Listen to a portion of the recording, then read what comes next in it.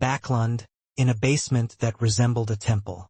Mr. A, dressed in a hooded black robe, motionlessly quietly knelt in front of a figurine of the hanged giant for an extended period of time. Suddenly, he pricked up his ears as if he was listening to something. After a short pause, Mr. A's hands jerked up, and he snapped his right index finger with his left palm. He stuffed the bloody finger into his mouth and munched on it like he was eating snacks, making crunching sounds.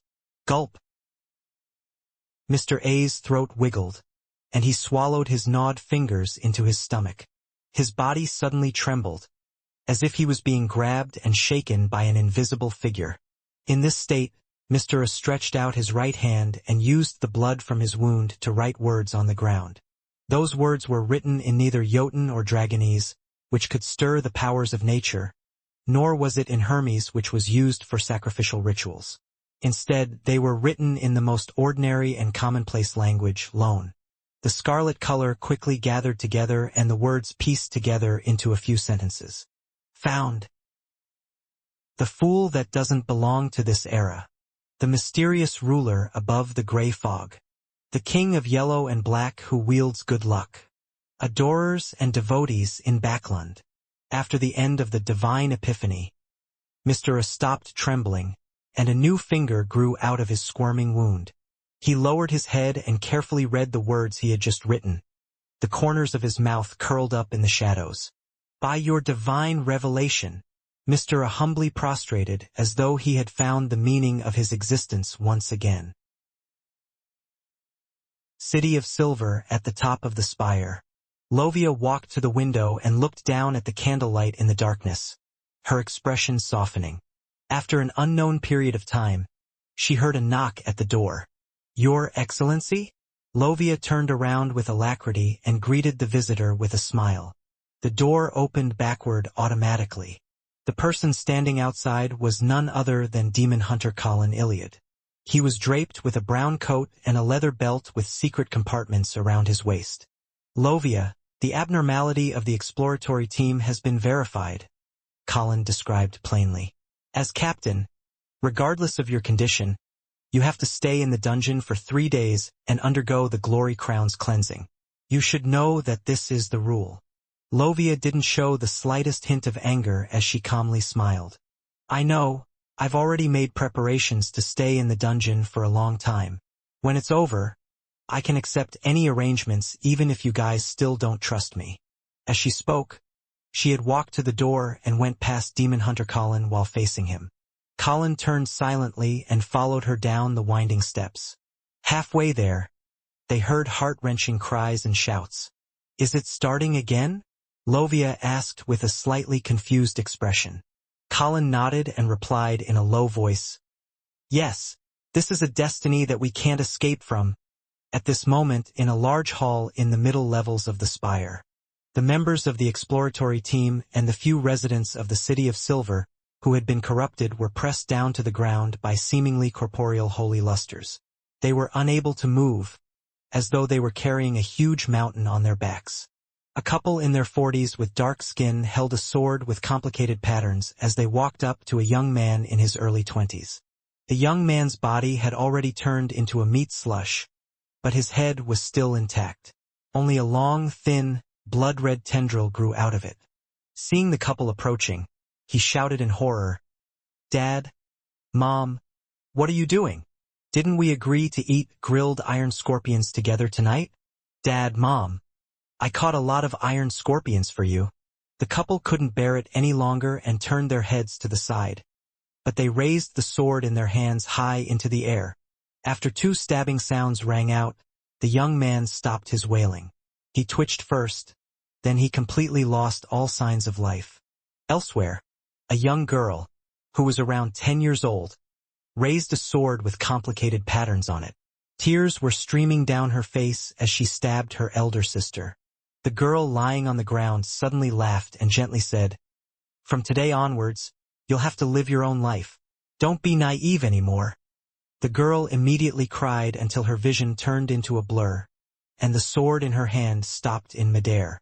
However, a strong palm pressed the back of her hand, pushing it forward. Oof! The girl was left stunned, as though she couldn't hear or see anything. This was the ancient curse that everyone in the City of Silver was under. They had to kill their own blood relatives to prevent them from turning into terrifying and strange evil spirits after their deaths. Therefore, even though Dark had completely mutated into a monster and was corrupted by an unknown existence, having no value in interrogating, the Shadow Observer didn't dare to kill him on the spot. Instead, he tried his best to restrain the monster and bring it back to the spire to wait for his parents. Otherwise, the situation would only become worse.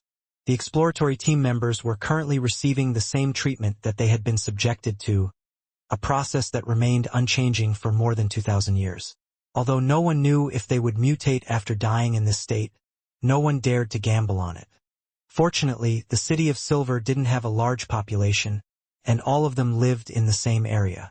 Under the arrangements of the upper echelons for each generation, there were quite a few people who were related to each other by blood. Even if they were limited by 3 generations, they would still be able to find quite a few. Because of this, the Beyonder in charge of setting up a patrol team would first have to consider the matter of blood ties in order to prevent any unexpected situations from occurring.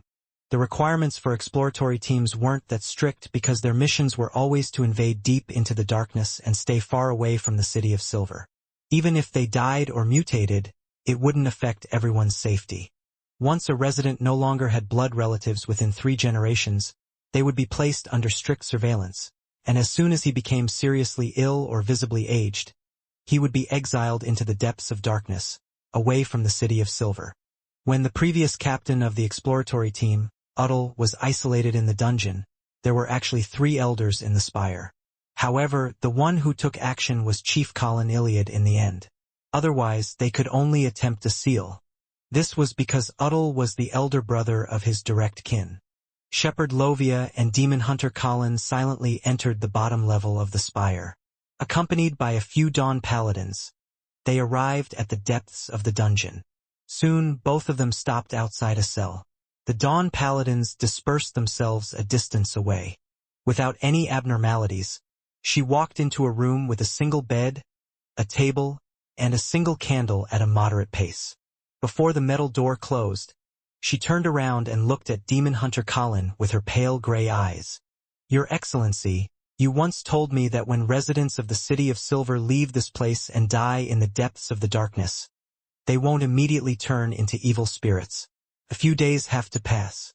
Therefore, the other members of the exploratory team have plenty of time to pull open a distance from them." Colin nodded and expressed his agreement. Lovia closed her eyes, revealing a sad smile. "In an exploration 2 months ago, a team member died in front of me. I pretended to be separated from the rest of the team. I waited there for 5 days, but he didn't turn into an evil spirit." Demon Hunter Colin looked at her in silence, not saying anything until the metal door closed with a clang, and the seal took shape. In the ancient palace above the fog.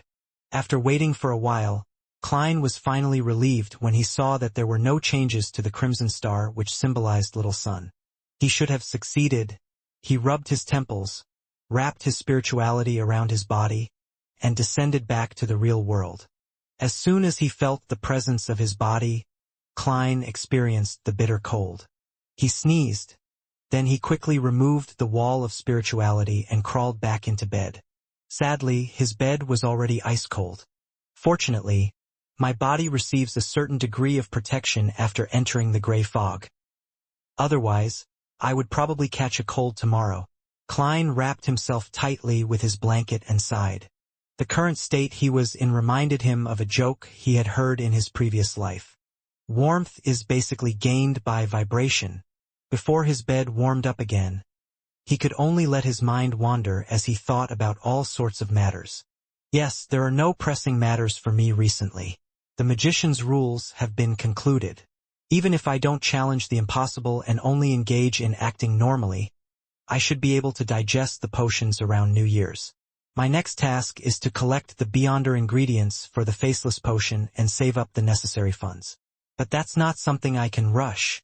The taut strings in Klein's mind gradually softened, and he suddenly had the thought of resting for 2 to 3 days. As the bed warmed, he fell asleep without realizing it. When he woke up, he heard the church bells ringing 8 times. Klein stretched out his arm, felt the cold, and silently withdrew it. It seems to have turned colder again today. Since there's nothing pertinent to do, it seems I can just continue sleeping in. Relaxed, he closed his eyes again. But after a while, he heard his stomach growling and felt the bulge in his lower abdomen.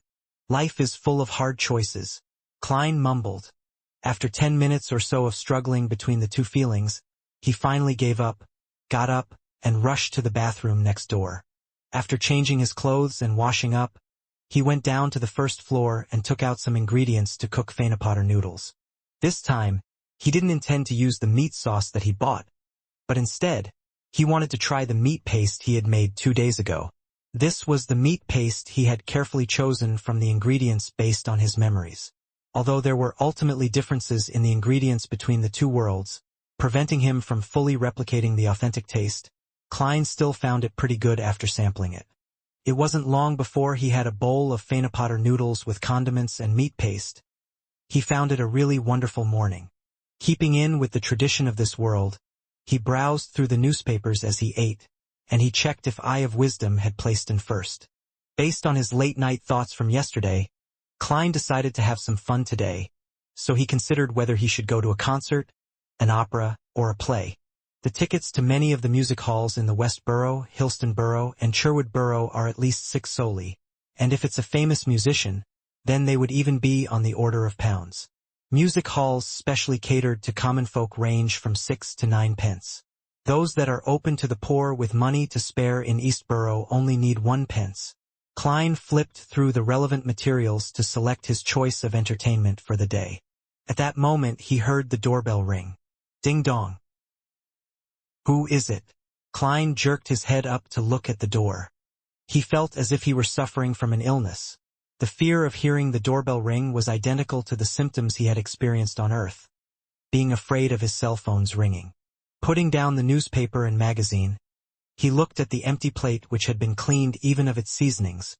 Then he stood up and he walked to the door. Before he got a hold of the handle, he already knew that it was Dr. Aaron outside. Don't you need to work? Klein mumbled as he opened the door. Good morning, Aaron. The fog is gray today. He smiled. Aaron was still wearing his cold expression, but there was an additional sense of anxiety and fear written on his face. He nudged his gold-rimmed spectacles and, without bothering to greet him, bluntly said, Sherlock, I had another dream. I dreamed of Will Ossepton again. Ah, Klein almost froze. That's not right. The real paper crane is with me, above the gray fog, while the one I folded is with the nighthawks. You're still able to dream of Will Ossepton with a paper crane which was poorly folded by a nighthawk? That's not scientific, no, that's not mystic. Klein became serious and asked, The same dream? No, it's not that scary this time. Aaron became a little calmer. I dreamed about the grim cemetery. You know of it, right? Yes, Klein answered simply. Back then, he had caught a group of students and a mysticism enthusiast who was a complete beginner, Kapusky, engaging in a spiritual dance outside Grim Cemetery. He later received another copper whistle from the latter which could be used to summon a messenger. Aaron drew a deep breath of cold air and continued. I dreamed of the woods outside Grim Cemetery. I dreamed of a birch tree which had a layer of bark peeled off its trunk. Will Ossepton was sitting underneath that tree, looking at me quietly. And then, Klein pressed. Aaron shook his head. The dream ended there. What a strange matter. Has Dr. Aaron's dream got nothing to do with the paper crane? No, if it wasn't related, then there wouldn't have been a situation where the dream changed after the paper crane was switched. Furthermore, I also performed a divination using the paper crane above the gray fog and obtained the corresponding revelations. Klein said in a measured voice, This is no longer within my scope of understanding. What do you want from me, Aaron? Aaron breathed out warm air that dispersed into white mist. I want to pay a visit to the area outside Grim Cemetery. I want to do it now while it's still daytime. Can you protect me? I'll pay you £1. Heading over to the place that appeared in the dream now. He probably wouldn't encounter anything too strange during the day. Klein thought for a moment and said, I can accept this request, but I suggest that you go back to the same cathedral and tell your dream to the bishop you're familiar with. Aaron agreed, then said doubtfully, Why do you always suggest that I go to the cathedral? I know you've explained it before in a very logical way that if mystical powers exist in this world, then the churches which have been leading humanity must be the ones with the strongest mystical powers, and if there are none, then at least we can go to the church to get psychological comfort and corresponding connections. However, why do you suggest that I go to the cathedral for something that isn't considered too strange? Klein considered for 2 seconds, then replied seriously, I'm a detective. I've come into contact with a lot of unusual things, so I understand the special nature of the church. I also know when to ask for help. Really? Aaron listened with a serious expression. The corners of Klein's mouth curled up. Just kidding. Take it easy, Aaron. I'm going to change my clothes first. And also do the dishes. Having chatted with Aaron at the door for a long time without his thick coat, he turned rather stiff from the cold winds. Taking this opportunity, Klein went to the washroom, went above the gray fog, and divined the degree of danger for this mission. He received the answer that there was almost no risk. If he received a revelation indicating that it was dangerous, his plan was to reject the mission using the Church of the Evernight Goddess as an excuse. Hillstonborough Myriad Star Cathedral. Sherlock, why don't you hire a maid? As a great detective, you can afford to have several servants, Aaron asked, as he led Klein to the Church of the Evernight Goddess's largest cathedral in Hillstonborough. This was something that he had wanted to ask while in the carriage, but he had never found the opportunity to change the subject. Klein sighed and said heavily, Aaron, let me tell you a story. There was a detective who hired 2 maids, a cook, and an assistant, and he was doing pretty well.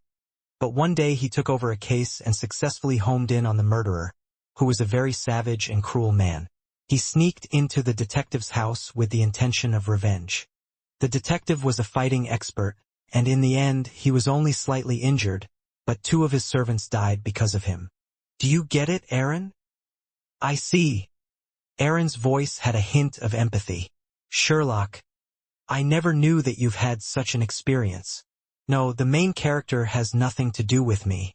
I just made up a story. It's not like I can tell you directly that I'm involved in many strange and mystical matters, and that there will always be unspeakable secrets in my house, so that it's best I don't hire any servants. Klein looked forward and let out a long sigh. The cleaning of his home was done twice a week, mostly by Mrs. Stellan Sammer's maid. She was responsible for the most basic cleaning procedures, and each cleaning cost 1 solely. While they were talking, the 2 of them had already entered the hall of the Myriad Star Cathedral. It was dark, quiet, and devoid of candles, completely in line with the Church of the Evernight Goddess's style. At the very front of the hall was an altar engraved with a dark sacred emblem. The stars were inlaid with self-illuminating pearls, and the crimson moon was made of rubies. The rest of the hall was filled with the darkness of the night. With a single glance, he could see that the place was filled with specks of light as the crimson light illuminated the area, making the place extremely sacred. But Klein felt that this was inferior to the design used by St. Selena Cathedral in Tingen. That hall was pitch black, with only light penetrating from the front through the fist-sized holes. It resembled a star sky, making one feel awe from the bottom of one's heart. However, there's a problem with that kind of design. At night, the effect would be gone. Klein took a seat at random, took off his half-top hat and leaned on his black hardwood cane, while Aaron continued down the aisle to the confessional in search of the bishop. Sitting in such a large hall and looking at the people who were concentrating on praying, Klein's heart suddenly became tranquil. Come to think of it, this is only my 3rd time entering the goddess's cathedral. He let out a self-deprecating laugh. Inside the Cathedral of Serenity at Winter County, Leonard Mitchell put on his black windbreaker and red gloves and entered the room of the high-ranking deacon, Crestet Sesamir. Congratulations, you have officially become a red glove. May the goddess bless you. Sesamir drew a crimson moon on his chest. He still had his mouth covered with his high collar. "Praise the lady. The honor is mine." Leonard raised his right hand and gestured 4 points in a clockwise fashion. Casimir didn't say anything else and went straight to the point. "According to your request, I've placed you in Soist's team. He's a soul assurer and possesses a mystical item. I've already ordered someone to prepare a Beyonder weapon for you that you'll need. Your team will be in charge of a devil summoning case, and you'll take into consideration certain clues to perform the search. For example, cases that have happened consecutively in Backlund and matters related to a tarot ritual." "Yes, Reverend Casimir." Leonard held no objections towards the mission. "This will be the beginning of my revenge," he silently said to himself. Westboro, in the periphery of Grimm Cemetery.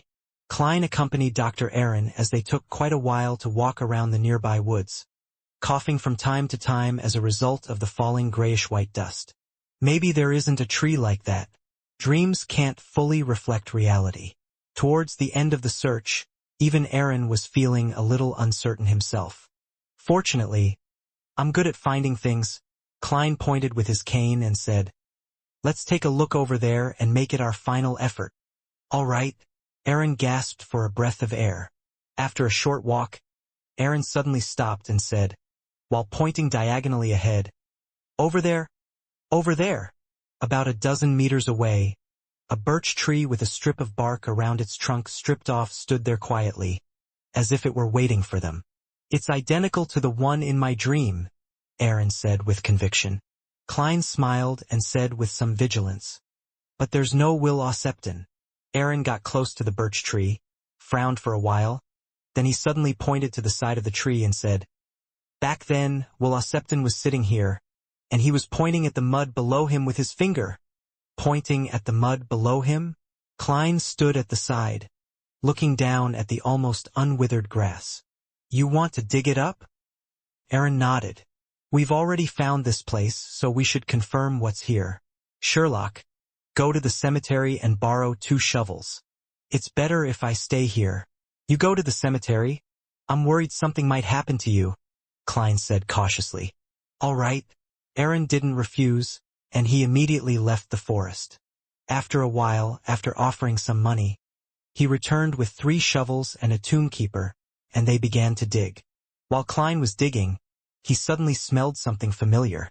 As the soil on the surface parted, the things below were gradually exposed. It was the body of a child that was already greatly rotten. His skin and flesh looked as if they were about to melt, and many bugs crawled in and out of his nose and mouth. Clang! The shovel fell from Aaron's hand and hit a rock. He pointed to the legs of the corpse, his mouth moving frantically, but he was unable to say a word.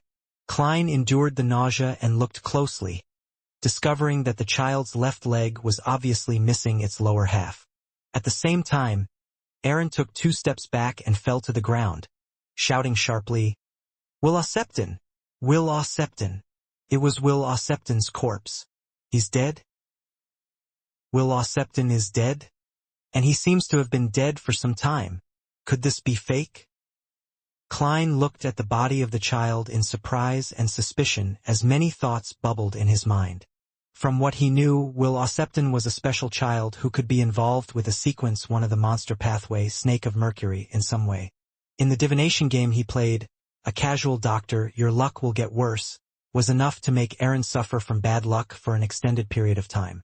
The paper crane he folded allowed Aaron's astral projection to be located in the spirit world and be instilled with artificial revelations. Even above the gray fog, Klein only received an inkling of his location and couldn't come to an effective conclusion. How could such a child die for no reason? He was dead before Dr. Aaron's dreams? What about his family? Klein narrowed his eyes, and despite his intense nausea, he carefully examined the highly rotten body. He noticed some torn tarot cards in the surrounding soil. His spiritual intuition told him that the corpse in front of him was most likely Will Ossepton. "It's really shocking and difficult to understand. I should go above the gray fog later and confirm if it's a fake death from Will Ossepton." "Wait, what does this have to do with me?" I had already decided not to get involved in this matter any further, in case I get entangled by some snake of mercury. This might be even more terrifying than sealed artifact 0-08. Klein snapped out of his daze and said to the terrified tombkeeper and Dr. Aaron, who was on the verge of a mental breakdown, "Call the police." Okay. The tombkeeper was taken aback at first before he repeated his reply. With the shovel in hand, he turned and ran out of the woods, at a speed that was so fast that it appeared as though he was being chased by a zombie. As expected, he's just an ordinary person and isn't cautious at all. In this kind of situation, shouldn't he be wary of the people around him who might have malicious intent? By exposing your back, it would be easy for you to be hit by a shovel. Klein glanced at the back of the tombkeeper and shook his head with a sigh. When he was a Nighthawk in Tinjin, he had read a lot of case files and found out that many of the victims had ended up becoming victims of their companions. Thinking of this, Klein walked to Dr. Aaron, bent down and stretched out his hand. "There's nothing to be afraid of. He's already dead. It's the death that scares me." Aaron calmed down a bit, and without accepting Klein's help, he got up by himself. His black frock coat was covered with dirt, and Klein felt his heart pain for the clothes for some baffling reason. "I'm the kind of person who can't stand seeing anything valuable get damaged." He inwardly sighed with emotion. Noticing that Aaron was still panicking, Klein laughed and said, "At such times, praying to the deity you believe in has quite a remarkable effect." "Is that so?" Aaron was stunned. He tapped his chest 4 times in a clockwise manner and chanted softly, "The Evernight Goddess is nobler than the stars and more eternal than eternity. Your devout believer prays for your blessing." After repeating this over and over again, he gradually calmed down, no longer feeling as terrified as before. Klein drew a triangular sacred emblem on his chest and silently whispered to himself, "God of steam and machinery, your completely unfaithful believer is begging for your blessings." As he spoke, he couldn't help but laugh at himself, suspecting that he might be smote to death by lightning on the spot. However, lightning and thunder belong to the Lord of Storms, and it isn't in the domain of the God of steam and machinery. Klein thought in a relaxed manner. After about 20 minutes, the two of them found themselves sitting in an interrogation room at a nearby police station. During the testimony, Klein frankly informed the police that he was a private investigator who wasn't too sure of what was happening. As for Dr. Aaron, he described his dream in detail as the reason for digging to find the body. Klein could tell that the police didn't believe him at all, but after they had gone out for a while, they immediately changed their attitudes, saying that there was nothing suspicious about Dr. Aaron and Detective Moriarty. All they had to do was sign their statements and leave. Aaron was surprised, but Klein wasn't surprised. It was obvious that the Nighthawks had been involved. The advantage of having the doctor head to the Myriad Star Cathedral in advance was demonstrated. Before leaving the police station, Klein wasn't surprised to see a familiar figure. It was the Nighthawk who had entered his dream earlier. The man on duty, who was probably a captain, was still wearing a gray windbreaker and was obviously more resistant to the cold than Klein. His blue eyes swept past Klein's face without any signs of abnormality, pretending to be an ordinary senior inspector. Klein, who was also pretending to be an ordinary private detective, nudged his glasses, put on half-top hat, and left the station with Dr. Aaron in a carriage. After instructing his carriage driver to head to Minsk Street first, Aaron turned to Klein and said, "Sherlock, do you think this will be the end of it? If that body really belongs to Will Ossepton, then you shouldn't be troubled any longer." Klein paused and continued, "Aaron, have you found anything else that's strange during this period of time? Regardless of what it is." Aaron thought about it and shook his head. "No. This is worth celebrating." Klein sighed and said with a smile. To him, this was the best way things could end with Will Ossepton's matter. Although the paper crane Klein had folded above the gray fog wouldn't reveal anything, and there would be no problems with any divination afterward, he was still a little worried that some Nighthawk would suddenly think of something and use it to find some clues. And now, with the death of Will Ossepton, the case might soon reach a dead end, put in the archives, and temporarily declared a closed case. No one would pay any more attention to it without any new developments. Aaron relaxed and asked suspiciously, "Frankly, I don't think my statement was very convincing. Why did the cops choose to believe it in the end?" "I don't know either," Klein feigned puzzlement and said, "I thought I'd have to get my lawyer to take me home again. No, bail me out." Aaron smirked and said, "Sherlock, you seem to have a lot of experience in being sent to the police station?" Klein laughed and replied in a deep voice, "It's the fate of every private detective." Just as Klein and Aaron were being taken to the police station near Grimm Cemetery, Furs Wall was wearing a long black dress and a black bonnet with a fine mesh hanging down. She entered the silent cemetery and found the grave of Mrs. Alisa. She and Zio had gone to Empress Borough an hour ago to visit Viscount Glaint, and they had successfully gotten a verbal agreement for borrowing £400 without any interest. Viscount Glaint's only request was that the two Beyonders accompany him to the gathering Mr. A would convene tonight to ensure his safety. He was anxious to procure a royal jellyfish's venom crystal so that he could complete the concoction of the apothecary potion. Audrey had found the horn of an adult flying unicorn in the family treasury, and she had taken one out in the name of doing a biological experiment, effectively offsetting part of her debt. She also put forward an additional condition for Viscount Glaint to get the help of Duke Negan's children to confirm if the dragon specimens in the treasury had a thousand-faced hunter and whether there were still light dots flashing inside. When the loan was settled, Furs was in no hurry to pray to Mr. Fool to close the deal as quickly as possible, because it would make Zio intuitively turn suspicious if things developed too quickly.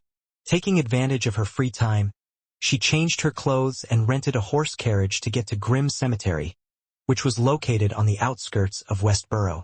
Knowing the law of Beyonder characteristics conservation and indestructibility, Furs realized that the main ingredient that turned her into an apprentice was the Beyonder characteristic left behind by Mrs. Alisa. In a way, she had inherited her powers. Therefore, she couldn't help but pay a visit and put a bouquet of flowers in front of Mrs. Alisa's grave and thank her. It was early winter, and most of the flowers had long since withered, but Furs still bought a handful of plain flowers. These flowers were grown in a greenhouse and were quite expensive. "Thank you, Emperor Roselle, for your invention," Furs said inwardly in a most sincere manner. As far as she knew, most of the flowers that the nobles used for their winter banquets came from greenhouses, while a tiny portion was delivered directly from the warm south by airships. This was more than the average middle-class worker could bear. Standing in front of the black tombstone, Furs took a deep look at the photograph of Mrs. Alisa before bending down to lay down the flowers and whispered, "Thank you." She immediately straightened up, closed her eyes, and quietly recalled the past. At this moment, she heard a slightly aged voice. "You really are a good and kind-hearted lady." Furs opened her eyes and turned her head, realizing that Mr. Lawrence, from the Abraham family, had also appeared there at some point. He was also holding a bouquet of plain but elegant flowers in his hand. "No, this is not goodness, nor is it kindness. Mrs. Alisa once gave me, a person who had lost her mother, an unforgettable period of warmth," Furs said sincerely. Her eyes were suddenly moist. Lawrence, who only had wrinkles at the corners of his eyes, put down the flowers and sighed. "This shows that you value relationships." After chatting for a while, when Furs was about to leave, Lawrence, who was waving her goodbye, suddenly began to cough violently. Cough, cough, cough. He coughed until his legs buckled and fell to the ground. It seemed as if he would die at any moment from suffocation. As a doctor who had graduated from an accredited school, Furs didn't hesitate to turn around, crouch down, and begin performing first aid. After a while, Lawrence's condition finally stabilized. He wiped the saliva from the corner of his mouth and smiled at Furs. "Lady, can you take me back to the hotel?" "No problem." Furs helped him to his feet. Lawrence looked ahead, his eyes a little out of focus. He coughed lightly, and he said with a sad and self-deprecating laugh, "My life might be coming to an end. Westboro, Carlpensa Hotel." Furs helped Lawrence into his room and laid him down on the bed.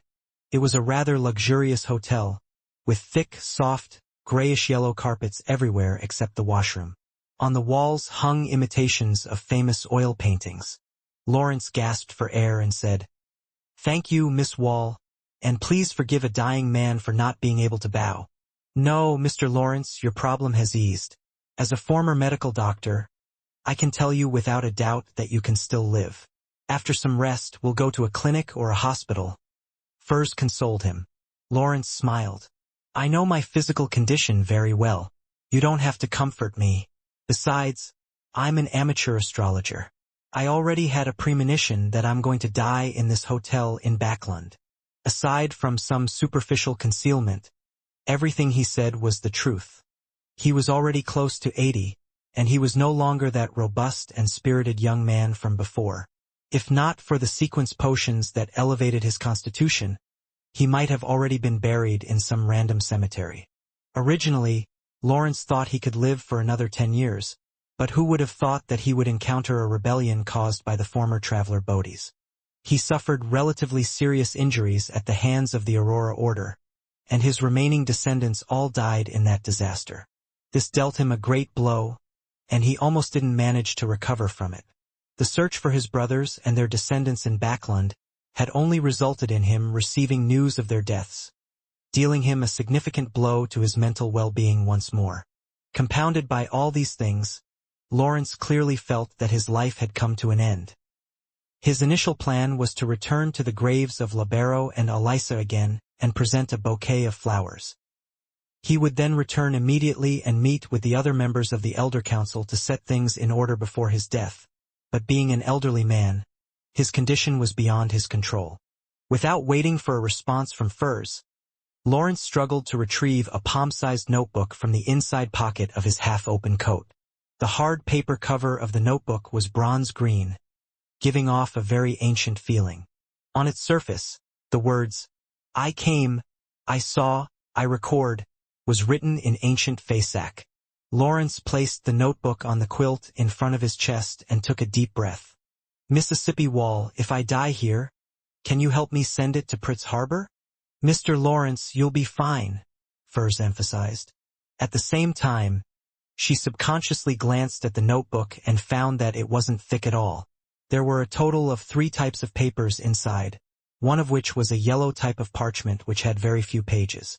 The other was yellowish-brown goatskin, and the number of pages was in the middle of the range.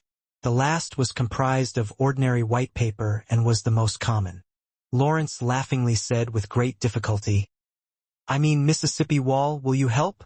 Pritz Harbor isn't far. It's not even a trip.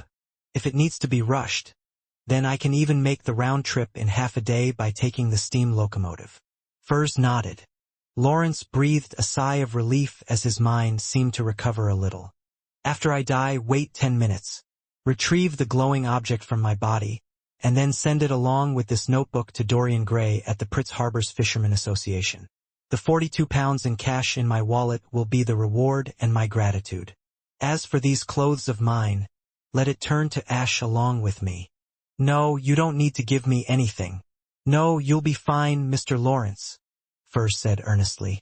As if he hadn't heard her, Lawrence whispered to himself, "Maybe Dorian will give you additional rewards, but it depends on you. I believe you. From Elisa's matter, I can tell that you're a good girl." He suddenly seemed to turn lucid as he said to Furs, "Ms. Wall, can you go down to the first floor and bring me a jug of water? I don't know when the waiter will come over." "No problem." Without thinking, Furs took a water jug and walked out of the room. After walking a few steps, she suddenly felt that something was amiss.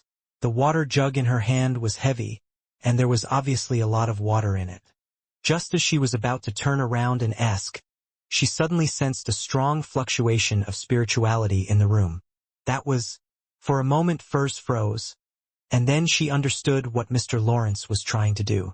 As death approached, he could clearly sense that something was wrong with his body.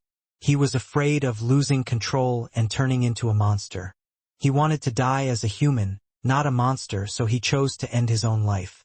That was the last form of decency for a Beyonder. Of course, if he had turned into a monster, all his plans would have come to naught.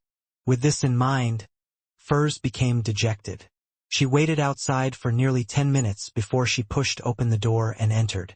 She saw Lawrence lying silently on the bed, looking like he had aged considerably. Beside him was a diamond the size of an eye. The light which shone in through the window was constantly refracted by the diamond, forming a scene as beautiful as the radiance of the stars. Furs sighed and performed a careful examination. She found that the cause of Lawrence's death was the most ordinary form of cardiac arrest. Sherwood Borough, 15 Minsk Street. Klein rested for a while after getting home. He then went above the gray fog, having plans to divine the situation with Will Ossepton. He had the paper crane fly out of the trash pile in the corner and made it land on the long bronze table in front of him. Then he took out the topaz pendant that was wrapped around his sleeve. As he held the spirit pendulum in his left hand, Klein used cogitation to adjust his condition before recalling the scenes he had seen in the woods outside the cemetery. He might not have noticed some of the details, but it was certain that his spirituality wouldn't miss any. This divination was mainly about using this point and relying on the gray fog to eliminate all distractions. After finishing his preparations, Klein took out a goatskin parchment and wrote the divination statement. Will Ossepton is completely dead. Then, he pressed the paper crane next to the divination sentence, almost causing the topaz pendant to touch the words. After entering a state of cogitation and completing all the steps of the spirit dowsing, Klein opened his eyes and looked at the result. The topaz pendant was rotating counterclockwise at a fast frequency and high amplitude.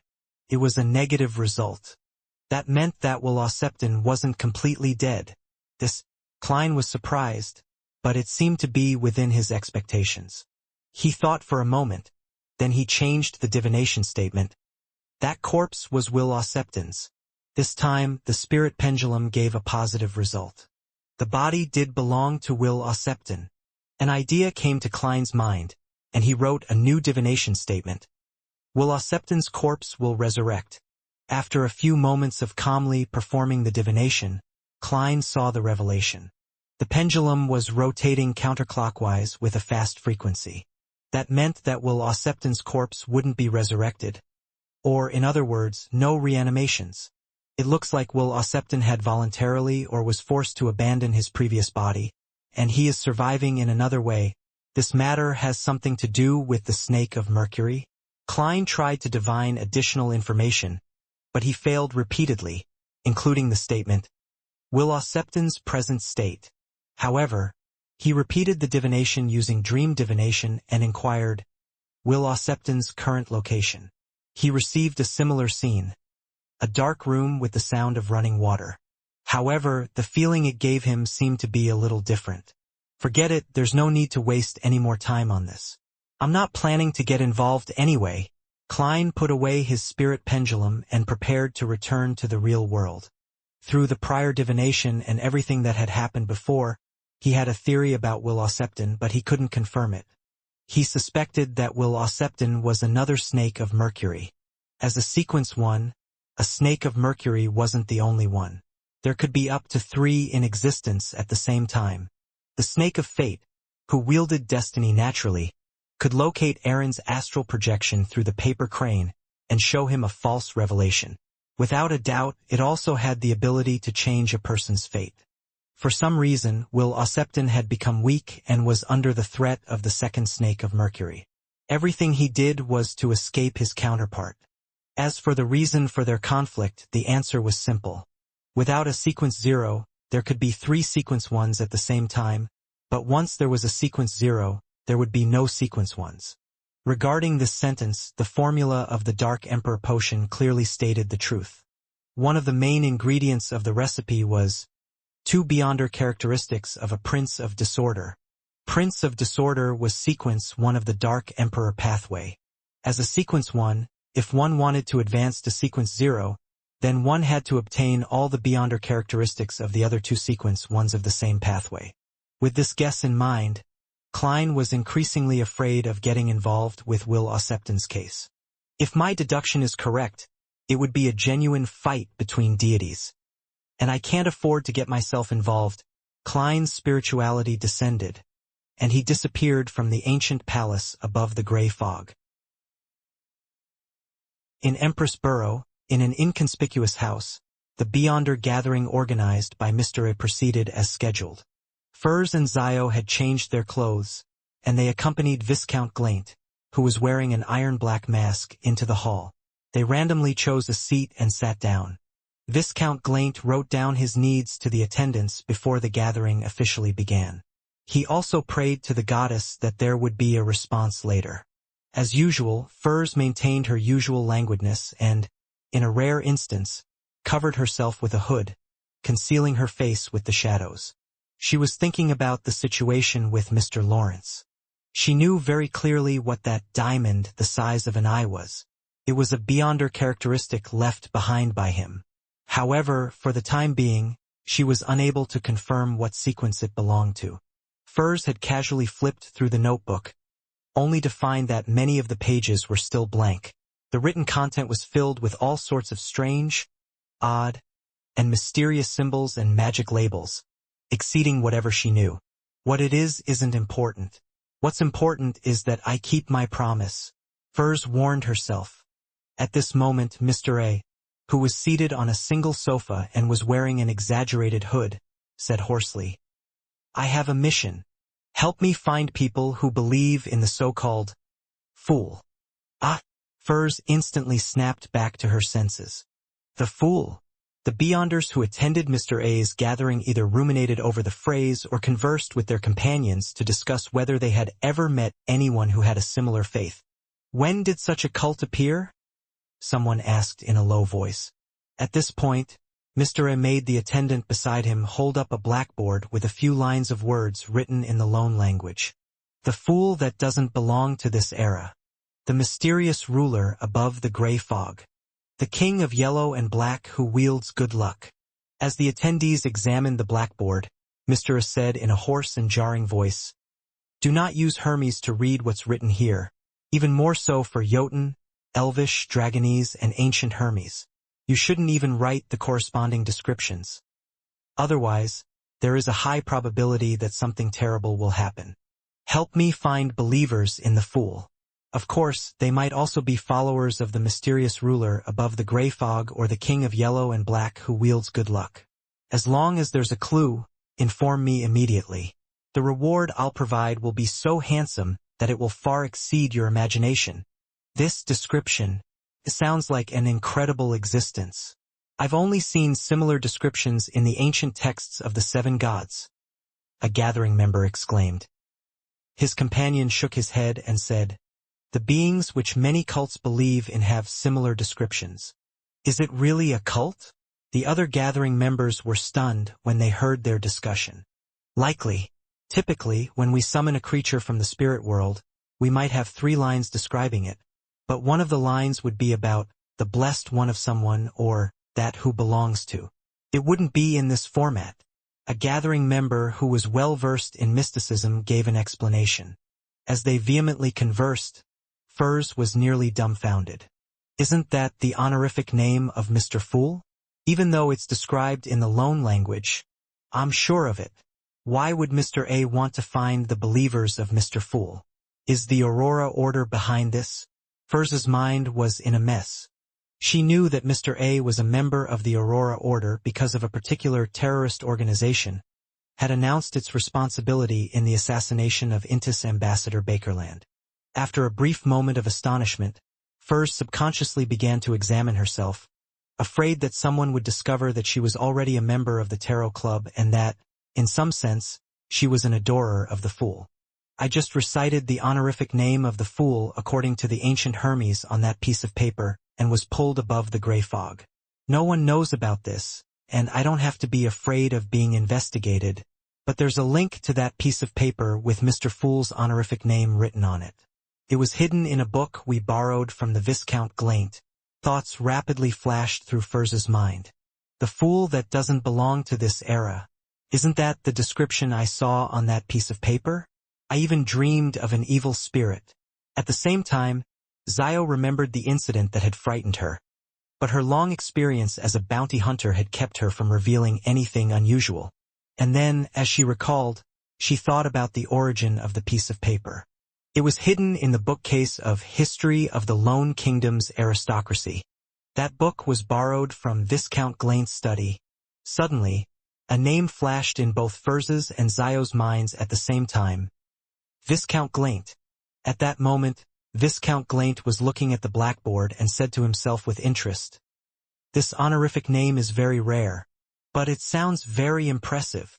Just as he finished his sentence, he looked to his side in puzzlement, asking Furz and Zio, "Why are you looking at me like that?" "Nothing." Zio and Furz rapidly shook their heads at the same time. After dinner, in an elegantly decorated house, Audrey brought the huge golden retriever, Susie, into the living room under the guidance of her psychology teacher, Escalante.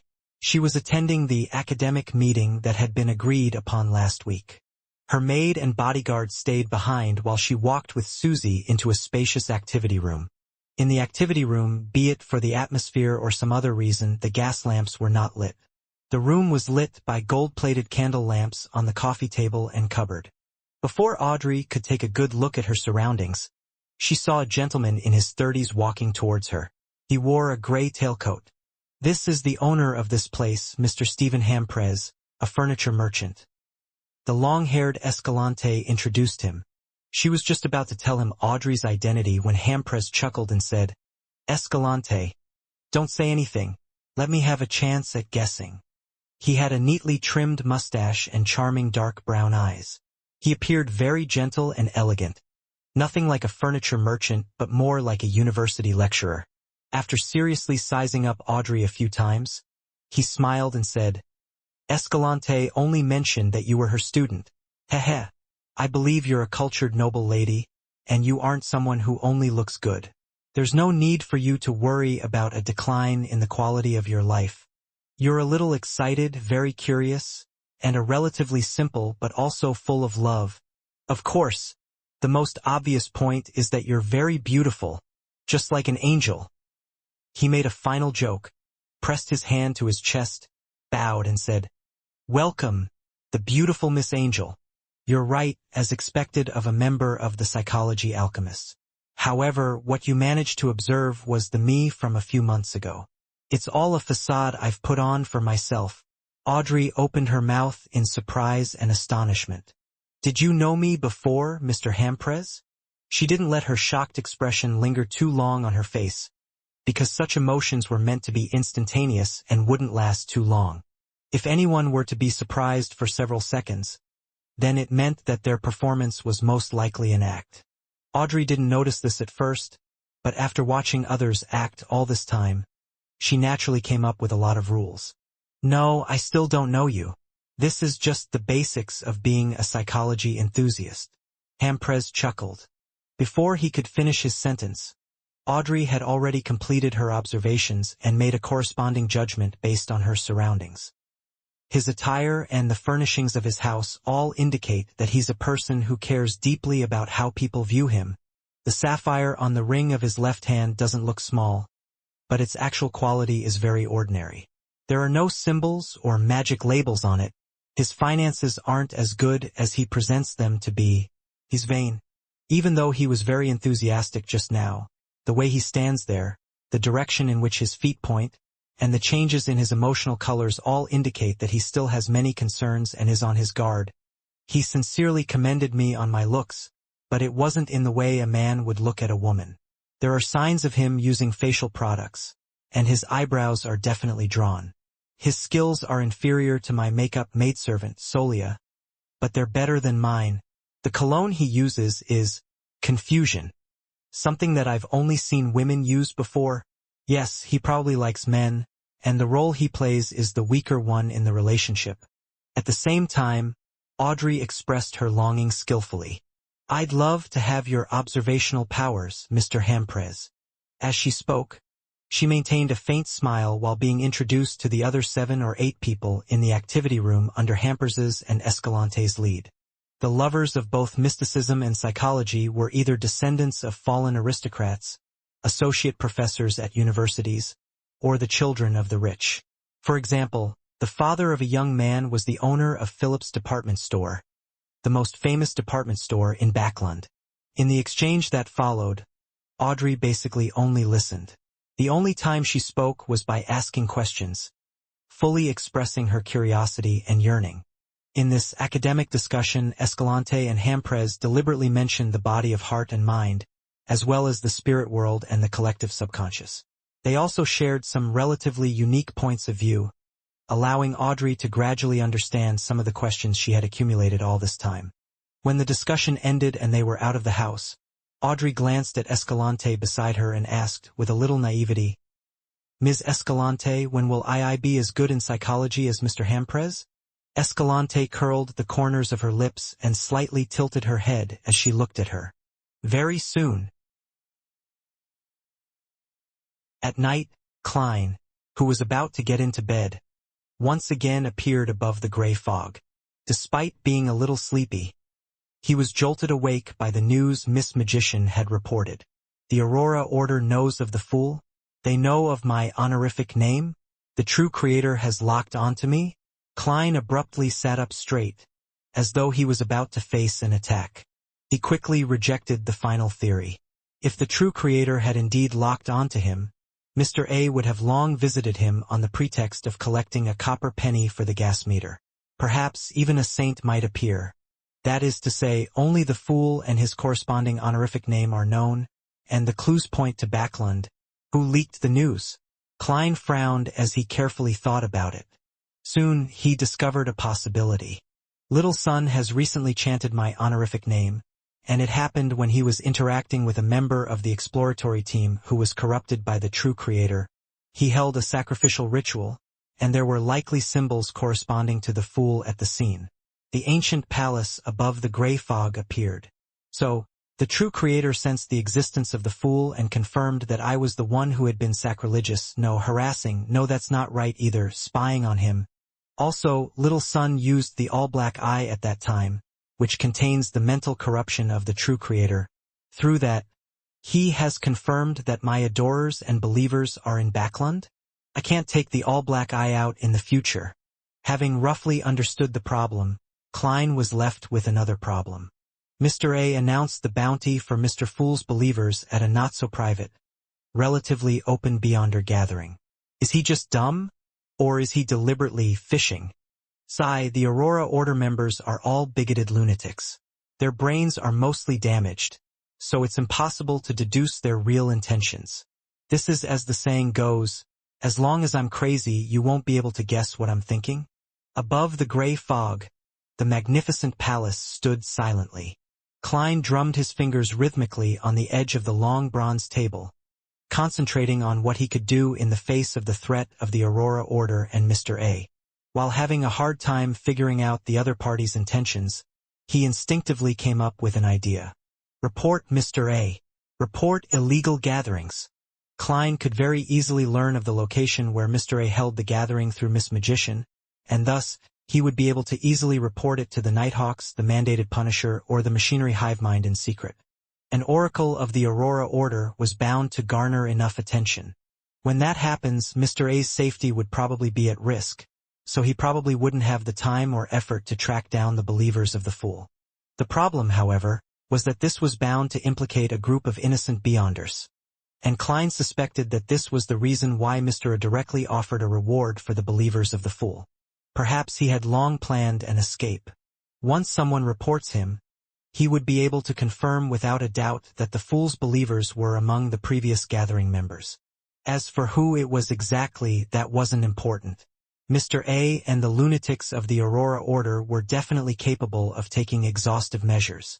And once these Beyonders fell into their hands, many of them would be unable to hide their secrets. The Aurora Order, or the Shepherd Pathway which represented the true creator, are the best at corrupting others. When the ideology of a Beyonder was completely twisted and once they believed in the true creator wholeheartedly, what else could be kept a secret? It's not like there's no other way. It's best not to report it. Klein leaned back in his chair, collected his thoughts, and reorganized the entire matter. As he was thinking, he suddenly realized a problem. There were no believers or adorers of the fool in this world. Even the Tarot Club only had a few members, and no one had divulged the relevant information. In other words, the Aurora Order wouldn't be able to find any relevant clues. There's nothing to worry about. The only bad outcome is that the Fool is now targeted by the true creator. Although being targeted by an evil god isn't a pleasant feeling, it basically wouldn't affect anything else. Klein nodded thoughtfully. He had thought it through very clearly. The only flaw in this matter was that he had once used the title of the Fool, written in the language of ancient Hermes, as a password for an anonymous account. However, with the sacrificial and bestowal rituals having proven useful, the account had long been abandoned and had long since been forgotten. Since the last month and a half, no one had been noticed by Klein for copying the password, so it was possible to deduce the actual situation. As such, bank employees who had been in contact with the password but apparently do not understand mysticism wouldn't be able to reveal it to anyone, and Beyonders would at most make requests in the loan language, so even if they find the right person, it's not possible to connect the content described in the loan language with that of the ancient Hermes password. If anyone had copied it down, I would be the first to know and would be able to respond effectively. Besides, even if someone finds the password, it would be difficult to trace it back to Sherlock Moriarty. I use a variety of means every time. Miss Justice is also sufficiently careful when saving money. While rapping the table, Klein relaxed and said with a chuckle, "You believe that the Fool has many adorers and believers, and that this would result in many clues that cannot be hidden? Wrong, especially wrong. There's only one believer and adorer of the Fool. And that's me." When he said that, he couldn't help but let out a self-deprecating laugh. "It doesn't seem like it's something that I should be proud of. I need to be a little careful for the time being. I shouldn't go around using the banner of the Fool." Klein reminded himself and went back to answering Miss Magician's prayers. He adjusted his posture and said in a low, gentle voice, "Don't worry about it. Don't worry about it." When Furs received the answer, she was surprised but also felt that it was only right. In the eyes of Mr. Fool, the Aurora Order is nothing but a bunch of ants. Furs once again recited his honorific name in a low voice, and she curiously asked, "Honorable Mr. Fool, which existence does the Aurora Order believe in?" Then, she saw Mr. Fool sitting on a high-back chair in the middle of the gray fog. He leisurely said, "The true creator. The true creator." Furs's eyes widened as she instantly understood why Mr. A suddenly sought out the believers of the Fool. With the help of the Tarot Club, that Sun youth in the City of Silver had successfully exposed the abnormality of the exploratory team and thwarted the true creator's ploy. Behind this incident is a confrontation and struggle between Mr. Fool and the true creator. Furs didn't dare to ask any further, and she quickly recounted her meeting with the members of the Abraham family. She also mentioned Lawrence's will, the strange notebook, and the Beyonder characteristic he had left behind. "Honorable Mr. Fool, what should I do?" she asked for advice with uncertainty. "What should you do? Miss Magician really is lucky. Why haven't I encountered such a good thing?" Klein responded with a chuckle. "Follow the true desires in your heart." He wasn't the least bit worried that Dorian Gray, from Pritz Harbor's Fishermen Association, would harm Miss Magician, because he knew she had 2 more stones on her bracelet, allowing her to teleport through the spirit world twice. "Follow the true desires in my heart?" Furs lowered her head in thought. "I understand. Thank you, Mr. Fool." She decided to buy a steam locomotive ticket tomorrow. Using this mode of transportation, it would take a little over an hour to get from Backlund to Pritz Harbor, or maybe less. After reporting everything, Furs requested to hold a sacrificial and bestowal ritual. After receiving a positive response, she exchanged £600 in cash for the Sheriff Beyonder characteristic.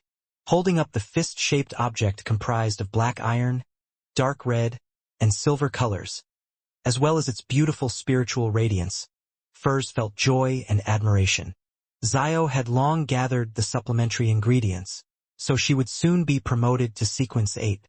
"And I don't know when I'll become a trick master. I hope Mr. Hanged Man and the others can help me find the appropriate Beyonder ingredients as soon as possible." Zio had been subconsciously acting as an arbiter, so she didn't have to worry about her digestion of the Sequence 9 potion. But once she becomes a sheriff, what should she do? Should I ask permission from Mr. Fool to teach her the acting method? Or should I simply suggest that she sneak into the police force? At the end of the long, mottled table, Klein looked at the thick stack of cash in front of him and carefully counted it several times. Through this method, I would have 1,230 pounds. I would still be short of 300 pounds to obtain a single Sequence 6 Beyonder ingredient. Of course, 1,500 pounds is the minimum price, and the actual transaction price is usually much higher than this. Where else can I get money these days? As soon as the bicycle patent is granted, shall I sell a portion of the shares? Yes, I almost forgot how special the Tarot Club is. The werewolf Beyonder characteristic cannot be sold in Backland for now, so as to avoid being discovered by high-sequence Beyonders from the Rose School of Thought. But I can always sell it elsewhere. I'll let the world entrust Mr. Hanged Man to sell it at the Sonia C. at the next gathering. I'll offer a corresponding amount of the commission as his reward. After subtracting the costs, the werewolf Beyonder characteristic should give me at least 1,000 pounds. It will be more than enough for a single Sequence 6 Beyonder ingredient. Klein quickly came up with a plan and decided upon it. He found it a little regrettable that Miss Zio didn't seem to have much money. After she became a sheriff, even if she could quickly digest the potion, it would still take her a long time to buy the interrogator's Beyonder characteristic. And if the Abraham family were to take interest in Miss Magician, his subsequent astrologer potion formula would no longer be marketable. What a pity! Klein sighed and returned to the real world. Wednesday morning. Klein didn't suffer from insomnia due to being targeted by the True Creator and the Aurora Order's pursuit. He slept till daybreak and happily went out to buy a Desi pie for breakfast. There was no doubt that Desi pie required sweet iced tea to match it. As he enjoyed the food and flipped through the newspapers, he discovered the For the Ernst firm and learned that there would be a Beyonder gathering convened by Eye of Wisdom tomorrow night. This time, I'll be able to request to purchase the relevant Beyonder ingredients, but there's a high chance that it wouldn't be available. Even if there's something, it will be supplementary ingredients like the hair of a deep-sea naga. Klein seriously considered the channels in which he could find the ingredients. He spread out his left hand and counted with his fingers. From the Tarot Club, there are the outlets of Little Sun, Mr. Hanged Man, Miss Justice, and the rest. Beyond that, I have Eye of Wisdom's gathering, Miss Bodyguard and Merrick, but I shouldn't contact them if possible for the time being. Also, yes, I have Vampire Emlyn White. Didn't he mention that he would write to ask some powerful sanguines? That's what social connections can bring about. Coming to this thought, Klein immediately decided to go to the Harvest Church to wait for Emlyn White. Although it was impossible for the Aurora Order to track him down, it still gave him a sense of urgency, making him want to gather the Beyonder ingredients as soon as possible. Once he digested his potion, he would quickly advance to Sequence 6. 10 in the morning, south of the bridge, Rose Street.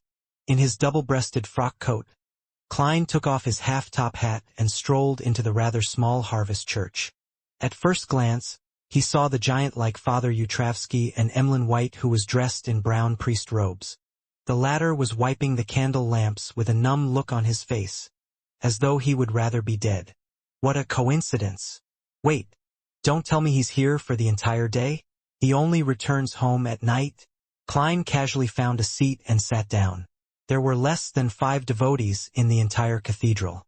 Emlyn White also saw him and put down the rag. He walked over and sat beside him. The vampire's expression suddenly became lively. He raised his chin and said with a chuckle, "You came here suddenly because you have something you need my help with, right?" Inside the Harvest Church, Klein tilted his head to glance at Emlyn White. Without ruining the serene atmosphere, he deliberately suppressed his voice and laughed, returning with a question. "Are you short on money?" As soon as the words left his mouth, he felt as if he were asking if Emlyn knew about the multi-level marketing company, Amway. Emlyn was first taken aback before he scoffed. "Don't insult a noble sanguine with money," Klein instantly sneered. Looking at the tall and brawny Father Utravsky in front of him, he said rather casually. According to what I know, those handmade puppets are not cheap. They can even be called expensive, especially those that are as tall as a human. Emlyn gaped his mouth in an attempt to retort, but he failed to say a word. After a moment of silence, he coughed lightly, feigned indifference, and said, "Tell me, what is it that you want my help with? I'm not a sanguine who likes riddles." Klein didn't look at the vampire next to him. He smiled and said, "I have a friend who is about to advance. He needs to collect the relevant Beyonder ingredients. I wonder if you can help." "Are you doubting the capabilities of a sanguine?" Emlyn White said arrogantly. "Even if I don't have them, I can write and inquire from the nobler excellencies. That's what I want." Klein immediately responded with a deluge of words. Mutated pituitary gland of 1,000-faced hunter and 100 milliliters of its blood. Characteristic of a human skin shadow and 5 strands of a deep-sea naga. As long as I can get any of these, I will pay you the corresponding price. The cheaper the price, the more you will be rewarded. He purposefully increased the number of supplementary ingredients to avoid any losses. Upon hearing this description without any stuttering, Emlyn White suddenly felt as if he had fallen into a trap of sophistry. He calmed his emotions and said, "The cost for the Beyonder ingredients is at least £100, while supplementary ingredients are at least £10. Although I'm not clear of the level of the things you want, I believe that they're definitely not cheap or common. Otherwise, you wouldn't have come to me for help." "Very smart." Klein laughed. "Deal." At this moment, Emlyn White had a deep suspicion that he was asking for too little. Therefore, he added, "Mr. Detective, do you have any clues on removing the psychological cues?" Seeing that Father Yutravsky was concentrating on his prayers at the altar ahead of them, Klein turned to glance at the vampire and said, "I have the simplest method." "What?" Emlyn White's red eyes lit up. "Defeat Bishop Yutravsky and snatch his mental terror candle away," Klein said with a chuckle. "After you meet up with your parents, you should possess the strength needed. Are 3 sanguines not the match of a single Dawn Paladin?" The corners of Emlyn's mouth twitched as his expression collapsed. "We lost. We couldn't beat him. My parents were nearly captured. That mental terror candle is really strange. So you've already tried." The entire family almost converted to become believers of Mother Earth. 3 sanguines weren't even able to defeat Father Yutravsky? With the help of the mental terror candle and the blood transfuser, Father Yutravsky is that terrifying? Or are vampires too weak? However, all the rumors point towards vampires being rather powerful. Klein said in thought, "Then you can write a letter and ask for the help of the noble excellencies. There shouldn't be a lack of powerful experts among the sanguine." Emlyn White answered with a numb expression. "They refused." Suddenly, he looked at Klein with hope. "Can you defeat Father Yutravsky? Or could your friend beat him?" After receiving the sun brooch and the biological poison bottle and digesting most of the potion, I originally thought that I would be able to defeat Father Yutravsky in my spirit-body state. However, your description just now made me uncertain. Is the mental terror candle that bizarre? This kind of sealed artifact is obviously great at restraining spirit bodies. Klein rationally shook his head. "No way." He quickly changed the subject. "Why would those noble excellencies of the sanguine refuse your request? To them, this should be a simple favor." Emlyn White's face instantly turned ashen. "They say that Father Yutravsky is an adorer of Mother Earth. They do not wish to enter into direct conflict with him. They are studying means to remove the psychological cue. For example, they are venturing deep into the Sonya Sea, the Fog Sea, and the Berserk Sea, in search of the dragons that have long secluded themselves." He added with a smile even uglier than a weeping face. "By the time they figure it out or find a dragon well-versed in the psyche domain, I might have already become a devout believer of Mother Earth. I'm beginning to appreciate how precious life is and how joyful a harvest is. An adorer of Mother Earth? Father Yutravsky is an adorer of Mother Earth? It's no wonder that he has so many mystical items. From the looks of it, as a powerful pirate, suddenly switching to the Mother Earth wasn't a simple matter." Klein sighed. and then he felt a sense of lingering fear. He had almost agreed to Emlyn White's request to attempt to defeat Father Yutravsky. If I lose, then I might even be locked up in the basement and forced into confinement. If I win, I might just offend another deity. No, there's no way of me winning. The adorer of Mother Earth definitely has an appropriate trump card. If it wasn't for Father Yutravsky suppressing his split personality, then I probably wouldn't have been able to defeat him. Klein wisely didn't pursue the topic. He once again looked at Father Yutravsky and said, "You can try to find an organization called the Psychology Alchemists. Otherwise, you'll have to wait for Miss Justice of our tarot club to become a psychiatrist. By then, you might be reluctant to break away from the faith of Mother Earth." Klein silently added, to him, it was best if Emlyn White also joined the Psychology Alchemists. That way, if Miss Justice encountered any problems in the organization, he could help her with other resources, and Klein wouldn't always have to summon himself, who was the trinity of the fool, an adorer, and a believer. Psychology Alchemists? I've never heard of it. Emlyn shook his head disdainfully. It must be a secret organization that recently appeared. This organization has existed for 100 or 200 years, at the very least. Klein denied his statement. For a sanguine with a long lifespan, 100 or 200 years means it recently appeared. Among the noble excellencies, a nap might be as long as a century, Emlyn White said proudly. Without waiting for Klein to speak, he looked ahead, cleared his throat, and said, "Do you know how to contact that organization?" Klein was going to answer that there was a man in the Tingen City's asylum named Dr. Daxter Guderian, who's a member of the Psychology Alchemists, but he stopped those words just before they came out of his mouth. With the true creator targeting me, it's best that I don't get involved with people or matters in Tingen. There's a certain risk of exposure, and once exposed, with the Aurora Order's madness, they would definitely not let Benson and Melissa go. Klein slightly shook his head and said, "I've only heard of this organization. You can write and ask the other sanguine." Emlyn White was disappointed and stopped talking about it. He turned his head to look at Klein and said, "I'm guessing your friend who's about to advance is you." Klein looked forward without a care and replied leisurely, "Congratulations, you got it right." Emlyn White was stunned. This was completely different from what he had expected. Noticing his change, Klein laughed softly.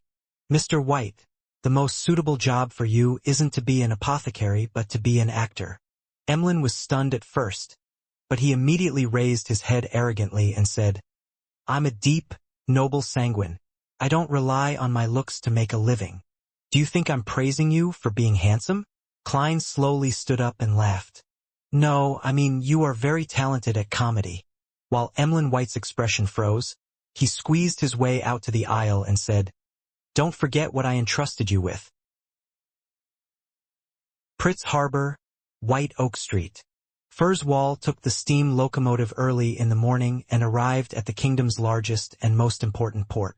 She had also booked tickets for her return trip by boat, which was relatively inexpensive.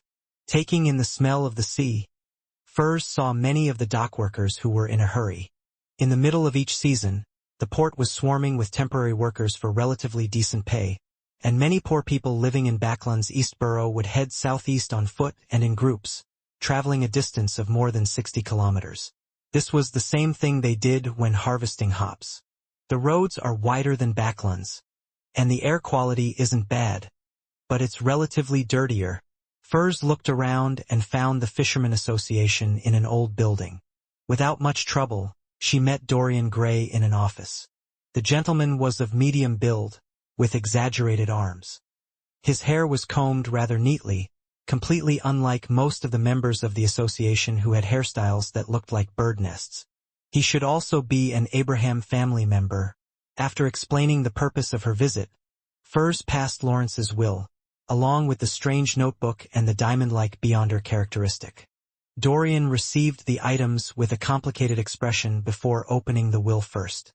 After reading it carefully, he lifted his head and looked earnestly at Furs with his blue eyes.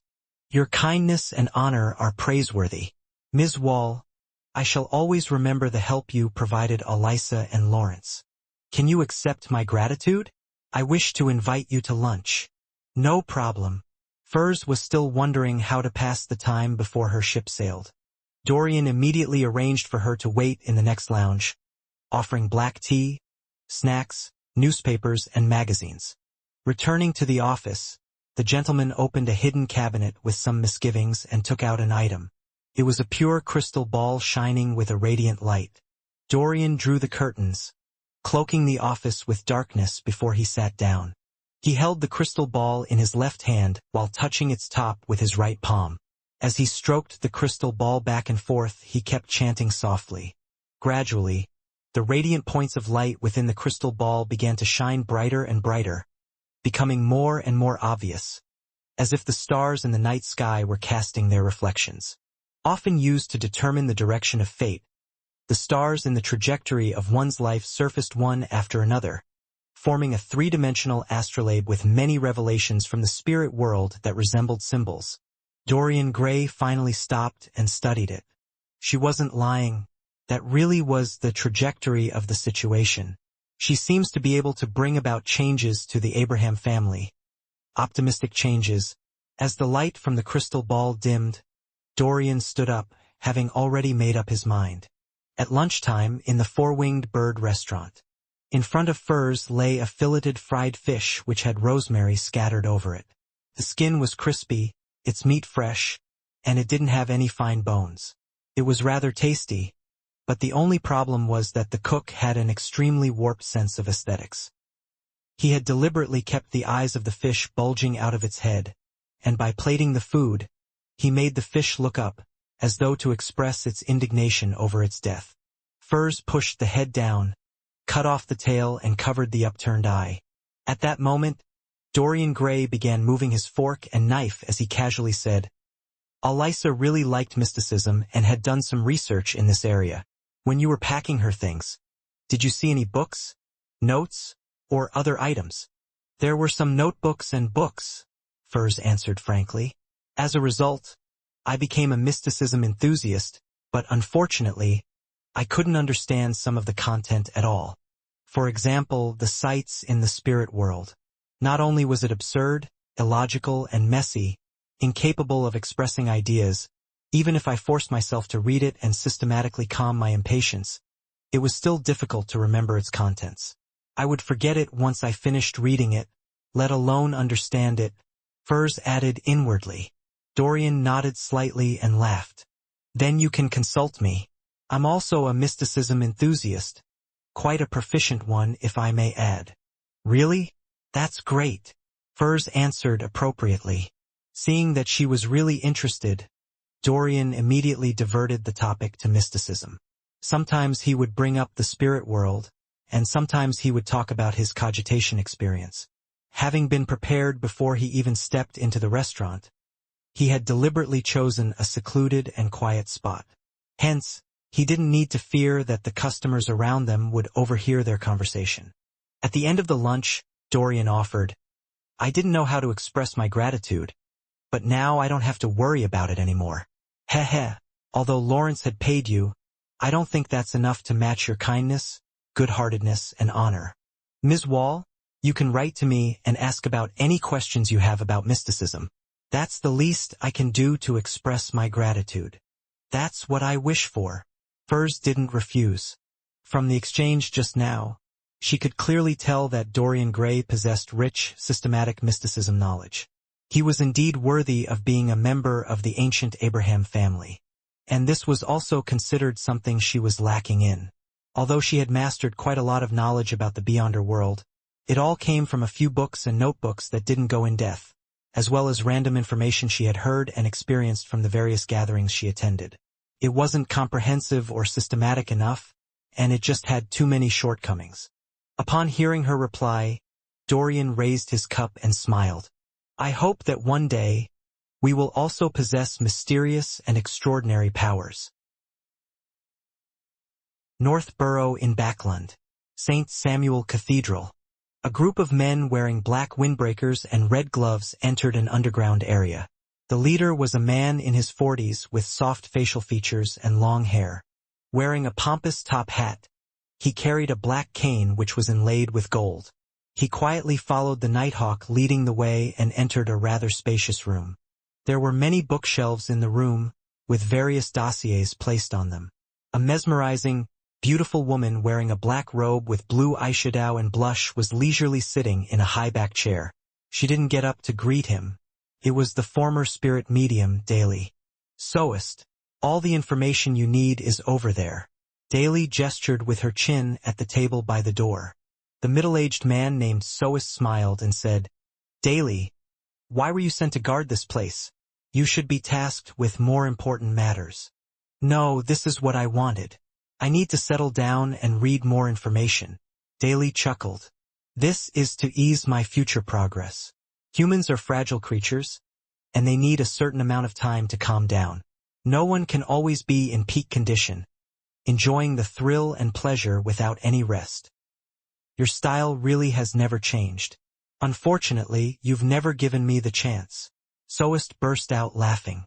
Daly shook her head seriously and said, "Obviously, you don't understand me. My current hobby has turned even more novel. If you can turn yourself into a rotten corpse or expose your white bones, then I'll definitely be filled with interest in you." She turned to look at the red glove behind Soest. "Leonard, why did you choose to join his team? This fellow is conceited, arrogant, and gutless.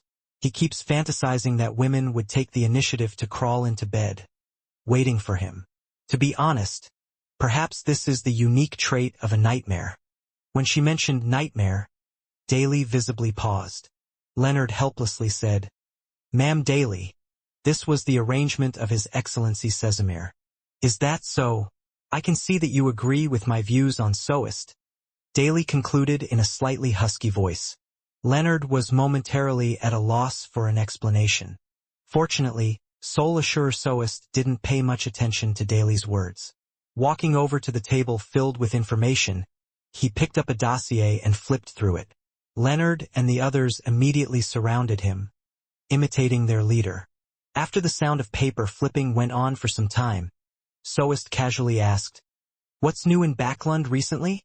Something you think is worth paying attention to?" Daly's eyes moved slightly.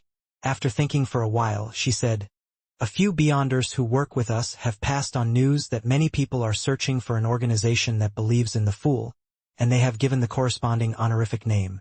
After describing the Fool's honorific name in the Lone language, she chuckled. "I seem to be witnessing the birth of an entirely new cult. Of course, it might be the incarnation of an old friend. What do you think, Soest?" Soest considered the matter seriously before saying, "No, I've never heard of such an organization." At that moment, Leonard looked up from the dossier he was reading and mused. Could this have something to do with the 2 tarot rituals we're investigating? The Fool is the first card in a deck of tarot cards, the most important major arcana card. Daly froze for a second, then she nodded thoughtfully. "That's an interesting idea, but there's no evidence. It's pure speculation, and it cannot even be considered a deduction," Soest said, disapproval within his tone. Leonard revealed a faint smile and said, "Emperor Roselle once said to make a bold hypothesis and then carefully back it up." Hillston Borough Quelag Club.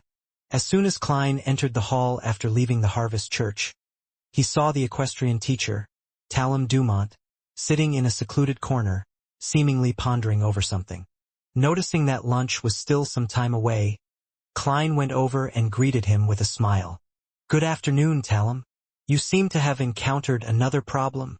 Talum snapped to his senses with a start and hurriedly shook his head.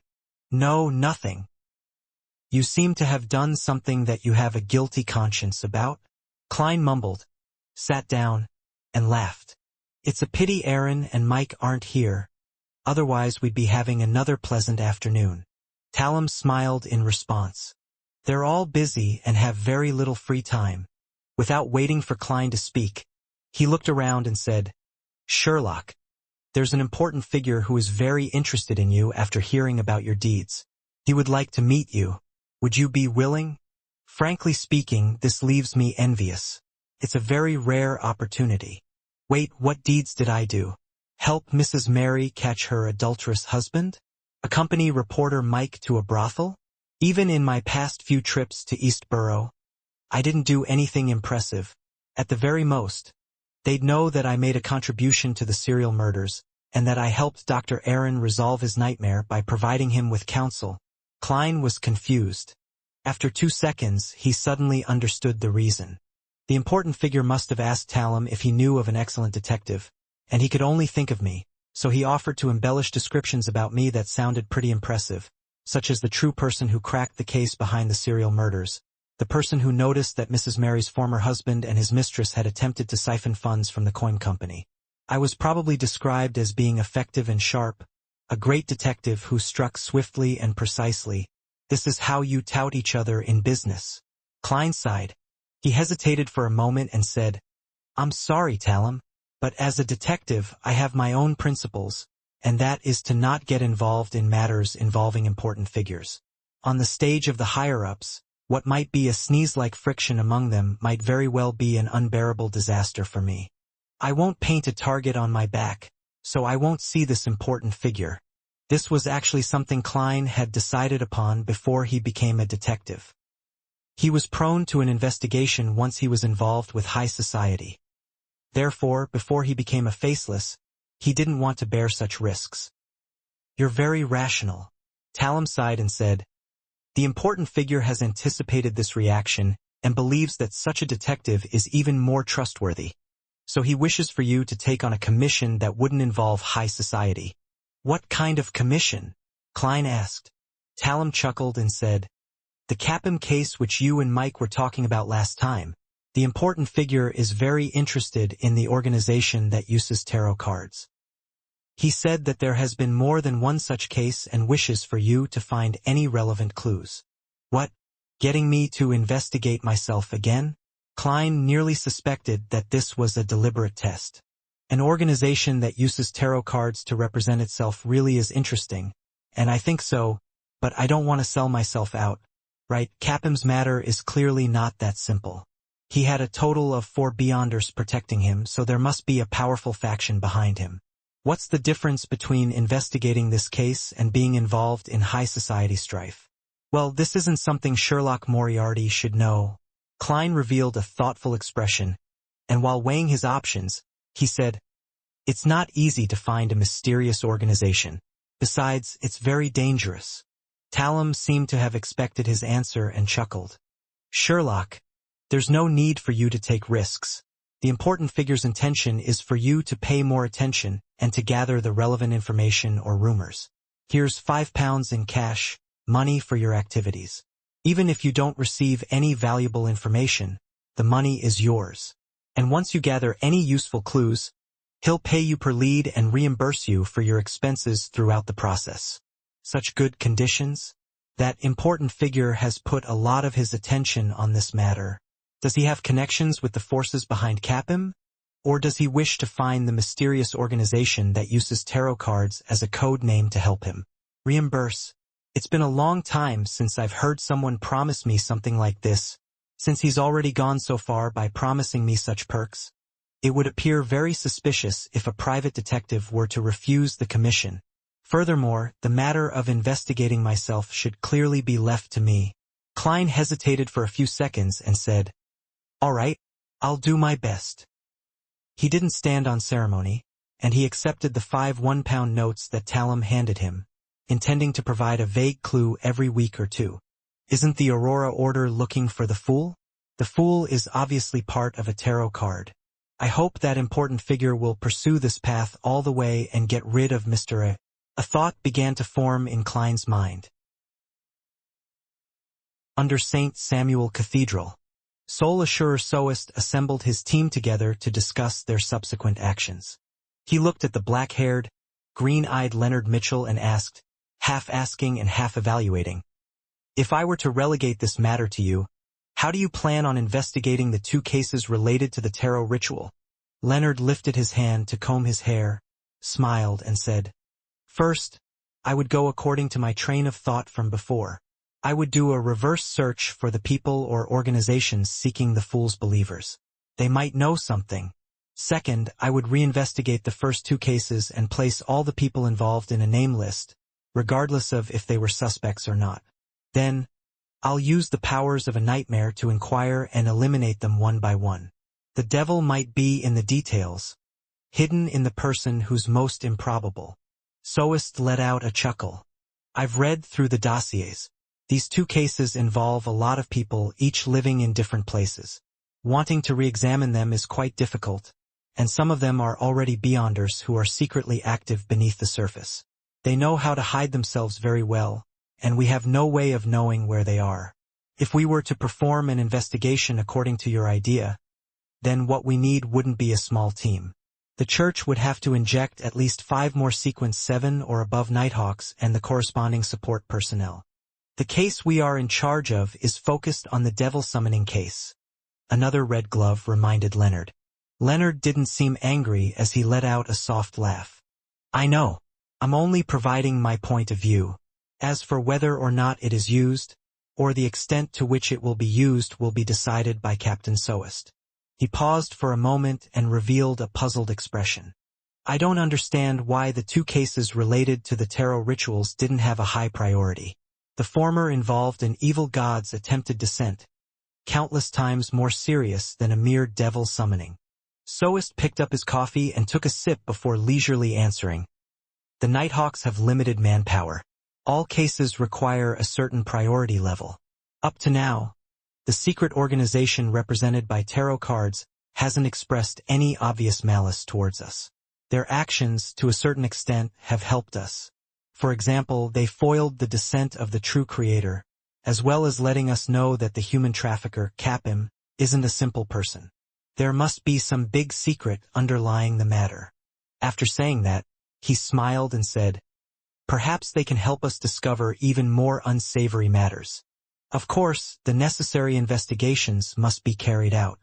No one can guarantee that a secret organization will not end up being our enemy in the future. I see, Captain Soest. Let's focus on the devil summoning case, Leonard said earnestly. In a Backland winter that was inseparable from fireplaces and fog, time flew by amidst these cold and gray sensations.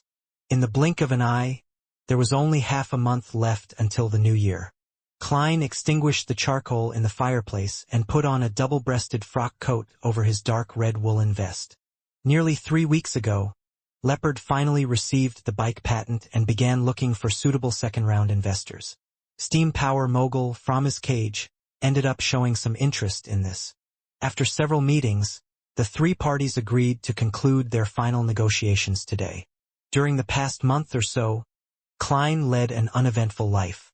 Through his investigations, he slowly digested the potion by strictly following the principles. Now, he was just short of a relatively bigger performance that he needed to initiate to completely digest it. If there are no urgent matters, I can avoid taking risks. It would take about another. As his mind wandered, Klein removed the half-top hat from the coat rack and smoothed the folds with a brush and handkerchief, removing the dust. The badge left behind by Lenevis indicated a January 4th gathering. He had no strong intentions on attending it. During this time, the Tarot Club continued being held on a weekly basis. Klein obtained a few pages of Roselle's early diary entries, allowing him to witness how he went from a weakling, who only knew how to dream without taking actual action, to becoming a playboy who actively hunted. Apart from this, he gained almost nothing.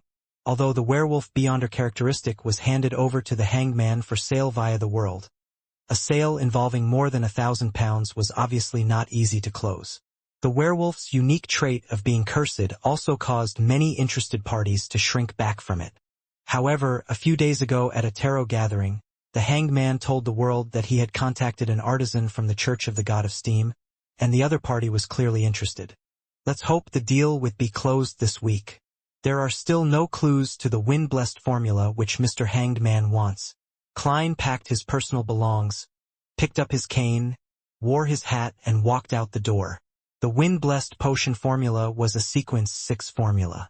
It wasn't that easy to encounter one. The Hanged Man, Alger, had waited for more than a month without receiving any good news. Justice Audrey, after undergoing a long period of observation and testing, was finally accepted by the psychology alchemists. She reported to Mr. Fool that she should be officially joining the secret organization this week. hoping to be blessed ahead of time to prevent any accidents from happening. For this, she was prepared to plunder at least 10 pages of Roselle's diary entries from the psychology alchemists for Mr. Fool without any compensation. As for the dragon specimen in Duke Negan's treasury, she had already confirmed that it was a thousand-faced hunter. However, it was purely a sample that was without the corresponding beyonder characteristic or flowing blood. The £2,000 she owed Mr. Fool's adorer wouldn't be repaid until February or March of next year. This was because, although she would officially come of age at the New Year's ball and be able to take charge of a portion of her fortune, she would still be under the supervision of her parents and wouldn't be able to sell them at will.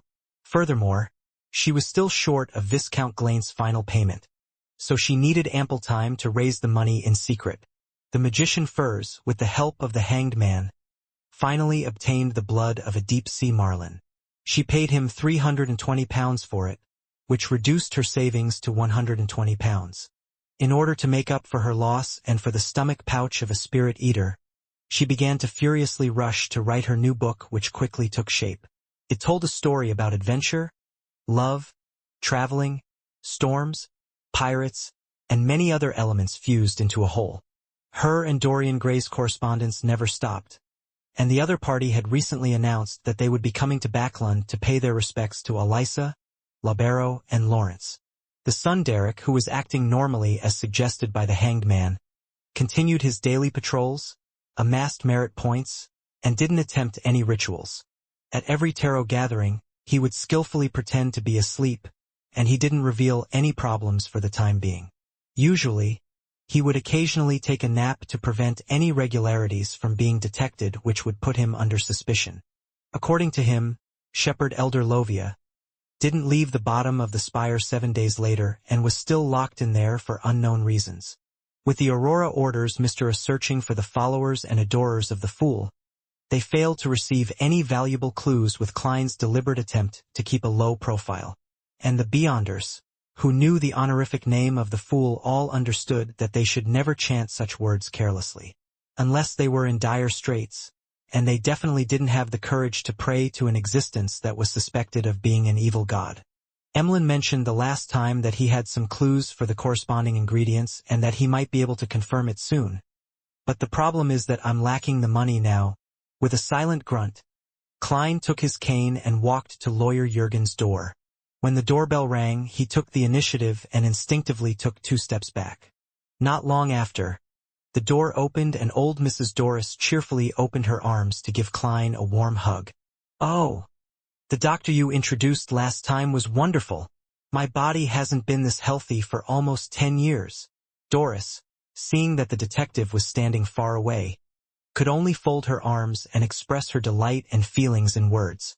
Klein said in an amused and exasperated tone, "Mrs. Doris, you've already told me this for the 9th time." He saw Brody, the black cat, sitting on top of the coat rack. Although it looked precarious, he was able to maintain his balance. "I can do that as well." Klein made a self-evaluation. "Is that so?" Old Mrs. Doris asked, perplexed. She immediately tossed the question to the back of her mind and said with a smile, "Are you here for Jurgen?" Klein immediately revealed a smile. "Yes." Matters involving negotiations needed the help of a professional lawyer. St. George Borough, Surd Street. As soon as Klein and Jurgen alighted from the carriage, they saw a massive object parked in front of Inventor Leopard's door. It was iron-black in color, with a dozen wheels in 3 groups, the top of which towered like a ship's chimney, and smoke was emitted from it. It was a steam engine that Klein had seen in magazines and on the streets, often described by the public as an ironclad warship with a rather exaggerated body. If the streets that hadn't been built or rebuilt in the last 20 or 30 years, then it would have filled the roads and left no room for horse carriages. Therefore, transportation vehicles such as this could only be seen in certain areas and places. At this moment, the heavy glass window and door of the car opened, and 2 figures stepped out. One of them was the steam power mogul from his cage, whom Klein had met before. A quarter of his blood was of the Fasak Empire, and he had pale blue eyes and a tall, but bulging build. He had a pipe in his mouth. The person beside him was wearing a heavy black coat with a gray scarf wrapped around his neck. His features were unremarkable. He looked common with his black hair and brown eyes. Yet, he exuded an inexplicable sense of familiarity. "Hi, Detective Moriarty, you're really punctual. This is my lawyer and partner, Pacheco Duane." While they conversed, two burly men got out of the steam-powered vehicle. They were obviously Framus's bodyguards. How unprofessional. Shouldn't they come down first and then open the door for their boss? Klein grunted, smiled in greeting, and introduced his lawyer, Jurgen. While he was waiting for Leopard to open the door, he casually chatted with him. "Mr. Cage, is this kind of steam-powered vehicle popular? Do a lot of people like it?" Framus Cage laughed. "Those who think that they're decent say that it's too barbaric and crude, and ordinary people can't afford it. Only I, an enthusiast of such machinery and steam, would be willing to buy it. It's mainly because many streets are too narrow," Klein said in consolation. Framus Cage was the investor he found, and he had little to do with Leopard. When he was playing cards at the Quelag Club, he had deliberately mentioned it, and the equestrian teacher, Talum, immediately mentioned that Framus liked similar inventions, offering to introduce them to each other. This made Klein sigh with emotion. The club really was a great place to develop connections, and the members who joined it were never really interested in the free food, drinks, and activity venues. Haha, this is indeed one of the reasons. As the population increases and the cities grow larger, the horse carriage will definitely be eliminated. It's just too slow. What this world is pursuing now is efficiency," Framus said confidently. He then revealed a smile. "Also, I've already obtained an order from the military. They want me to make some improvements, just like it was mentioned in Roselle's manuscript. Increase the armor's bulletproof plating, cover the tracks so that it can drive on a simple road. In addition, add a thick cannon barrel, and then this will be a brand new weapon." Roselle's manuscript. Klein sighed silently, and for a moment he didn't know what to say until, finally, Leopard opened the door. In the discussion that followed, the main people talking were Jurgen and Pacheco. The two lawyers would argue with each other and discuss the terms with their employers, while the completely unprepared inventor Leopard sat there in a daze. Only when asked would he give his opinion. Finally, the three parties agreed that Framus would invest £1,000 to take 20% of the shares, and the shares of Klein and Leopard would fall by an equal ratio, 28% and 52%.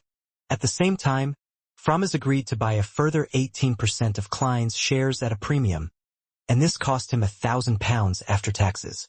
Similarly, he would buy a 9% stake in the company at a post-tax price for £500. As a result of this deal, Framus became the largest shareholder in the newly established Backlund by company, with a 47% share. He became responsible for the subsequent industrialization and marketing, while the company would be funded with the £1,000 he invested as the initial capital. Leopard was the second largest shareholder, with 43% of the shares. His job was to help in the setting up of the assembly line for mass production. Mr. Klein, who only had the remaining 10% of the shares, became a purely financial investor. And the £1,000 he earned from selling his shares had sent his personal wealth skyrocketing to £2,235, almost enough for him to buy a main ingredient for a faceless potion. As a private detective, he still continued accepting commissions in the past month or so his daily expenses didn't drain his savings. "I still have to pay £50 to lawyer Jurgen, leaving me with £2,185. I'll have to thank Talum when I see him." A thought flashed through Klein's mind. He signed and stamped the contract. Then, he stood up and shook hands with Framus and Leopard. "I hope for a pleasant partnership." Framus took out his golden pocket watch and looked at it before chuckling. "Normally, we should have lunch together to celebrate the closing of a deal, but there's an important person waiting for me. I'm really sorry, but there will still be a lot of opportunities in the future. An important figure, another one. The one behind Talum? The one that I claimed reimbursement from using fake information that points to the Aurora order?" Klein suddenly felt a little guilty. He hurriedly smiled and said that he didn't mind. After exiting the house and getting into a carriage, Jurgen suddenly frowned slightly. "Sherlock, you agreed too readily. Why do you say that? Klein asked curiously. He didn't even know what Jurgen was talking about. Jurgen said rather seriously, when we were talking about the transfer of shares. Based on your description and on Framus's performance, I can imagine a bright market prospect for bikes. Although it's just an invention at the moment, deflating the overall valuation, you should have kept more shares even though £5,000 is a good price. That way you can get better returns in the future. I thought you were only going to sell 8% and have the confidence to haggle for £500, but you actually agreed to 18%. Even if it were only £500, you would have made a several-fold return on the investment. You shouldn't have been in such a hurry, because I'm in need of money. However, I did agree very readily without any hesitation. It was a huge transaction, so that does seem rather abnormal for me. As Klein thought back to the scene from before, he began to have some doubts deep down. Was I unconsciously influenced by Framus or that lawyer Pacheco? One of them is a beyonder. Fortunately, the price was fairly reasonable. As he pondered over the matter, Klein said to Jurgen, who was waiting for an answer, "The new year is coming soon." He had no idea how to explain it, so he randomly chose an opening. If the other party was a smart person, then they would go along with the opening and perfect the explanation with their own reasoning. There was no need for Klein to describe it any further. Of course, this was a move aimed at smart people. Ordinary people would end up pressing, "So," or "What exactly happened?" Lawyer Jurgen was obviously a smart man. Noticing Klein's brief silence, he nodded and said, "I understand. What do you understand?" "I haven't even thought of what to say." Klein pointed to the steam metro station in front of them and said, "I'm getting off here. I need to meet an informant." As the steam-powered vehicle roared forward, Framus, who was sitting in the front row, wound down the window and blew out a ring of smoke. He said to the inconspicuous lawyer Pacheco, "Did you use your powers just now?" "It was passively triggered," Pacheco said with a smile. "My powers aren't suitable for such situations. I prefer to face government or enterprise employees." Framus nodded slightly.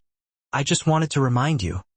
There's no need to use your powers in such situations. Do not let this affect what matters most." "I understand," Pacheco replied in a low voice. Eastborough, in a cheap coffee shop. When Klein arrived, old Kohler was already waiting for him. He removed his scarf, took off his hat, sat down across him, fished out a stack of 1 soldi notes and handed it to him. "For next week's expenses and a bonus for the information you provided me the last time. That's a total of £1. He was recently very generous with giving bonuses since he had already found a person to claim them from. Old Kohler, whose face was clearly ruddier than before, received the cash, feeling a little embarrassed.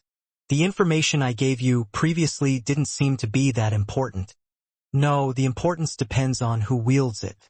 There are a lot of things that you might find trivial, but it's how other people earn their money," Klein explained with a laugh. "What happened this week?" Old Kohler took the stack of bills and stuffed it into his pocket. He said thoughtfully, "Just like before, many people are still looking for the believers of the fool.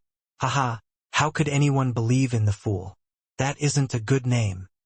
The corners of Klein's mouth slightly twitched. "Are they making progress? The Aurora Order is really persistent." Klein thought helplessly. "No, there's no such person." Old Kohler shook his head and then said, "There are a few people organizing strikes recently. They came to me a few times, claiming that they will be fighting for reasonable working hours and salaries. It's a very normal thing in this era, but it can lead to quite serious consequences." Klein thoughtfully said, "Pay attention to the organizers of this matter, but don't be too anxious. Safety first." "All right."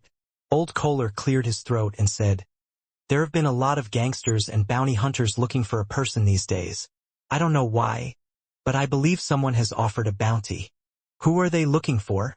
Feeling the cold, Klein took a sip of his coffee. The warm liquid ran down his esophagus and warmed his belly.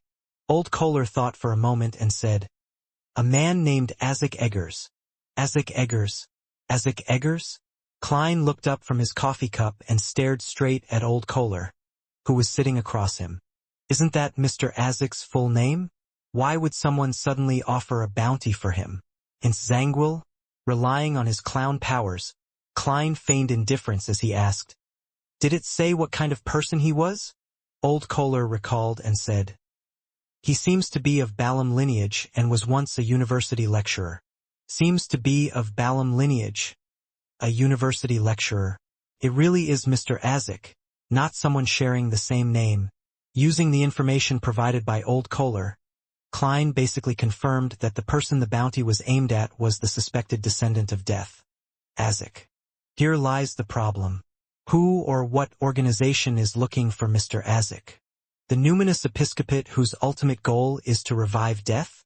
Zangwill who likes to play the mastermind behind the scenes? It's unlikely to be the latter. Zangwill has sealed artifact 0-08, which allows a target to act according to his descriptions, and through a series of coincidences, he can achieve his desired objective. There's no need at all for him to use the gangs and bounty hunters to find Mr. Azek. Wait, what if this is actually an arrangement by sealed artifact 0-08? Realizing that he's now the target of Mr. Azek but lacks the confidence to clinch victory in battle, Zangwill is using 0-08 to instigate conflict between Mr. Azek and some particular faction, hoping to eliminate his enemy indirectly. And this reward was issued by that faction. It's very possible. However, I can't rule out the numinous episcopate. To get revenge, Mr. Azek might have made contact with them. However, there were major differences between the two parties regarding the resurrection of death, which eventually led to a falling out.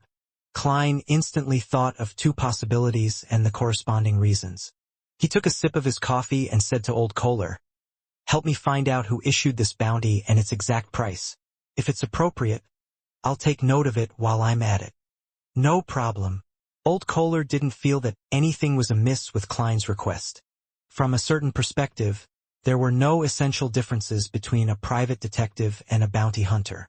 The only difference was that the former would involve themselves in trivial matters such as catching adulterers in the act, finding cats, and helping others walk dogs, while they tended to use the powers of deduction more than brute force. When Old Kohler finished describing what he had seen and heard, Klein briefly taught him some of the tricks of leading a conversation based on the Nighthawk's curriculum, as well as the contingency plans for specific scenarios. "It's time for me to go to the docks. Thank you, Detective Moriarty, for allowing me to lead a good life once again." Old Kohler picked up the old, worn-out hat on the table and thanked him sincerely. The detective, in his view, not only provided him with a well-paid job, but he also taught him many useful things. Even if the detective no longer needed him as an informant, the skills he learned would allow him to barely survive in East Borough, especially since he was growing older and less capable of laborious work. A good life? In my opinion, what you have now is the basics of what a person should have. After watching Old Kohler walk out the cheap coffee house, Klein sat there in a daze. This was the first time that he had heard a friend's name from someone else since his arrival in Backlund, and it was also the first time that he might have grasped Zangwill's whereabouts. For the past 3 months, Klein's main goal had been to digest the potion and enhance himself, especially after he killed Lenevis. That was because he knew very well that he and Zangwill, who was most likely a high-sequence beyonder, had an unbridgeable gap. He couldn't be impatient for revenge, especially when it came to the chilling sealed artifact 0-08. He didn't even have the intention to approach and investigate it. Scenes from the Blackthorn Security Company in Tingen replayed themselves in Klein's mind, and those bright polished shoes clearly appeared before his eyes. Raising his head and slowly letting out a breath, Klein took his scarf and hat and walked out of the cheap coffee shop. Hillston Borough, outside a rather old building. Klein got off the carriage, pressed his hat, and went straight to the door. It was Isengard Stanton's house. The great detective had written to Klein a few days ago, inviting him to come over to discuss a murder case. Mr. Klein, who has been busy with the financing of the bike project, tactfully replied that he had no time to spare as a form of rejection. To his surprise, Isengard Stanton didn't seem to mind and said that the case had hit a brick wall. making it unlikely that there would be any breakthroughs anytime soon. He was very willing to wait for Detective Sherlock Moriarty's visit, and expressed how he looked forward to an exchange that ignited sparks of wisdom. As such, Klein could only first divine a suitable date for the visit, picking the closest date after the negotiations, which happened to be this afternoon. With that, he wrote back and fixed an appointment. Ding dong, ding dong. Klein rang the bell twice and stepped back to wait. More than 10 seconds later, the door creaked open, and the assistant of the great detective, Isengard, said with a smile, "Good afternoon, Detective Moriarty. Mr. Stanton is waiting for you in the activity room. Would you like coffee or tea?" The assistant was thin and wore gold-rimmed glasses. He looked both refined and professional. Klein looked up at him and said, "Tea. Be sparing on the lemon slices." "No problem." The assistant led Klein into the living room, pointed to the activity room and said, "Sorry, our servants are only temporary, and they just happen to be on their day off today, so I can only trouble you to go over alone." Klein nodded and walked towards the activity room on the first floor. As he lifted his hand to knock on the door, he suddenly felt that something was amiss. "I arranged a visit with Mr. Stanton a few days in advance. Why would I chance upon the temporary servant's day off?" Klein's eyes narrowed, and he pulled out a copper penny. At this moment, the door to the activity room opened due to the knock, producing a tiny crack. In the blink of an eye, as if some seal was lifted, the strong smell of fresh blood poured out and overwhelmed Klein's nose. From what he could see, the reclining chair in the activity room was overturned and was stained with dark red blood. A book lay beside it, its cover facing up. With just that one glance, Klein felt as if he was seeing a murder scene. The name of the book caught his eye. The Devil's Legend of Civilau's Burrow. Devil. Klein was about to make a move when a strong wind suddenly blew in the activity room, quickly pulling the door back. Creak. Klein clearly saw the entire interior of the activity room. The charcoal in the fireplace had long since burned out, and there was no longer any red embers glowing. The coffee table, the sofa, the chairs, the cupboard, and other items had either fallen or shattered. It appeared as if he witnessed an intense battle. There was a lot of blood on the carpet and walls, and a lot of scorch marks, but there was no sign of a body at the scene, not even a stump limb. Something happened to Detective Stanton? Klein suddenly took a step back, intending to first leave the place. However, almost at the same time, he felt someone lock onto him. Someone was staring at him with a cold and merciless gaze from an unknown location. The moment he made a mistake in his response, he would immediately be met with a fatal blow. How can this be a suitable day to visit Isengard Stanton? Was my interpretation of the revelation wrong? Klein didn't dare to act rashly. However, he was neither too nervous or flustered. Having experienced many battles and performances, he knew that he needed to stay calm during such moments. Tap, tap, tap. Isengard Stanton's assistant walked over with a tray. On the tray was a tin teapot and 2 white porcelain cups. The assistant froze in place when he saw the scene in the activity room. He looked at Klein. His face suddenly filled with fear as he stuttered, "You killed Mr. Stanton." Every time he said a word, a piece of flesh fell from his face as blood gushed out. After he finished speaking, his body was torn to shreds, turning into a dismembered corpse. It was as if he had always been in that state, with everything preceding this being him in a state where he was stitched up. Clang! Crack! The tin pot and white porcelain cup hit the ground at the same time, rolling or splashing, and the tea water quickly soaked the area. Klein didn't move as he stood there watching everything that had happened. This was because he still felt like he was being watched. The person who had caused this series of events appeared to be waiting for him to make a move before leaping onto his back and snapping his neck. After an unknown period of time, in a silent and eerie stalemate, Klein saw the door to Isengard Stanton's house open up as a group of policemen in black and white checkered uniforms stormed in. When they found the nauseating and dismembered corpses on the floor, they drew their revolvers and pointed them at Klein, who stood at the doorway of the activity room. Despite facing the black muzzles of the guns, Klein relaxed. The wordless gaze that seemed to hold a gun to the back of his head disappeared at that instant. Klein raised his hands and laughed helplessly. I won't say anything until I see my lawyer. Backlund's Chisak police station. Chained to a water pipe, Klein met lawyer Jürgen once again. I will accompany you during the interrogation. There was nothing unusual about Jürgen's expression, as though Detective Moriarty belonged here. Klein sighed and said, What a tragedy. I should be considering what I will be eating tonight, not talking to a stone-faced police officer. The thing he was most thankful for today was that due to the Aurora Order's investigation and the attention of the Rose School of Thought's high-sequence Beyonder, he didn't bring any Beyonder items with him. His only revolver was easily concealed from the body search using a magic-like performance. When he entered the interrogation room, he recounted the letter he received from Isengard Stanton about discussing a case without the police officer's questioning. Later, we'll go to your house with Mr. Jürgen to retrieve these letters. I hope they're still there. The officer in charge of the interrogation switched gears and asked, How did you get to know Detective Isengard Stanton? Klein replied without hesitation, Because of that serial murder case. At this point, he suddenly froze for a moment. It reminded him of something.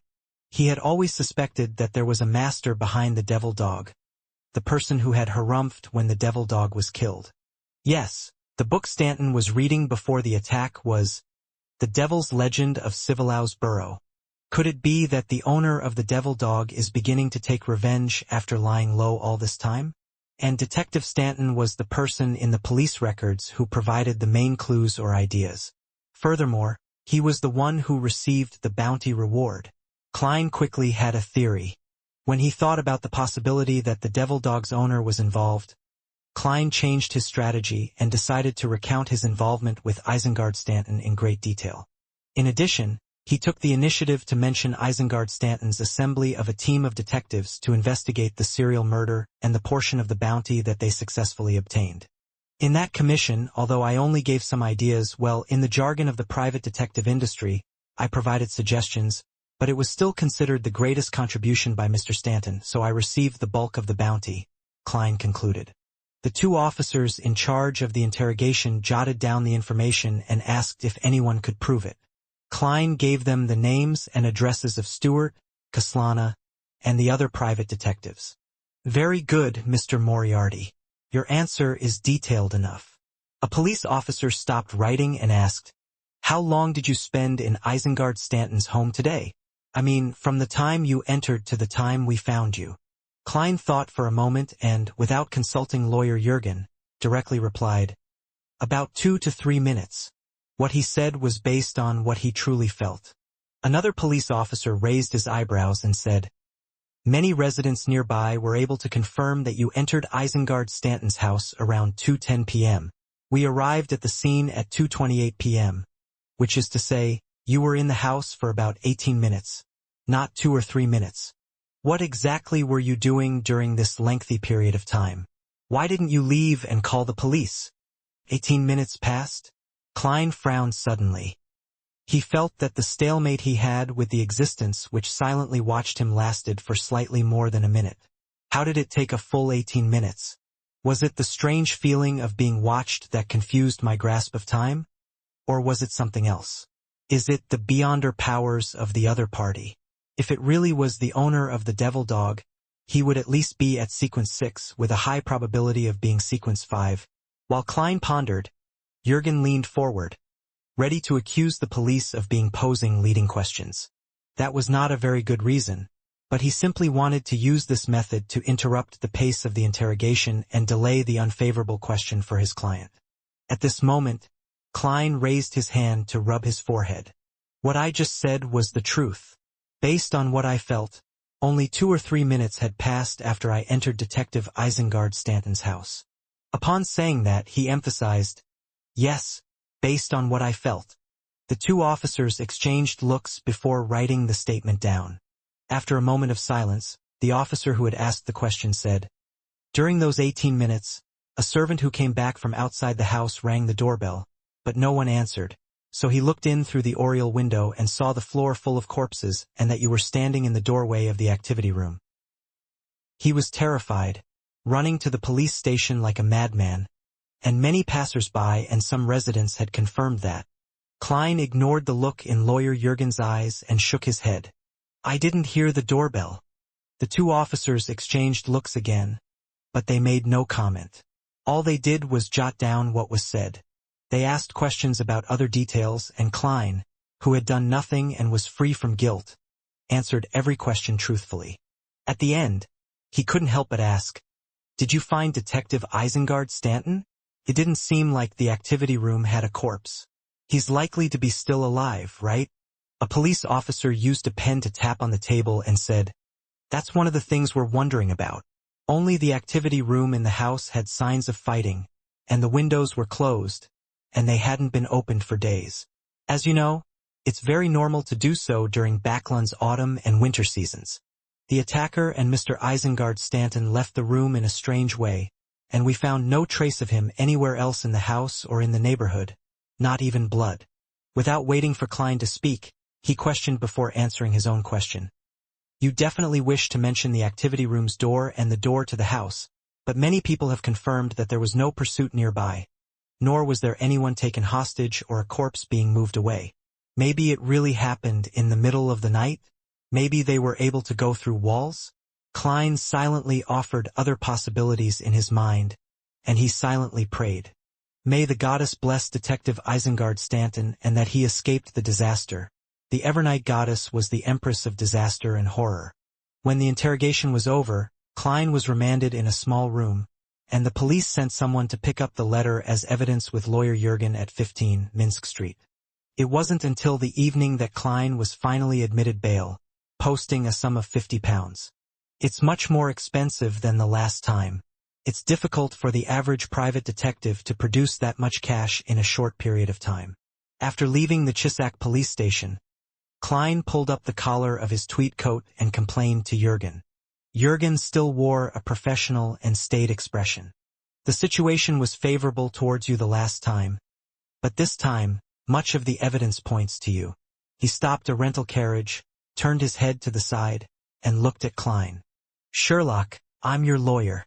Before you answer the policeman's questions, it's best that you communicate with me, even if it's just sending me a look. Do not speak carelessly even if you feel that there are no problems. Ordinary people who haven't been trained will easily say things that trip them up. I'm used to fabricating my own stories and solving my own problems." Klein recalled what had just happened and gave a hollow laugh.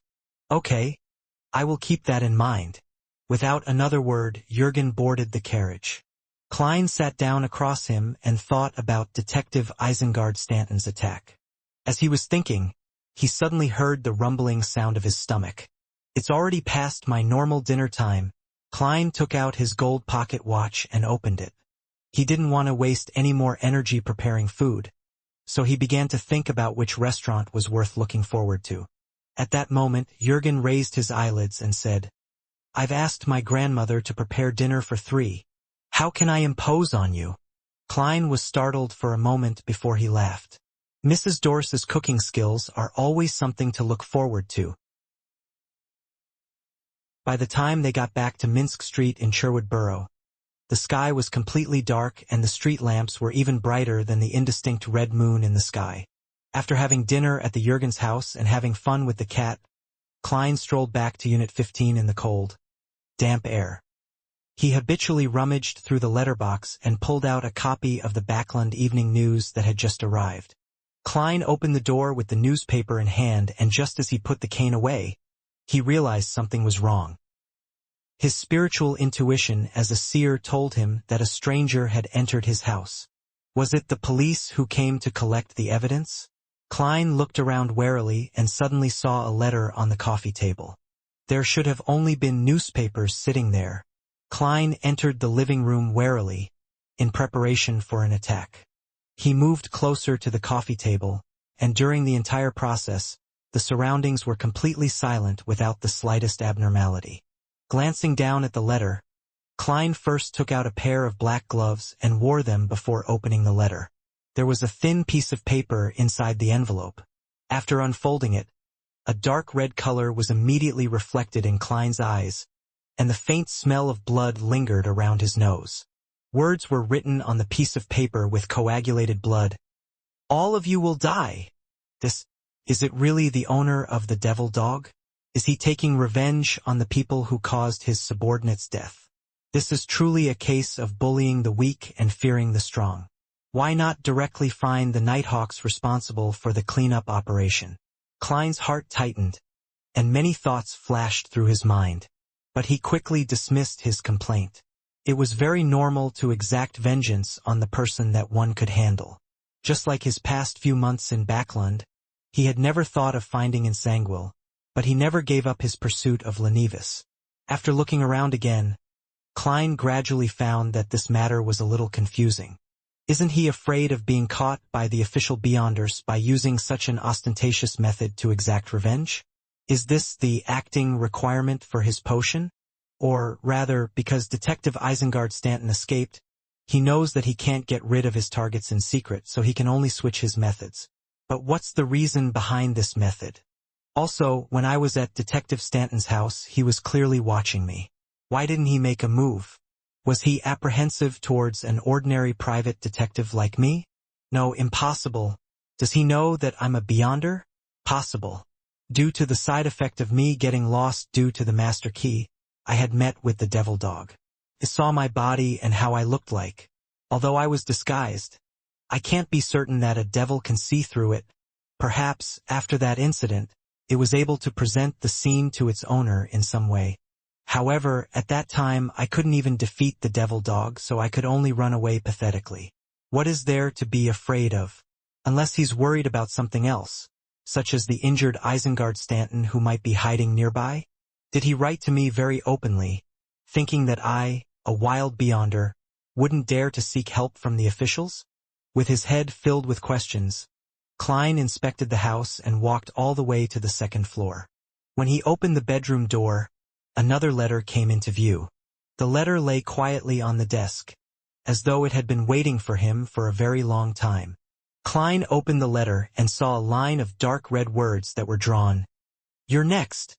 Next? How arrogant. Klein couldn't help but sigh. At this moment he suddenly had a thought. He raised his head and looked outside the window. Across him were a few two-story houses with their lights on.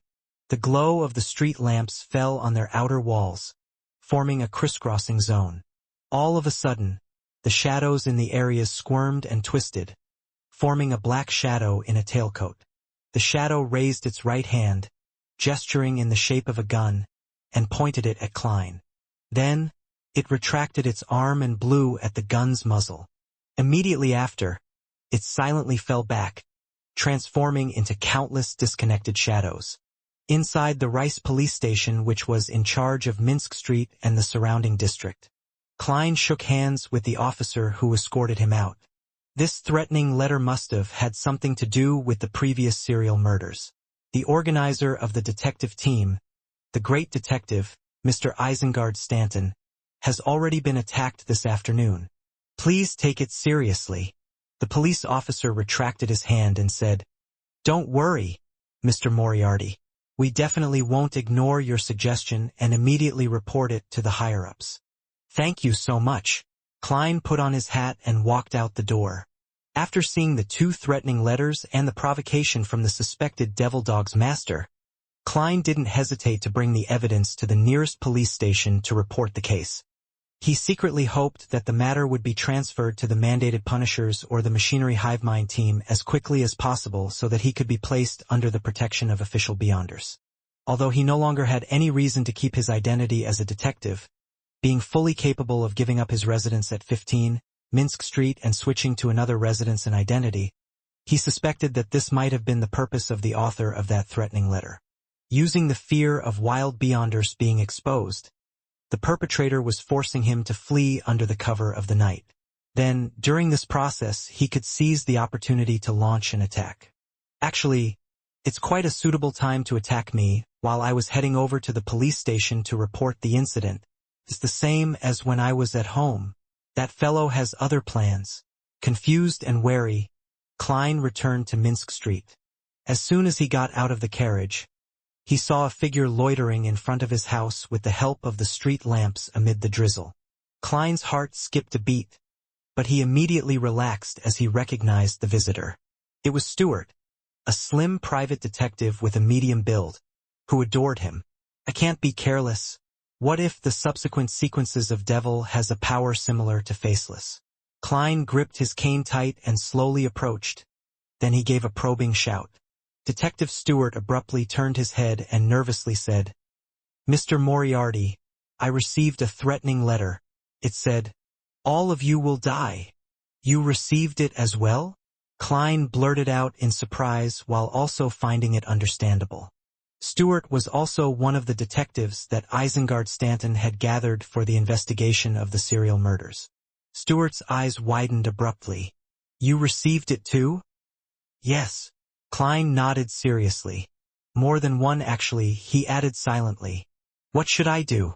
I first went to visit Mr. Stanton, but I heard that he was attacked, so I immediately came to you. Oh, thank God for his blessings." "I was about to leave," Stewart blurted out. Klein pointed to the door. "Let's talk inside." After entering the living room, Klein excused himself to the bathroom and hurriedly went above the gray fog to perform 2 divinations. First, it was to confirm that the person was Stewart, and second, if there was any relatively serious danger that night.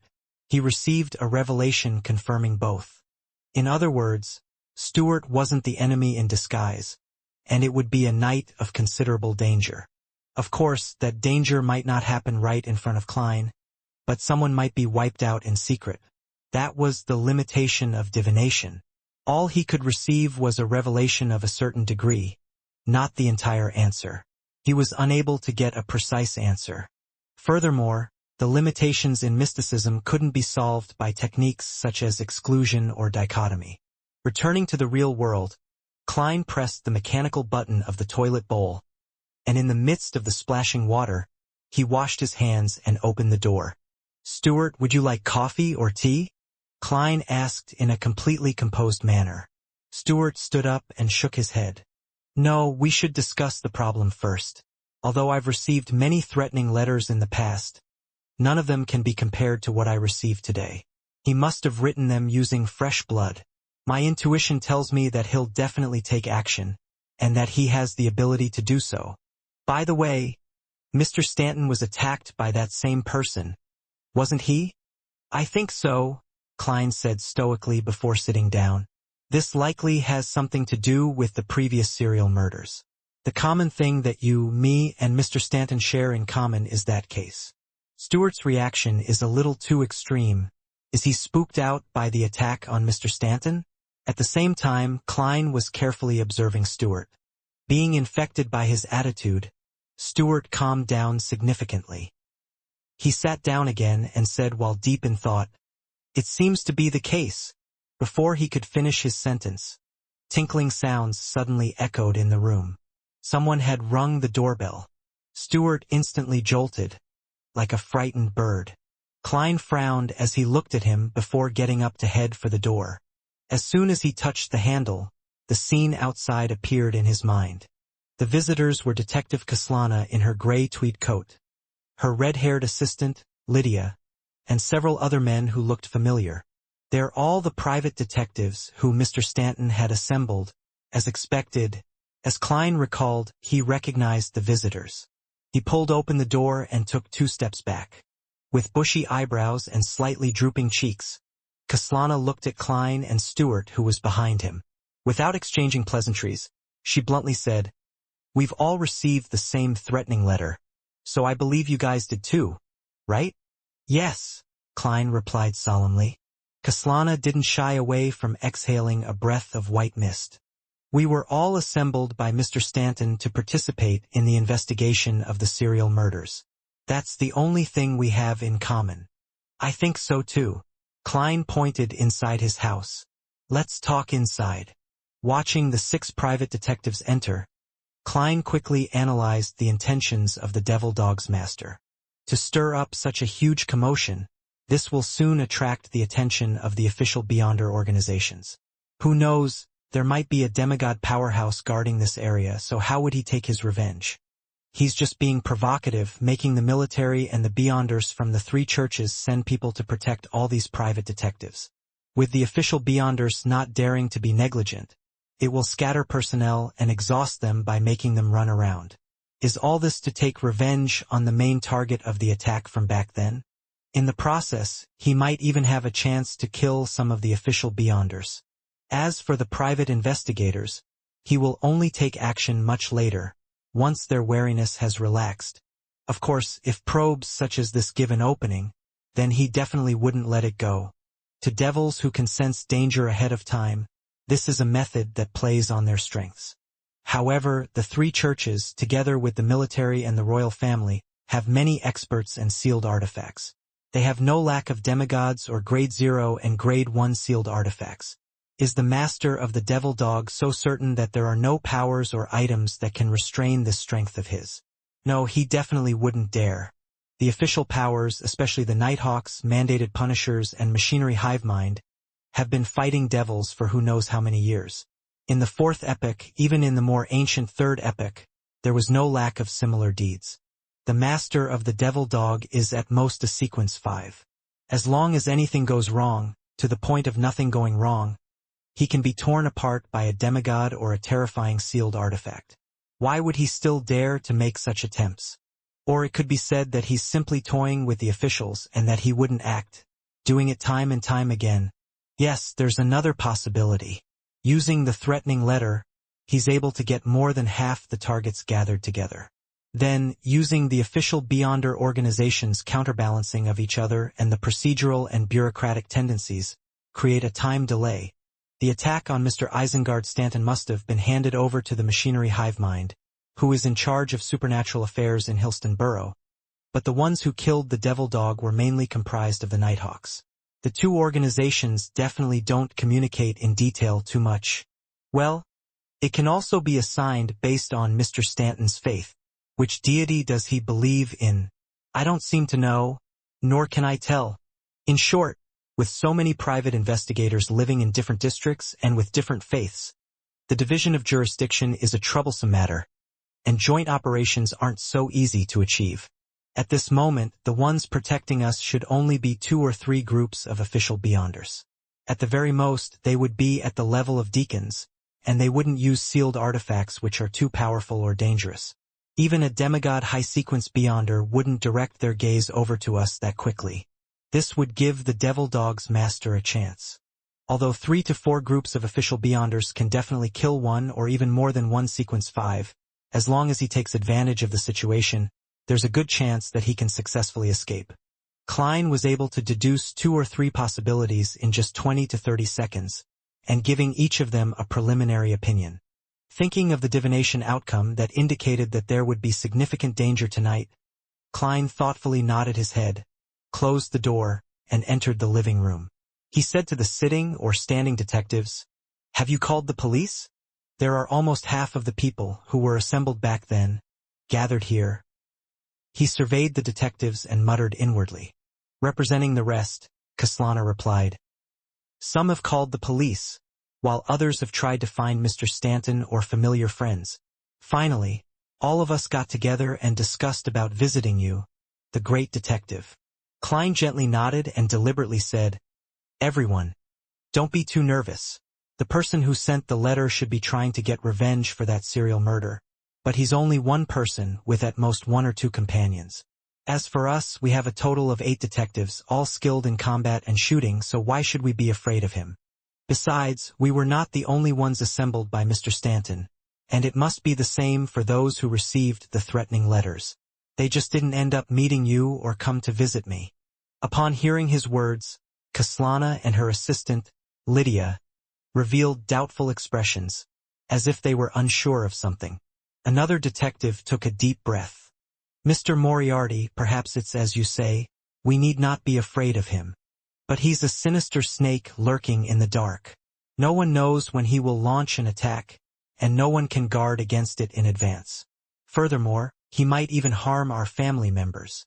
"Family members?" "Oh, my wife." "No, my little angel." The detectives were instantly overwhelmed by their emotions as they exhibited exaggerated reactions. Standing behind Klein, Stewart was trembling with fear and anger. "No, I don't want that," he murmured, almost losing control of his emotions. Just as Klein and Kaslana attempted to calm them down, Stewart suddenly drew his gun and aimed it at the back of Klein's head. His eyes were glazed over, and his emotions seemed to have completely overwhelmed him. While Stewart was raising his gun to aim, Klein, who had long been on guard, had already detected it. He lunged forward at the same time as Stewart performed his series of actions. Bang! Stewart, who was clearly out of control, pulled the trigger, and the bullet grazed the side of a private detective's face as it hit the wall. Instantly, the other detectives pulled out their revolvers as a result of the stress. It was as if they were looking at the enemy, turning the scene extremely chaotic. Among them, Stewart and a private detective had flushed faces and bulging veins. Their eyes burned with a mixture of fear and anger, as though they had turned into so-called devils. At this moment, Kaslana bellowed, "Stop!" Her voice wasn't loud, but it was filled with awe. It made everyone's body tremble, and they subconsciously complied. Although there was a brief moment of silence, everyone's mood didn't seem to improve. Klein had already rolled over to the other side and stood up with his revolver in his hand. His mind raced, and he couldn't afford to hide his thoughts. He planned to rely on his hallucination ability to calm down the few visitors. Suddenly, the doorbell rang. Ding dong, ding dong. A few of the private detectives suddenly became alert, and their eyes revealed a hint of lucidity. The tinkling of the doorbell was like a bucket of cold water that poured over their heads. Stewart looked at the revolver in his hand and mumbled in a daze, "What was I doing just now? The official Beyonders have made their move?" Klein breathed a sigh of relief, approaching the door as he held his revolver. The moment he held the handle, the image of the person outside appeared in his mind. It was a man in a black coat and a hunter's hat. He had gray temples and a thin face, Isengard Stanton. The detective's face was somewhat pale, and his left arm was propped up near the shoulder. "He really is all right." Klein was delighted at first, but then he became cautious. He remembered the day when Nimblewright Master Rosago had transformed into a constable to knock at his door. Klein placed his finger on the trigger, pulled the door open, and took 2 steps back. Isengard Stanton smiled and nodded at him. "Thank you for your visit this afternoon. Otherwise, I might not have been able to continue playing hide and seek with that devil. You saved my life." Could it be that the correct interpretation of a suitable date for visiting Isengard Stanton is that by visiting him this afternoon, I was able to help him out of trouble? What about the next few days of suitable dates for visiting? By skirting around the murder scene, I wouldn't be suspected? Klein didn't know whether to laugh or cry. He didn't let his guard down as he made way. What exactly happened? "We'll talk later." Isengard suddenly lowered his voice and laughed. "Do you wish to discuss the subject of Beyonders in front of Stewart and the others? So here you are mentioning Beyonders to me so naturally?" "That's right. I was able to remain in a deadlock with the master of the Devil Dog for more than 10 minutes. That serves to prove that I'm no ordinary person. Besides, the suggestion I previously offered pointed straight at a devil-turned animal." Klein quietly stayed behind Isengard Stanton by 2 steps. Upon seeing this great detective, Kaslana and her assistant, Lydia, let out a sigh of relief. Stewart and the other private detectives also showed a look of relief. "Are you all right, Mr. Stanton?" they asked. Isengard slightly moved his left arm and said, "A little injured, but not too badly. Okay, everyone, don't be nervous. This will be over soon. The police are waiting for that bastard in the darkness nearby." "Is it because of the serial murders? Have you locked onto the suspect? Will he hurt the innocent?" the private detectives asked frantically. Isengard pressed his right palm down. "Don't worry. I'll tell you in detail in the time to come. But before that, I need to find out a few things from Sherlock and Kaslana. We'll head to the activity room for a few minutes." His accumulated prestige made the detectives sit down without rebutting. Although they were still worried, They no longer had the problem of fretting or suddenly losing control of their emotions. After entering the activity room and closing the wooden door, Klein took a look at the enclosed room and suddenly thought of something. This kind of environment is very suitable for using items like the biological poison bottle. Ahem. Klein cleared his throat, walked across the room, and opened the window. He still didn't relax his wariness against Isengard Stanton, nor did he believe that Kaslana was absolutely trustworthy.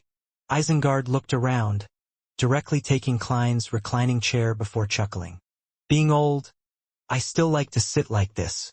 Sitting on a single sofa, Klein asked again, Mr. Stanton, what exactly happened?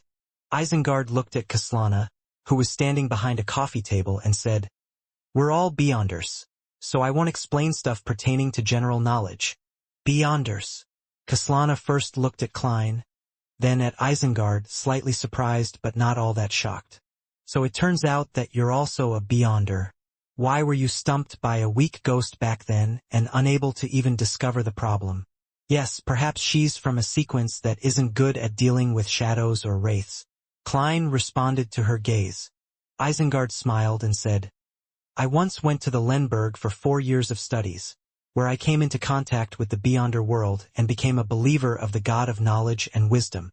After returning to Backlund, I gradually established a good relationship with the military, the Church of the Evernight Goddess, and the Church of the God of Steam and Machinery, but I didn't dare to reveal my true identity, because the mandated punishers would definitely eliminate me as a cult's heretic. On this matter, the other official organizations wouldn't help me directly, because that would be equivalent to starting a war with the Church of the Lord of Storms. As expected of the Tyrant's Church. Tyrant? Klein asked in passing.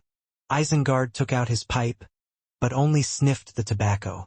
This is what our church internally calls the Lord of the Storms. All right, let me first return to what happened today. The person who attacked me and delivered threatening letters to you is the master of the serial murderer from before. Heh, you should know that the murderer is a black dog of the devil sequence, especially Sherlock. You were the first to point out that the devil might be an animal. Klein smiled, neither denying nor admitting it. Kaslana also just clasped her hands together, not saying a word. Isengard shook his head and laughed. Don't worry, I'm not an enforcer, but as a believer of the god of knowledge and wisdom, I can't preach in Backlund or officially establish an organization. I can only rely on you and others like you for help. In other words, you can help us take the blame? Klein mocked inwardly. Isengard continued, seeing that they were still not making any admission. The Devil Dog's master is a Sequence 5 expert. Yes, according to what I know, the Devil Pathway Sequence 5 is Desire Apostle. They can use and control everyone's emotions and desires, enticing them to be corrupted. When facing a Desire Apostle, one mustn't have feelings that are too intense. One mustn't make or exhibit overt desires. Otherwise, they'll immediately be remotely controlled by him. Otherwise, a seed might be planted in them or have it catalyzed immediately. This will make people exhibit many problems as they gradually become corrupted. They might also lose control of their emotions at a critical moment and be unable to put up any resistance. This is a portion of the Beyonder powers a Desire Apostle has. I have confirmed these aspects from my battle with him. Upon hearing this, Klein suddenly understood one of the reasons why the culprit had sent out threatening letters and made such provocative actions. He wanted to anger us, making our emotions experience violent changes so that he could bury a corruption seed or catalyze our emotions, making it erupt out of control. This would make his follow-up attacks simpler and easier. Fortunately, I'm a Beyonder who has experienced many things. At that time, all I had was vigilance and caution. When Stuart and the others saw the threatening letter, their emotions clearly changed. So the Desire Apostle had planted a seed in them. If we hadn't been able to stabilize them in time, the situation would have become chaotic with the internal strife, giving the surrounding official Beyonders little time to react, and thus, giving the Desire Apostle ample opportunity. Back when I was in Isengard Stanton's house, I felt that time moved slowly. Was it a result of the magnification of my sudden increase in vigilance, tension, wariness, and other emotions? Klein thought back and felt lucky. So that's how it is. Kaslana seemed to gain an understanding of many things. Isengard rubbed his temples and said, I was almost manipulated by him, which resulted in my injuries. Afterward, I used a mystical item to play hide and seek in the house. It was only when Sherlock visited and the three sides came to a stalemate did I get a chance to have a breather. My poor assistant was looking forward to returning to Lenberg for Mass on New Year's Day. At this point, he sighed. When the police arrived, I took the opportunity to escape and then used the river to escape the pursuit, Isengard added. He then asked, Sherlock, Kaslana, how do you plan on handling this issue? After a moment of silence, Kaslana said, Mr. Stanton, do you have any suggestions? Isengard said, First, take the protection of the official Beyonders, preventing the Desire Apostle from daring to take action. While this is happening, we should hope that he's quickly caught or killed. If our hopes aren't met, it's impossible that the official Beyonders would allocate people to constantly protect us. Then we only have two choices. First, it's to change our identity, including our families, and move to a different place with their help. However, no one can guarantee that the Desire Apostle won't discover this. Second, we can directly join a corresponding official organization and become an external member. That way, our identity and place of residence will change as well, but it's much safer. Join a corresponding official organization, the machinery hive mind, or go to places like Lenberg or Mason to join the Church of the God of Knowledge and Wisdom. Wouldn't I then come to have three last names, no, a believer of three churches? Klein felt an inexplicable sense of absurdity. He thoughtfully asked for advice. Are there no other solutions? At the same time, there was no change in Kaslana's expression. It was unknown what she was thinking. Isengard Stanton rubbed his pipe and said, Yes, that is that we join forces to create an opportunity so that we can quickly find and detain the Desire Apostle. Of course, the perfect outcome would be us killing him directly. Klein didn't have too big of a response in regards to Isengard Stanton's suggestion. He looked at the tightly closed door of the activity room and said, As far as I know, a devil can predict danger before we take action, and they can even determine the source of the danger, thus providing an effective response. It's hard to find and restrain him. Isengard nodded slightly and said, Yes, that's indeed the case. But this doesn't mean that there are no solutions. What solutions? Kaslana immediately asked. Isengard smiled and said, I fought him head-on and witnessed his beyonder powers of predicting danger, so I have a rough idea of its strengths and weaknesses. A devil can indeed detect danger before it happens, and it can be done so for quite a significant period of time prior to the danger. As long as we make any plans and take decisive action that targets him, he would receive the corresponding premonition. Of course, it has to be something that can really harm him. No, the truth is that the strengths and weaknesses of different types of devils are different. Some of them might only be capable of detecting danger 10 to 20 minutes in advance. Klein silently retorted, but he didn't say it out loud. Isengard continued, The flaw of premonition powers is that it can only detect the person and location of the danger, but it doesn't know the specific details. This gives us an opportunity to take advantage of it. What opportunity? I don't think we can trap a devil that can predict danger, Kaslana asked incredulously. Klein also nodded in agreement. Of course, I can use the gray fog to deceive the Desire Apostle, making him unable to detect danger ahead of time. But the problem is, how can I expose the secret of the gray fog in front of others? Klein silently added a few words. Isengard chuckled. It's true that it won't work normally, but the Beyonder world is full of incredible things. I'm a Sequence 7 knowledge keeper of the reader pathway, also known as detective. By honestly telling you this, it's a way of showing my sincerity in cooperating. In this situation, I think honesty is more important than anything else. Only Sequence 7? How could a Sequence 7 escape from a Desire Apostle? It seems like Mr. Stanton has a powerful mystical item. Enlightened, Klein shifted in his seat. Does a knowledge keeper have the ability to suppress a devil's premonition powers? Kaslana asked with her body leaning forward. No, Isengard said with a laugh. However, I have a ring. It originates from a sequence 6 rampager of the reader pathway. It allows me to differentiate, recognize, remember, and mimic all the Beyonder powers I've seen before. Of course, against more powerful Beyonder powers, the chance of failure is higher. Haha. There is a maxim in our church. Omniscience means omnipotence. Why does it sound so familiar? Furthermore, the description of the item. Klein was about to run through his memories when he saw Isengard Stanton take out a gorgeous ring. The ring was inlaid with many small diamonds. Together, they surrounded a beautiful emerald green gem that looked like a human eye. Just by looking at this ring, Klein felt dizzy, as if he had overworked his mind. Isn't this sealed artifact 2-081? Isengard Stanton is old Mr. Eye of Wisdom? Klein looked up in surprise at the detective sitting in the reclining chair.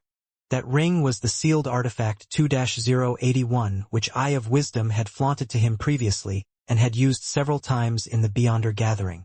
Eye of Wisdom. This code name does sound like it's related to the Church of the God of Knowledge and Wisdom. Klein, using his clown's ability to control his expression as he looked quietly at Isengard Stanton.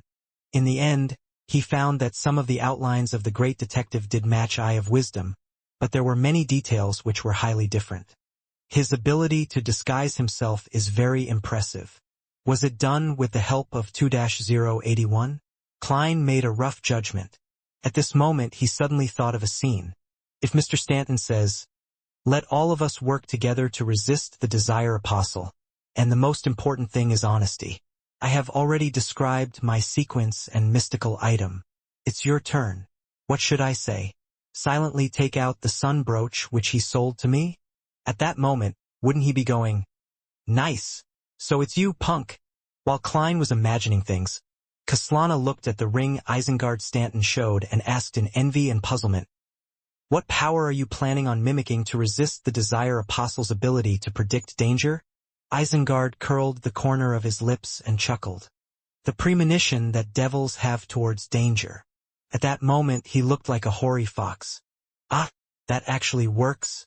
Klein was momentarily unable to figure out the intricacies.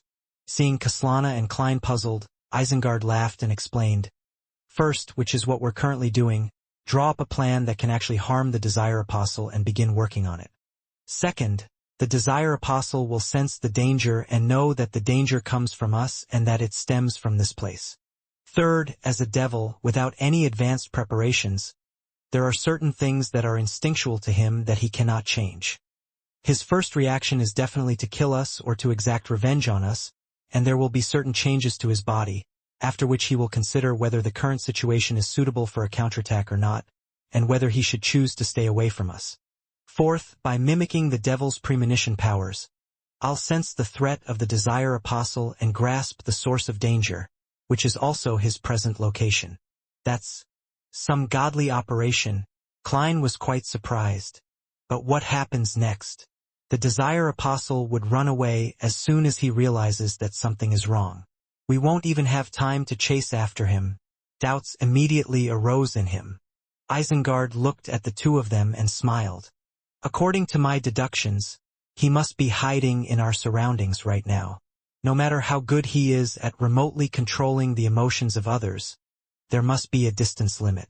And just now, he had led Stuart and the others to lose control of their emotions.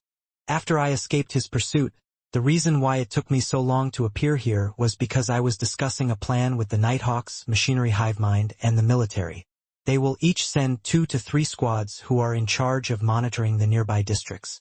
These districts all have their code names. Heh. This will all be within the Desire Apostle's expectations. Even if he senses the danger, he will only treat it as normal. As soon as I confirm his location, I will inform the official Beyonders, and they will rapidly seal off the corresponding areas and close in on him. But herein lies the problem. How are we to inform the official Beyonders? If we're unable to accomplish this within seconds, the Desire Apostle will escape. Of course, he might have fled when what he just did had failed," Klein said in thought. "If that's the case, we would be out of solutions as well. There's no plan that's absolutely perfect. We can only wait for a particular sealed artifact's activation process to complete. When the time comes, the Desire Apostle might have already left Backlund, but he might return at any time, Isengard explained. He then took out a golden palm-sized item. It looked like a miniature telegraph, but it also had a trumpet on it. This is a sealed artifact. It can allow my voice to sound out simultaneously up to a range of 5 kilometers. Isengard smiled as he introduced it. Its negative effect is that once it's activated, all sounds within 5 kilometers will be transmitted to the user's ears for an extended period of time.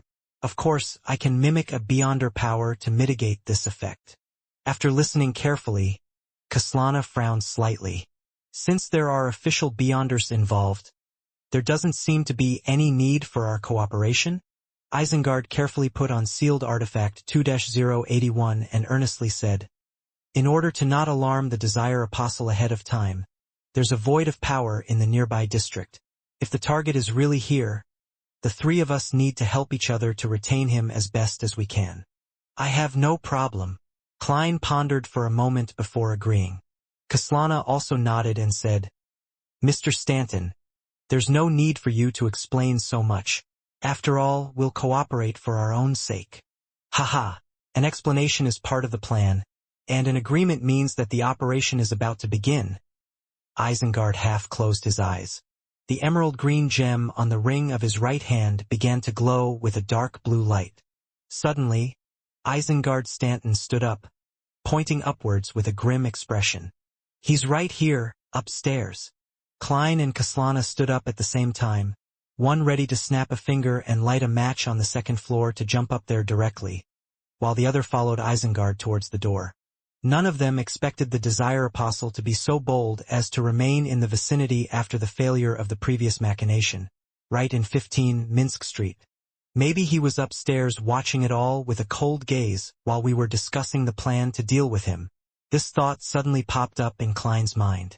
At that moment, he saw Kaslana's eyes suddenly turn red, and her right hand formed a fist as she punched out at Isengard Stanton's back where his heart was. Klein's pupils contracted as he instantly came to a realization of many things. The reason why the Desire Apostle didn't flee was because he still had other plans set up. He still had a seed of corruption in someone's heart that he didn't catalyze. That person was none other than Kaslana, one of the only 3 Beyonders here. The reason why the unsuccessful attempt at instigating them was so easily resolved was to let their guard down and wait for the critical moment to make Kaslana lose control of her emotions. The Desire Apostle's biggest target was still Isengard Stanton. How crafty!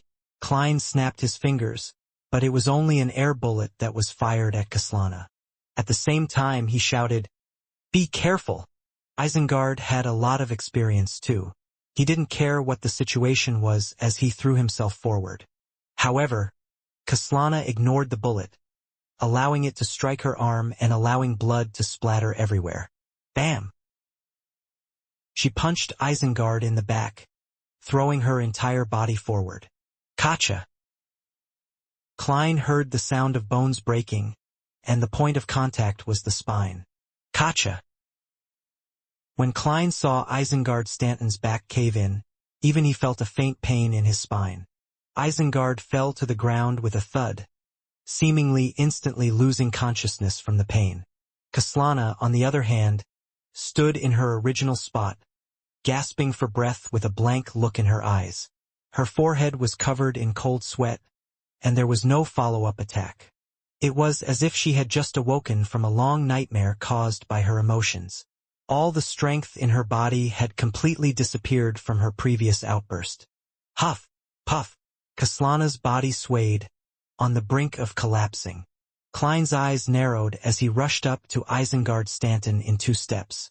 He kneeled and tried to help him up. Isengard, who was sprawled on the ground, cried out in pain, "Run! Don't worry about me." Obviously, he didn't think that a 3-person group which instantly had one heavily injured member and another losing all her strength could retain the Desire Apostle.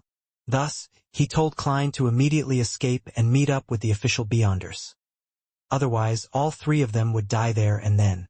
At the same time, Isengard raised his right hand with difficulty, attempting to use some of his Beyonder powers so as to attract the attention of the official Beyonders who were quite a distance away. As for the tiny telegraph with the trumpet, it had long since flown to the wall because of Isengard's fall. Klein showed hesitation, and just as he was about to make a decision, he saw a thick black liquid flowing down from the ceiling, quickly forming a pitch-black figure. The figure seemed to be completely wrapped in a black curtain, only exposing a pair of cold blue eyes. At the sight of him, Klein felt as if he was seeing the most intense emotions and desires of a living creature.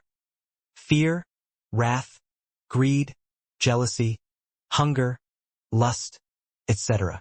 The Desire Apostle didn't waste the situation he painstakingly created, and he entered the activity room almost immediately. At this moment, out of the three-person team of detectives, Kaslana was exhausted from the outburst of emotions, while Isengard Stanton's spine was severely injured, causing him to lose his ability to partake in combat. Only Klein was left unscathed. However, other than his revolver and Beyonder bullets, all of his mystical items were above the gray fog.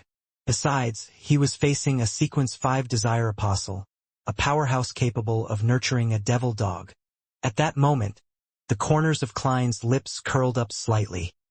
His right hand, which had been placed on the wound on Isengard's back, abruptly swiped, causing the obvious depression to shift to the side and onto a rib. The magician's most miraculous Beyonder power, damage transfer. It allowed a wound to be transferred once on a body, turning a serious injury into a minor injury, but it was unable to transfer the damage to other people or items. When Klein saw that Isengard Stanton was injured, he had already thought of the subsequent countermeasures. By first acting as if they were out of solutions to make the Desire Apostle appear, and then transfer the great detective's wound to leave him with only a slight fracture in his ribs, Klein believed that Isengard would then be able to deal with the Desire Apostle with him. It was a struggle for survival that all humans on instinct. In this way, even if the Desire Apostle realized that something was amiss, it would be too late for him to escape. Once Klein completed the treatment and joined forces with the great detective, they would be able to stall the target until the official Beyonders arrived. Almost at the same time, the ring that Isengard had pointed outwards began to produce greenness that was filled with vitality. A faint glow soon enveloped Isengard's body, allowing his wounds to quickly heal. The fracture on his ribs was instantly healed. The great detective's pain was real, but his helplessness was just an act. However, this overlapped with Klein's help. When the Desire Apostle who was about to take action saw this scene, his eyes suddenly widened, and his body stopped abruptly. Being free from any ensnarement, he turned around and ran towards the window. During this process, his body quickly collapsed into a sticky black liquid. The liquid seeped into the ground, penetrated the wall, and disappeared. Klein raised his right hand just in time to snap his fingers. The air bullet went through the open window and shot outside, sending sparks flying everywhere. However, the Desire Apostle had completely disappeared. He ran really fast, without any hesitation at all. Are you a devil or not? This will only make things worse in the future. The corner of Klein's mouth twitched as he turned to look at Isengard Stanton, who had rolled around and stood up. The great detective happened to look at him. You're capable of healing wounds? You're capable of healing wounds? The two of them opened their mouths at the same time and asked the same question. After looking at each other, Isengard shook his head and smiled bitterly. I never expected that the trap I set would allow him to escape. As he spoke, his ring began to glow, and he looked around to confirm that the Desire Apostle had already left. Isengard then gave a brief explanation. I didn't have the chance to mimic the healing ability this afternoon. Later, I believed that I could use this to set a trap and make the Desire Apostle appear by making him think that I'm injured. Therefore, I deliberately bundled my wound in an exaggerated manner. He pointed to the cushion that elevated his left arm to his shoulder. Sure enough, it worked, but I didn't expect you to be able to deal with serious injuries. And Isengard sighed softly. As a result, both of them putting healing the injuries as their top priority. No one held back the Desire Apostle, so the moment he realized that something was wrong, he immediately fled. Both Stanton and I had trump cards that the Desire Apostle didn't know about, and we wanted to use that to trick him. Who knew that we would cancel each other out and allow him to flee? Is this the so-called two rights make a wrong? Klein helplessly laughed. This is because we don't know each other well enough, and we didn't have good teamwork. No, it's my fault, Isengard said sincerely. When I saw that you didn't run away or defend yourself, and instead came over to help me, I should have deduced that you weren't flustered, that you had the confidence and means, but unfortunately while wearing this ring, my brain remained in a highly taxed state. I wasn't able to consider anything else. So sealed artifact 2-081 will passively reduce one's intelligence. Klein smiled and said, Mr. Stanton, it's not the time to discuss who's responsible. The Desire Apostle has already fled. We should consider our subsequent actions. Isengard took off his ring and turned to the door of the activity room. The official Beyonders are arriving soon. I'll go outside to calm Stewart and the others. After that, we can come up with a plan. Are you joining me? Or do you plan on handling some of your matters? The official Beyonders. Mr. Stanton previously mentioned the Nighthawks, the machinery hive mind, and the military. Please don't be an acquaintance. Yes, my spiritual intuition hasn't warned me, so it's probably not. Mr. Stanton is giving me a chance to clean up and dispose of any sensitive items so that I don't get into trouble with the unfriendly official Beyonders.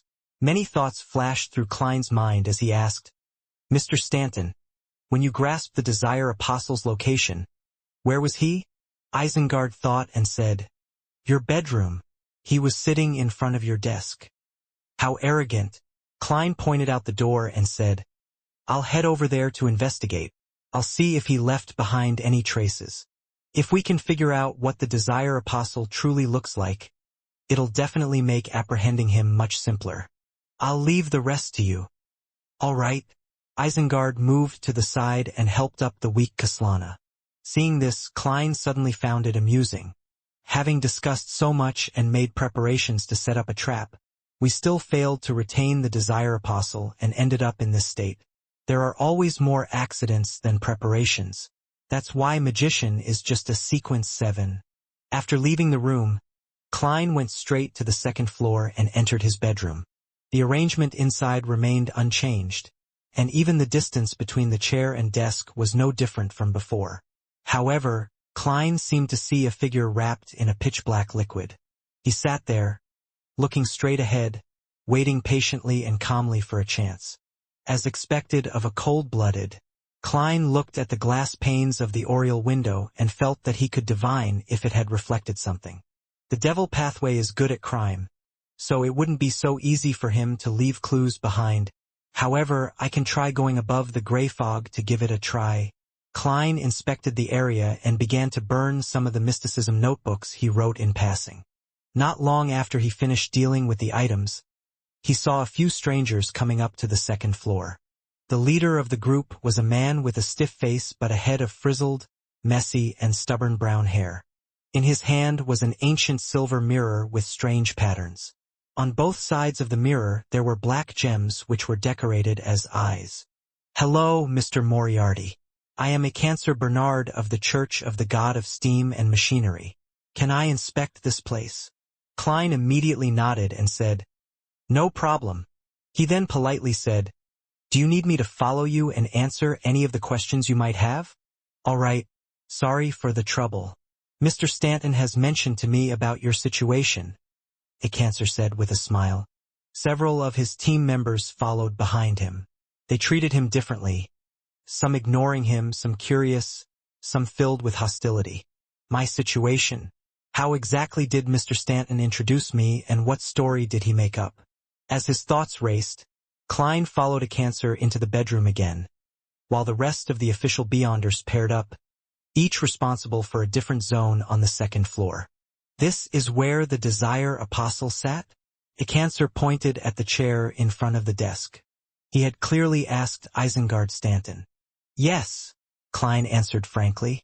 Without another word, a Cancer raised the silver mirror and stroked its surface 3 times with his right hand. After a short pause, he said in a deep voice, Honorable Rhodes, my question is, What did the devil who was previously sitting here look like? The lights around them suddenly turned dark, as if enshrouded by mist after a rainstorm. A strange aqueous glint appeared on the surface of the silver mirror, forming a scene. A man covered in a sticky black liquid sat on a chair with his back to the window while he faced the bed. Immediately after, the scene changed. The mirror in the corner vaguely reflected the dark shadow side profile, which was similarly covered by the pitch blackness. But he could vaguely make out an outline. The Desire Apostle had very high cheekbones and a pair of cold-looking blue eyes. Seeing the scene in the silver mirror, Klein revealed a pensive expression. This mirror is very powerful, and it even has its own name. It seems to be a living sealed artifact. Such items might not be too harmful, but the difficulty of sealing it is very high.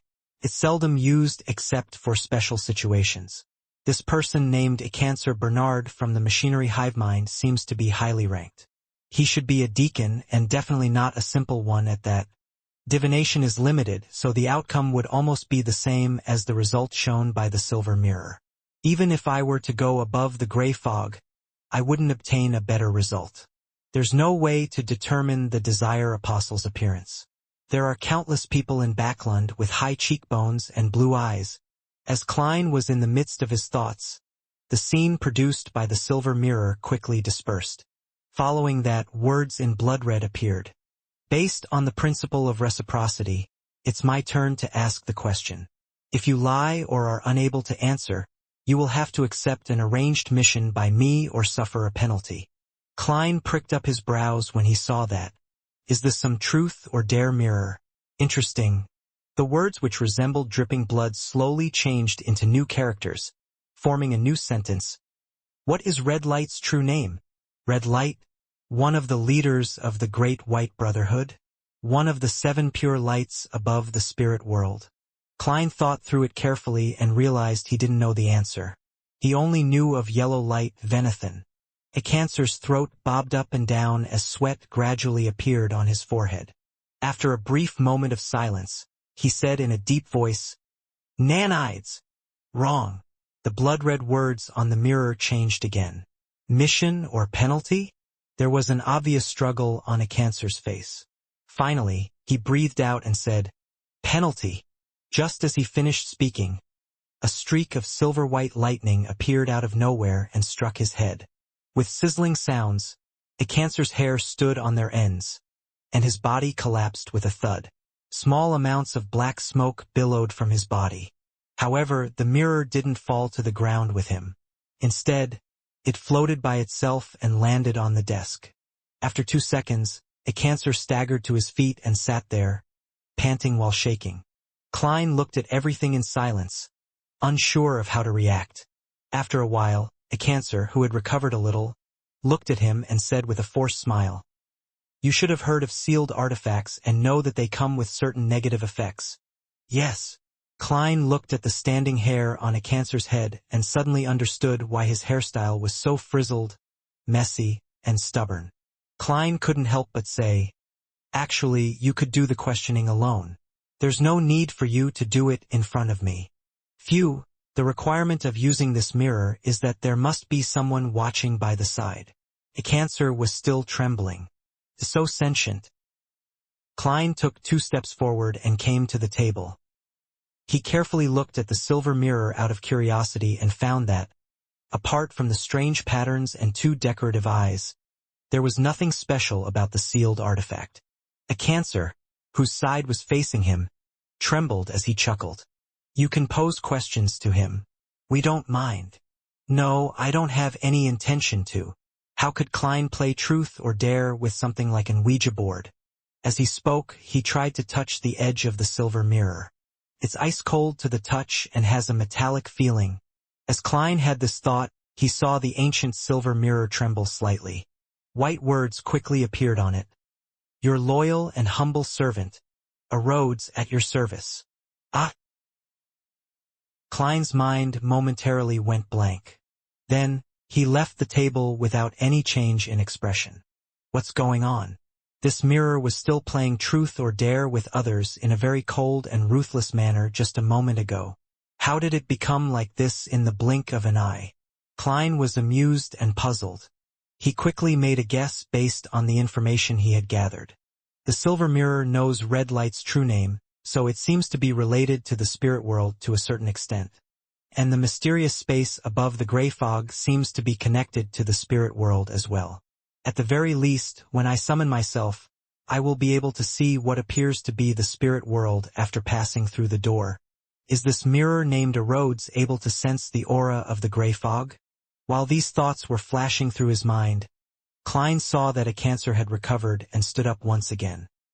He grabbed the ancient silver mirror while the other two members in the room also stopped pretending that they hadn't seen anything while they were aimlessly searching the room. After a series of inspections, Klein bade a cancer and company farewell and found Isengard Stanton, who had returned to the activity room. "What do we do next?" he asked directly. Isengard replied with a solemn expression. "Let's have Stuart and the others have their families move in together. It will make it easier to protect them. However, this can only be a short-term solution. You and I, as well as Kaslana, will act normally and receive secret protection. Let's hope the Desire Apostle can be found as soon as possible. You're a believer of the god of steam and machinery, right?" "Yes," Klein replied as he drew a triangular sacred emblem on his chest. At the same time, he lamented a little. "For the foreseeable future, I can only go above the gray fog while inside the bathroom." In Empress Borough, the opulent villa of Earl Hall. Audrey glanced at the elegantly shaped wall clock and slowly sat down in front of the dressing table despite her nervousness and excitement. She was heading to the home of her psychology teacher, Escalante, and take the key step of becoming an official member of the Psychology Alchemists. Before doing so, she needed to time herself well before praying to Mr. Fool for his help. "I should be able to see the angel this time, right?" Audrey thought with anticipation. After a few seconds of silence, she clasped her hands together in front of her mouth and nose and softly chanted the honorific name of the Fool. In 15 Minsk Street, Klein was standing in the living room, looking at the scene which had finally turned quiet as he sighed. To him, the Desire Apostle only meant danger, but to Stuart and the others it was a change in their lives. "I hope it can be settled as soon as possible.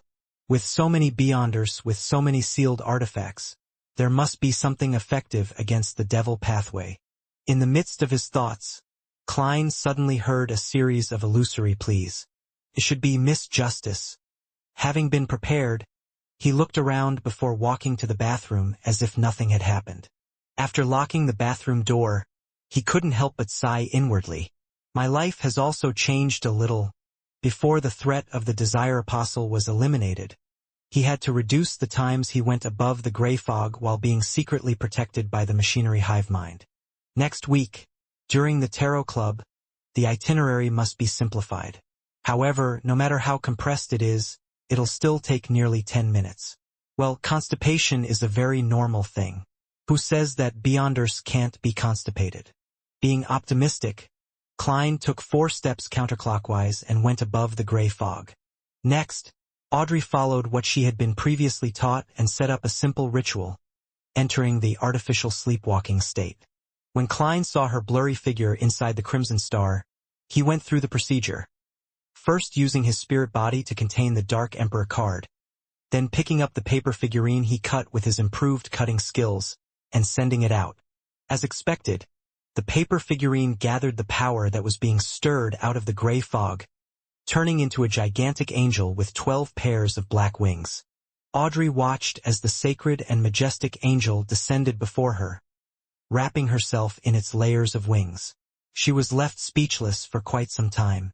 "This is an angel, Mr. Fool's angel, and it even has 12 pairs of wings, an archangel. This is exactly the same as the descriptions in the Legends of Canon. This is also an angel of our Tarot Club."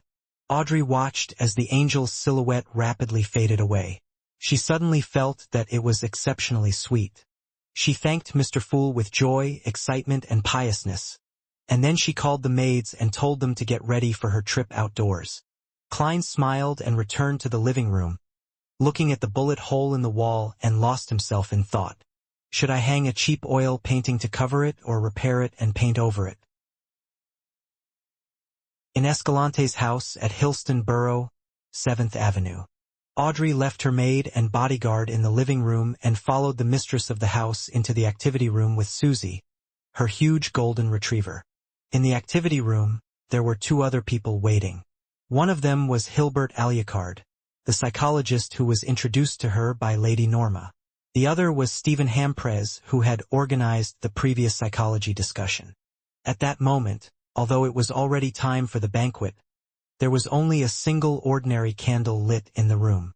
The candle was placed in the middle of the coffee table as its faint yellow flame flickered, dispersing the darkness in the activity room. After greeting each other, Hilbert, with his slightly brown skin that was thanks to the tiny bit of southern continent blood in him, glanced at Susie, but he didn't say a word. Audrey smiled apologetically and said, "I feel more secure with it around." Susie also looked at Hilbert with innocent eyes. "Understandable. Please have a seat." Hilbert smiled and sat down on the sofa on the other side of the coffee table. Hamprez and Escalante also took their seats. After Audrey had taken her seat, Hilbert lifted the candle wick to brighten it a little. He looked at Audrey through the candlelight. "Now answer me honestly. Are you sure you want to join the psychology alchemists?" Under the illumination of the candlelight, his eyes seemed to be dyed with a hint of gold. Deep within his pupils there seemed to be another eye, a vertical eye. Audrey's mind suddenly turned adrift for a moment before she regained her senses. She lightly nodded and said, "Yes." Hilbert asked again, "Will you intentionally hurt the psychology alchemists?" His tone carried a strange inducement, as though as long as the person being questioned gave an affirmative answer, they would unwittingly agree and abide by it from the bottom of their hearts. "No," Audrey answered very logically. After a few questions, Hilbert, Escalante, and the others heaved sighs of relief. The former smiled and asked, "Is there anything else you would like to say?" Audrey hesitated for a moment and then displayed her sincerity. "I once purchased the spectator formula at a Beyonder gathering. I am already a spectator. That Beyonder gathering is called the Tarot Gathering." Audrey thought to herself proudly. Audrey knew that her mind and psyche were being influenced by some kind of Beyonder power. It was only because of the angel's blessing, provided by Mr. Fool, that she was able to miraculously be immune to that state. Therefore, she decided to set certain things in motion, using small secrets to stun her counterparts, so as to hide the more crucial matters, in return for obtaining greater trust. The reason why she was doing this wasn't because she didn't believe in the angel, but because she felt that she could observe her counterparty just like how they were observing her. Although she had always hidden herself in the dark and pretended to not be considered a Beyonder, performing in a way which would not arouse suspicion, she was still more willing to take the members of the psychology alchemists seriously. After all, they were professionals, and she could only be considered a dabbler in the Beyonder circle. She lacked the experience and wasn't flexible enough. It was very possible that she would expose certain problems from things she had yet to realize. In that case, she might as well take this opportunity to confess and completely dispel some of the doubts of the psychology alchemists' members. She had called the descent of the angel and its envelopment of her with its wings as a blessing. Upon hearing Audrey's reply, both Escalante and Hamprez showed a brief look of surprise. For a moment they even doubted their own powers. As for Hilbert, he curled the corners of his lips into a faint smile, showing no abnormal reaction. He nodded in satisfaction and gently said, "Your honesty is admirable. Anything else?" Audrey pretended to be in a trance as she shook her head. "There isn't anything else." Hilbert thought for a moment before asking a few more questions. "Which Beyonder gathering did you buy the spectator formula from? Who did you buy it from? Where did you get the ingredients for concocting the potion?" Audrey's eyes darted around slightly as she showed an expression of recalling. "I have to keep the Beyonder gathering a secret. I was unable to see what the person who sold me the spectator formula looks like. But from the way he speaks, I could determine that he was a believer of the Lord of Storms." Upon hearing that, Hilbert nodded slightly, as though he recalled something. Audrey continued, "My spectator potion ingredients were mainly found from my family's vault. The rest were exchanged from my few friends. 2 spectator potions, she added silently. Most of them were found from her family's vault. Hilbert, Escalante, and Hamprez ruminated over the words, momentarily at a loss for words. After a few seconds, Hilbert nodded to Escalante and Hamprez, indicating that he found everything all right. After receiving the same reply from the rest, the gold tinge in his eyes faded, and the vertical pupil in his eyes faded rapidly. Hilbert touched the wick of the candle again, causing the flame to flicker. In that instance of alternating light and darkness, Audrey discovered that the strange power that affected her had suddenly disappeared. She controlled her adrift expression and switched to an appearance of doubt and inquiry. "I didn't expect you to already be a spectator." Hilbert chuckled. "Ha!" Audrey showed her surprise and panic at the right moment. Knowing what kind of emotional reaction to show in the appropriate situation and knowing, in detail, what kind of expression and body language to react with was the basic skill of a telepathist. Hilbert smiled and said, "There's no need to be nervous. We don't mind. That was the last of our tests. Congratulations, you have passed all the tests. Now you're an official member of our psychology alchemists." "All right then." Audrey hesitated, then she smiled. It felt like a dream. She then stood up, lifted the edges of her skirt, and bowed at Hilbert and the others. She then said with a faint smile, "We are now companions." Escalante and the others immediately stood up and bowed to the beautiful girl of noble status who was so polite to them.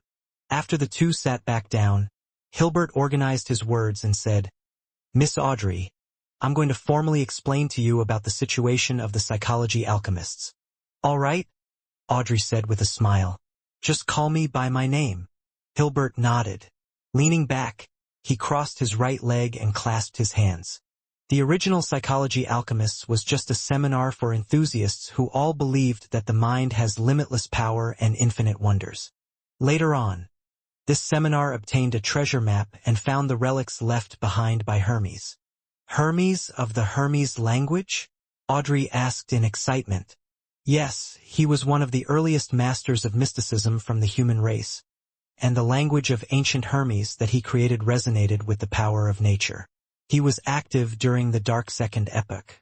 Back then, humans were only the servants and slaves of giants, Hilbert said with utmost reverence. He let out a soft sigh. The original members of the Psychology Alchemists found a lot of things from the ruins. They discovered that Hermes was a mysticism master in the field of the mind. His research target was the dragons that ruled the sky during the Second Epoch. To be precise, the dragons of the mind. The information he left behind shows that mind dragons have advanced far into this field and have achieved the same level of achievement as deities. I know. The dragon of imagination Ankwelt was an ancient god, Audrey thought quite complacently. Hilbert sighed and said, "Those materials laid the foundation and direction for the research of our psychology alchemists. We believe that the mind has many secrets and that every one of them is hidden somewhere deep and difficult to grasp." Forgive me for using the adjective deep, which seems to be the most appropriate term to me. The slightest mistake in the study of those secrets would cause irreversible harm to the body. Audrey, you have to remember that matters in this aspect needs to be done carefully. After Audrey nodded, he continued, "If we can unravel the secrets of the mind, then we can, on the one hand, unearth the power hidden deep in one's consciousness and accomplish many miraculous deeds. And on the other hand, we can influence or even control the minds of others. After reaching this level, what lies ahead is the sea of gathered collective subconsciousness, which is the place we look forward to the most. Of course, the description of a collective subconsciousness isn't accurate enough. I prefer to call it the mind world of all living beings. It has a veiled and miraculous connection to the spirit world.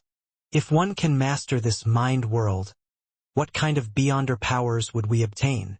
Audrey showed her curiosity at the right moment and her lack of knowledge in this area. Hilbert smiled and said, "You should have noticed some of the wonderful phenomena in the real world. When we wish to receive something, it will happen to appear. When we want to visit a friend, they will happen to knock on the door. And when we desire something to happen, it begins at that exact moment. You might say it's a coincidence, but sometimes there are too many coincidences. Our research shows that many of these coincidences are caused by an unconscious, magical influence of the mind. When you master the mind world, which is also the sea that gathers the collective subconscious, then you will master coincidences, creating magical phenomena that make chance appearances as an echo of your mind. It will appear as you wish. Teach, this is too amazing. Audrey had heard the sun mention the dragon of nightmare before, but the description was far less detailed than Hilbert's. Hilbert chuckled and said, "At our level, it's better not to discuss such a deep and profound question. If we do, we'll easily lose ourselves. I'll continue introducing the psychology alchemists. The discovery of the ruins marked the establishment of the organization. The members at the beginning wanted to maintain a state of pure academic discussion, but they would always need help when encountering matters. Similarly, they lack items and research materials. That's why the psychology alchemists slowly became systematic and transformed into a real secret organization. However, compared to other secret organizations, our structure and relationships are still relatively loose. That's what I like about it," Audrey expressed her opinion. Hilbert explained the main rules and regulations, before finally concluding, "When you reach a higher rank, you'll be able to meet the other members. I'll now give you the Sequence 8 Telepathist Potion."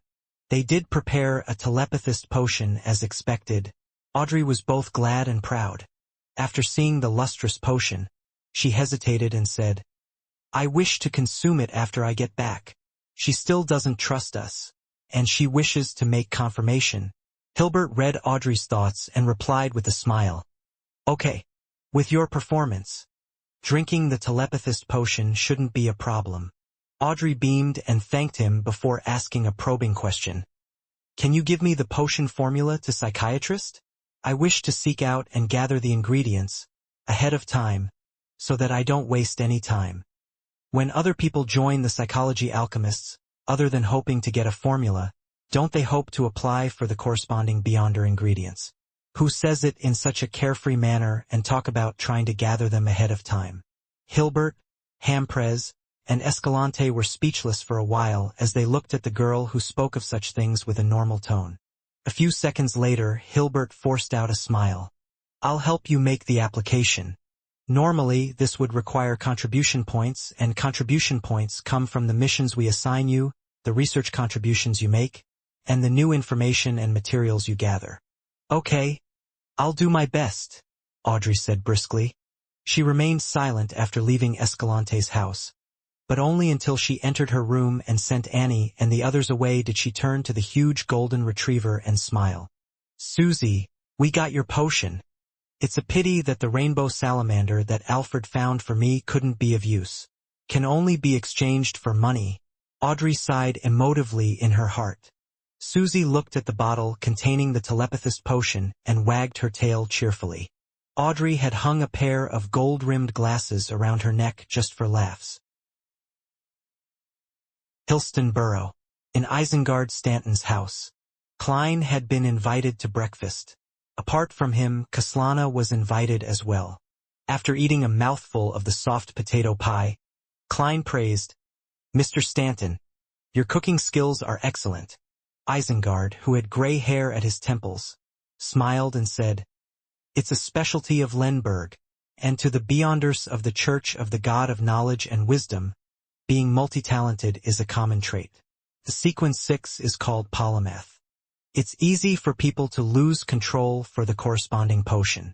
Until now, I still don't have the confidence to make the advancement attempt.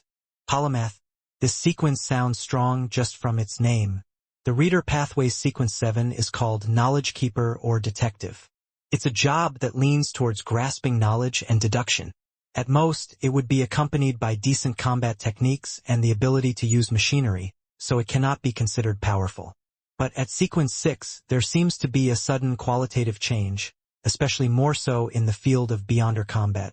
From the looks of it, each Beyonder pathway has its own critical point below the high sequences, but it isn't fixed at a particular sequence. For example, the Seer pathway's critical point is Magician. Klein drank a mouthful of hot coffee and didn't try probing on the secrets to other sequences. Instead, he smiled and said, Mr. Stanton, you seem to be quite relaxed. You're not nervous or worried at all. Isengard didn't answer immediately. He put down his knife and fork, took out his pipe, and said, "You don't mind, right?" "Actually, I do. But the pollution and smog in Backlund is already so bad that a few more puffs of secondhand smoke won't make it any worse." Klein shook his head and smiled. "This aids in your thinking?" "More accurately, it's a habit that I have after breakfast every day." Done with his pipe, Isengard took a deep drag. As the smoke was exhaled, he sighed and said, "Fear, nervousness, and worry doesn't help us face the threat. In that case, why not take it a little easier? The brain will become more active because of this. My assistant easily got worried, which led to his fatal disaster." Sigh. Isengard glanced at Kaslana and continued, "Furthermore, our opponent is a desire apostle. We have to refrain from having intense emotions." Having said that, he chuckled. "Most importantly, we have no other means of locating the desire apostle. What do we do?" Kaslana put down the last piece of bacon and asked seriously. Isengard took a drag and said in a self-deprecating manner, "When discussing topics like this, I prefer reclining chairs. Apart from being able to sense danger, devils aren't good at divination or premonition. Therefore, if a desire apostle wishes to figure out the main revenge target, he would need to actively investigate and gather information. Otherwise, how would he know which group of private detectives had made considerable contributions to the serial murder? How was he able to precisely pinpoint you and me? In such a process, he definitely would have interacted with many people. Even in a disguise, he's bound to leave some clues. In addition to the rough image given by the machinery hive mind, this will form clues. Similarly, if he wants to attack me, then he has to find out where I live, what are my entry and exit patterns, as well as when I work or rest. He also needs to know if there are powerful official beyonders protecting me. This requires a considerable observation period and corresponding inquiries, and similarly, this means interacting with others and certain locations. Once there's an interaction, there will be clues. I like the maxim. Wherever he steps, whatever he touches, whatever he leaves, even unconsciously, will serve as a silent witness against him. I know that sentence. It was said by Emperor Roselle. Klein smiled. Soon after, he felt a little despondent, because this was the second time he heard someone mention this maxim in this world. The last time it happened was when he was in Tingen. Kaslana, whose cheeks were drooping, sighed. As expected of a great detective. I never thought about such things. I admire your observation and reasoning skills. Isengard responded with a smile. Everyone has their own areas of expertise. If it's just fighting, then I would be defeated by you again and again. Sherlock must have also thought of the things I just said. He also has outstanding observation and reasoning skills, and he's an outstanding detective. Actually, I felt a little ashamed when you were speaking so confidently earlier. Klein squeezed out a smile. No, you're a true detective, and I'm still a long way off. You really are a modest young man. Isengard sighed. He smiled and said, Next up, we'll proceed by taking these points in mind. You'll have to use your own resources and information channels. Aside from the Tarot Club, a third of my resources and information channels in Backlund are from you, my good old man. Klein forced a smile and replied, All right.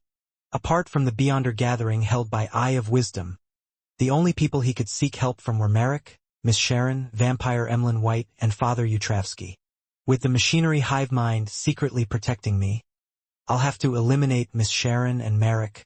I can visit Emlyn the vampire as he's now a half-believer of Mother Earth, and is under the protection of Bishop Utravsky. He wouldn't encounter any danger from the official Beyonders. Klein instantly decided on the direction to take. Kaslana remained silent for a few seconds before replying, No problem. Klein wiped the remaining cream onto the last bit of toast, chewed, and swallowed it at a leisurely pace before asking, Mr. Stanton, you previously mentioned the activation of a particular sealed artifact. Will it be able to help us deal with the Desire Apostle? Yes. It played a critical role in finding and surrounding the devil dog back then, Isengard replied frankly. Its code name is 1 to 42. 1 to 42. A Grade 1 sealed artifact is highly dangerous and can only be used in limited ways. Even the Backlund diocese can only keep 1 or 2 items. A corresponding description flashed across Klein's mind, and he asked with great interest, "What is it? What abilities and negative effects does it have?" Isengard laughed and said, "That is a secret of the Church of the Evernight Goddess. I do not know, and I only know that it was originally not in Backlund. It was rushed here as an emergency because of the serial murders. It is said that it's a full-body armor which is silver in color with dark red bloodstains. It once caused the destruction of a small city, and over 100,000 people died because of it." "Cursed armor?" Klein asked in return by giving it a name. Isengard spewed a mouthful of smoke and shook his head in seriousness. "Perhaps it isn't cursed. Some people call it Berserker's armor or Bloodthirster's armor. My church once guessed that the blood it's stained with comes from a deity from ancient times. When it was first discovered, it appeared to be nothing out of the ordinary. It was treated as a simple antique sold and collected by others. But as time passed, those who came into contact with it died, one after another. It was an extremely terrifying death, nearly to the point of dismemberment, and after that, with it as the center, death spread outwards. There was no longer any need for contact, and as such, a small city was destroyed. This happened early in the 5th epoch. The Nighthawks were responsible for the aftermath, as expected of a Beyonder from the Church of the God of Knowledge and Wisdom. He knows enough history and Beyonder events. Klein secretly praised. Kaslana asked, sounding a little worried, "Will it bring us danger?" "The Church of the Evernight Goddess definitely found the right way of sealing it, but for us it's best if we avoid contact as much as possible," Isengard said, half as consolement and half as a warning. After breakfast, he and Klein went into the activity room where the fight had taken place. Kaslana first headed to the bathroom. Looking at her back, Klein thoughtfully said, "She seems to be a Beyonder from the Arbiter pathway? Your observation skills are indeed outstanding." Isengard sat down in the reclining chair. As Klein walked to the sofa, he whispered in confusion, "This pathway is strictly controlled by the royal family, the military, and the ancient nobles. Very few formulas and ingredients appear in the outside world. Kaslana has such a background." Isengard smiled and said, "Quite obviously. However, even to this point, she hasn't taken the initiative to mention the relevant matters. This implies that there really is a reason that makes it somewhat inconvenient for her to mention it." He looked at Klein with a smile in his eyes, as if to say, "Aren't you the same as well?" Klein laughed dryly and sat down. After a while, Kaslana came to the activity room and continued discussing the matter regarding the Desire Apostle with Klein and Isengard. As she was speaking, her expression suddenly became gloomy and she sighed. "I was pulled into the most dangerous case this time. I have no idea if I'll survive this at the end. If I were to be killed by the Desire Apostle, I wish to have this on my tombstone. She had a great mother." Kaslana's voice gradually lowered as her difficult-to-get-along with personality seemed to soften. Isengard shared the same sentiments and nodded. "Similarly, he's the most dangerous enemy I've encountered." He then laughed and said, "If I die because of this, and both of you are still alive, would you be willing to help me deliver my remains to the Holy Temple of Knowledge in Lenberg? Stop raising death flags." Klein's mouth was half open, and he didn't know how to stop the two detectives in front of him. "No problem, but I hope this day will never come." He tried his best to dispel the thought. Isengard glanced at him and asked curiously, "Sherlock, what about you? If you were killed by the Desire Apostle, what wish do you have that you hope others can fulfill for you?" "Revive me," Klein sighed and said, "I hope that I can be buried in a cemetery with good scenery. It's best if my corpse is intact and is sprinkled with holy water and fresh flowers." The core meaning of his words was, "Do not cremate me." The three of them fell silent for a while until they heard the tinkling sound of the doorbell. The visitor was the deacon named Ecancer Bernard from the machinery hive mind. His hair was stubbornly squeezing out from the brim of his hat, giving his deep, masculine outline an indescribably messy feeling. This time, he wasn't holding the silver mirror named Erodes. It was unknown where he had put it. If I have a chance, I wouldn't mind using that magic mirror to see how my loyal and humble servant would react. Klein thought. A cancer didn't enter. He stood there looking at the detective trio. He then quickly said in a deep voice, "There's a clue to the Desire Apostle. West Borough, 6 Edward Street." A cancer Bernard pressed down on his black hat, pointed at the door behind the fountain, and said to Klein, Isengard, and Kaslana, "We have reverse investigated the various information channels for any leaks of news or information, combined with the outline of their side profile as well as getting the help of the magic mirror, we managed to have a preliminary suspect. You obviously paused for a moment when you mentioned the magic mirror. I wonder what price you paid to get the answer you wanted." Klein sensed the problem in a cancer's tone and felt a baffling hint of sympathy for him. "It's the owner of this house?" Kaslana returned with a question, sounding almost certain. Isengard Stanton looked around and said, as if pondering, "You chose to inform us directly because you found another piece of evidence?" "Yes, the portrait of the house's owner proves some of it." He never takes photographs," a cancer answered frankly. "Besides, the people around here have seen a big black dog in the neighborhood many times in the past. This can basically prove that the suspect is that Desire Apostle." Having said this, Isengard couldn't help but laugh. "Sorry. We were too anxious and didn't give you a chance to introduce the suspect." As he walked around the fountain and toward the front door of the house, a cancer quickly said, "The owner of this house is Patrick Jason, the principal shareholder of a small bank.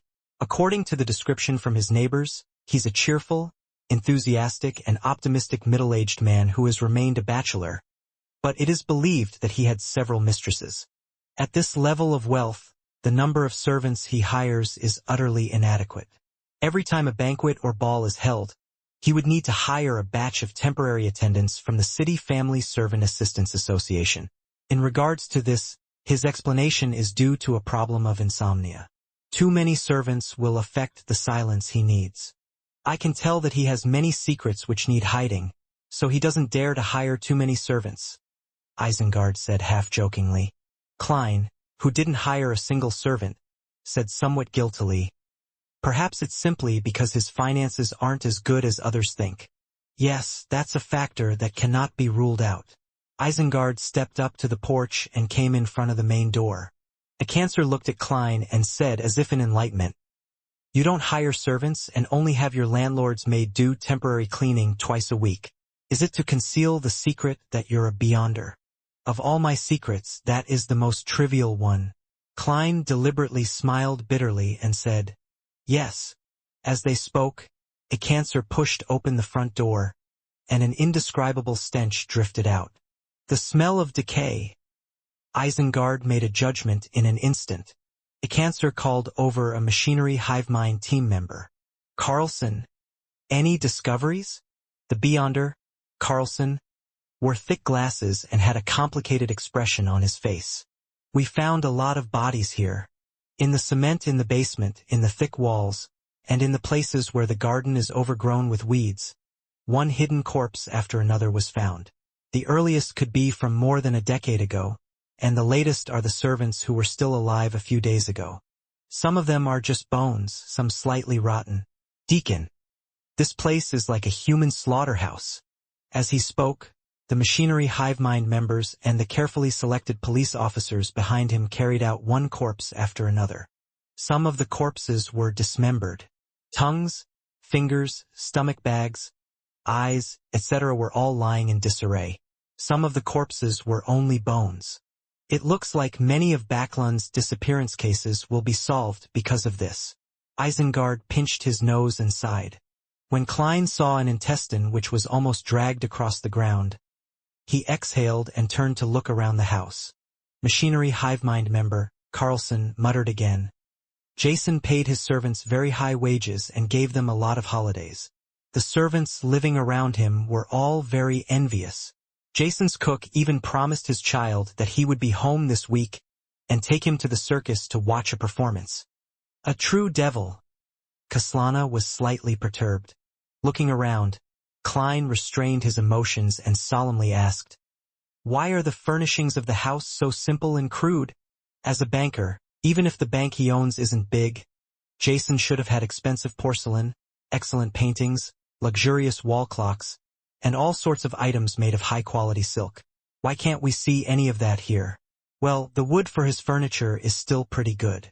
Carlson glanced at Deacon Cancer, and after receiving an assenting nod, he said, "It's clear that Jason had planned this revenge for a long time. He sold the valuable but inconspicuous items in the house, and he had even agreed to the Varvat Bank's purchase of his estate. After killing his servants, he sped up his liquidation and sold the oil painting and other items. He appeared to be certain that he would definitely be found, and he didn't have any thoughts of getting lucky. Before taking action, all he had left was his house, furniture, and identity. It's unknown where he had moved large quantities of cash, precious metals, and jewelry to." After listening to Carlson's description, Klein suddenly thought of a few adjectives. Calm, rational, crazy. A true devil, Isengard evaluated before sharing his deductions. He is clear-headed and calm in his actions, but he has a strong crazy tendency and a spirit of adventure, which is characteristic of the past two deeds. Therefore, we have to be wary of him taking risks. Klein grasped the gist of Detective Stanton's words. "Yes," Isengard gravely nodded. Next, the few detectives searched the house and found a lot of evidence to prove that Patrick Jason was problematic. They also saw the portrait hanging in the activity room.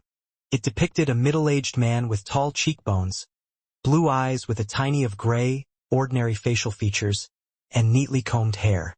He didn't have any special features. At that moment, the Cancer came in and said to Klein and the others, "We found some items in a secret chamber that confirms that Jason Patrick had attempted to summon an even more powerful devil, but for some reason, he didn't succeed, and those items have confirmed his identity.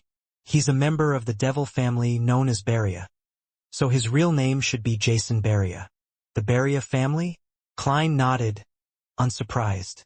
In the ancient Fourth Epoch, the human faction that worshipped devils formed a scattered alliance, known as the Blood Sanctify sect. This organization was internally divided quite drastically. The three great devil families of Noise, Anariel, and Beria were a tripartite balance of forces.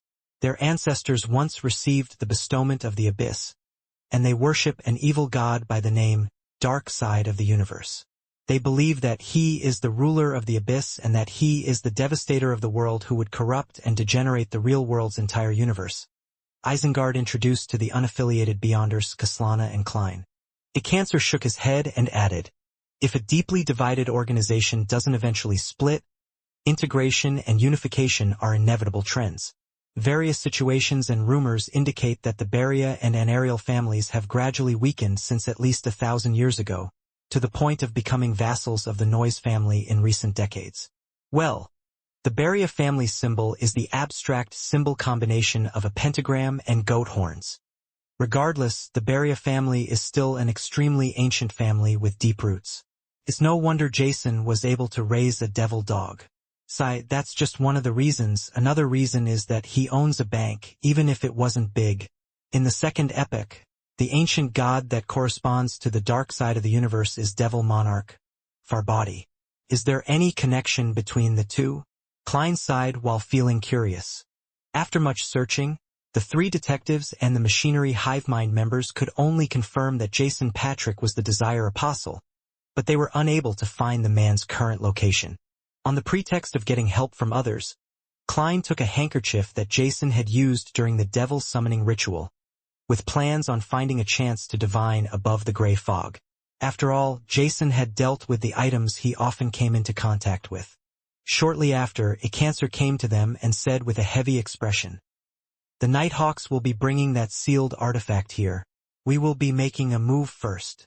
"All right," Isengard and Kaslana answered at the same time. As for Klein, he had long since raised his hands and feet in approval inwardly. After exiting Jason's villa, which occupied a large area, Klein looked back and his expression gradually turned grim. He said doubtfully, I think there's a problem. What problem? Kaslana hurriedly asked. Klein deliberated and said, he sold the bank, his business, and many valuable items ahead of time. That means that Jason is prepared to give up his current identity and life. If his motive is solely to seek revenge on the devil dog, it's not sufficient to initiate such a series of actions. Maybe he had a very deep relationship with the devil dog? Sherlock, you might not think so, but I've seen people who treat pets as family, Kaslana said in disagreement. Isengard, who was standing beside them, solemnly said, no, Sherlock is quite right. Kaslana, do you know what the ancient name of the Devil Pathways Sequence 8 is? Kaslana revealed a look of contemplation. She had apparently heard of it, but she couldn't immediately recall it. At that moment, Klein answered for her in a low voice, cold-blooded. Cold-blooded. As she mulled over the name, she suddenly understood why the two great detectives, Moriarty and Stanton, would say so. Seeing her reaction, Klein pointed in another direction. Let's split up and begin with our own information channels. After receiving an affirmative response from Isengard and Kaslana, he left in a hurry. However, he didn't rush south of the bridge to find Emlyn White. He wanted to head to the Chisak police station and retrieve the £50 he posted as bail. He has already been proven to be without problems. Both Isengard Stanton and the official Beyonders had given their respective testimonies. The front door to Jason Patrick's house suddenly burst open, and a group of Nighthawks in black tweed coats jogged inside. They were vigilant and alert expressions, as though they were facing an extremely terrifying enemy. Tap, tap, tap. A person decked out in full silver armor walked in. The armor exuded a feeling that made it seem like it was abnormally heavy. Various details about it adhered to an ancient style, and from its left shoulder, all the way diagonally to the abdomen area, it was stained with a splash of dark red blood that appeared impossible to remove. Coupled with the sputtering red spots in other places, it created a very queer and beautiful scene, as if it was a unique and magnificent decoration. Sol Assurer Soest took out his pocket watch and gave it a look. Change. The silver armor stopped, lifting its visor to reveal the wearer. It was a handsome man with black hair and green eyes. Leonard, hot water has been prepared in the master bedroom's bathroom on the second floor.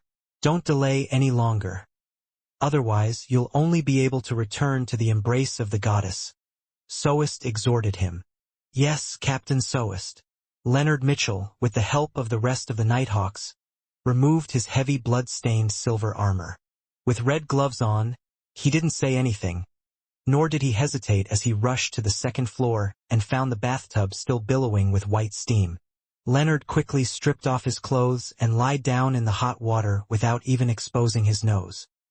His skin quickly turned red like a cooked lobster, and strange, scar-like silver lines gradually started to appear on the surface of his skin.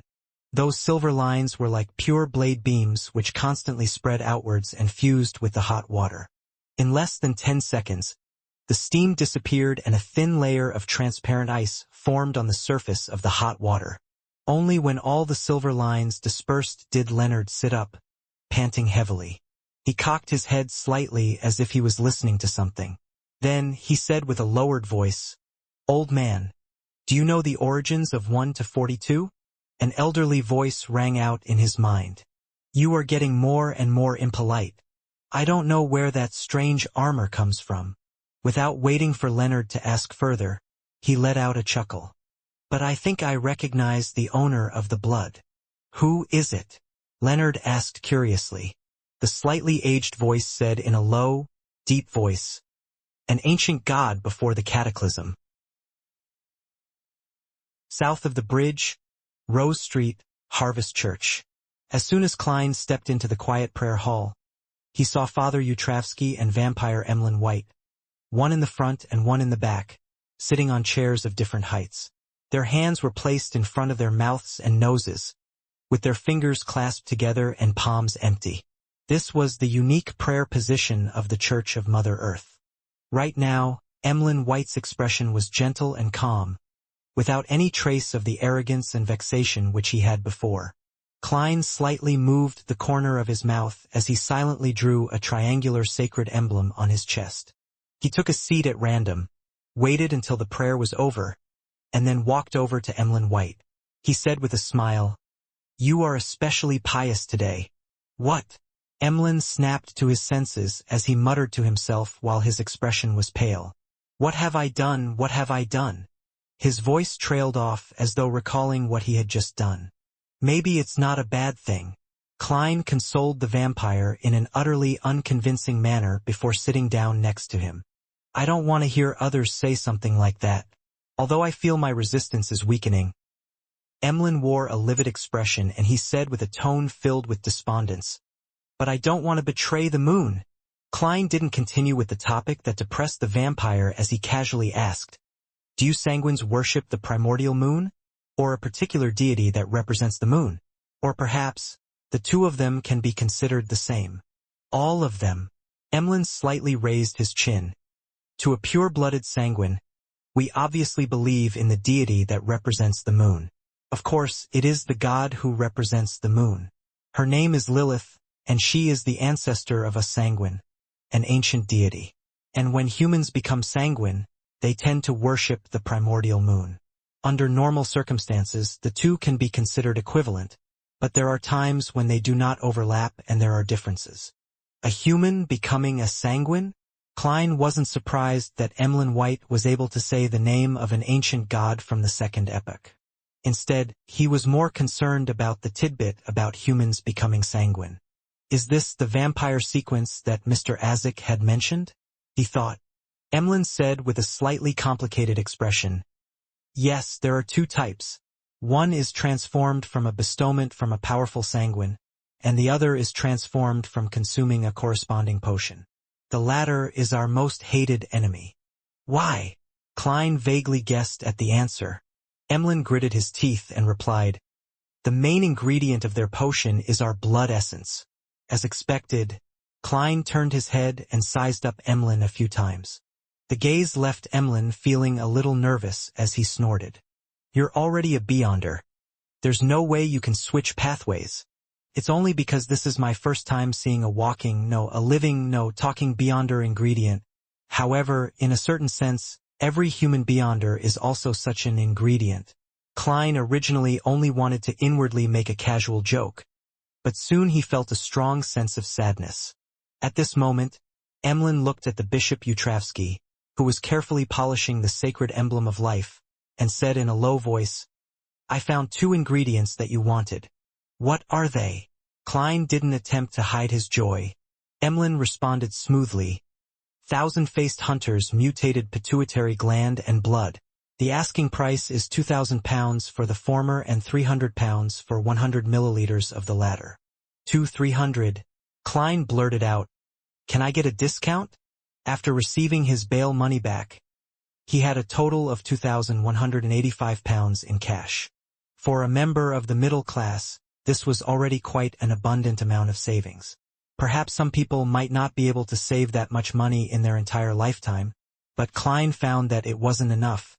"No, if it weren't for me, he would have wanted £2,800, and according to the agreement, you would have paid me an extra £150 for a total of £2,450. Emlyn said while shaking his head. Looking at Klein's expression, he quickly added, "In this era, dragons are rare. Other than the long-lived sanguine, it is very difficult to find similar Beyonder ingredients elsewhere.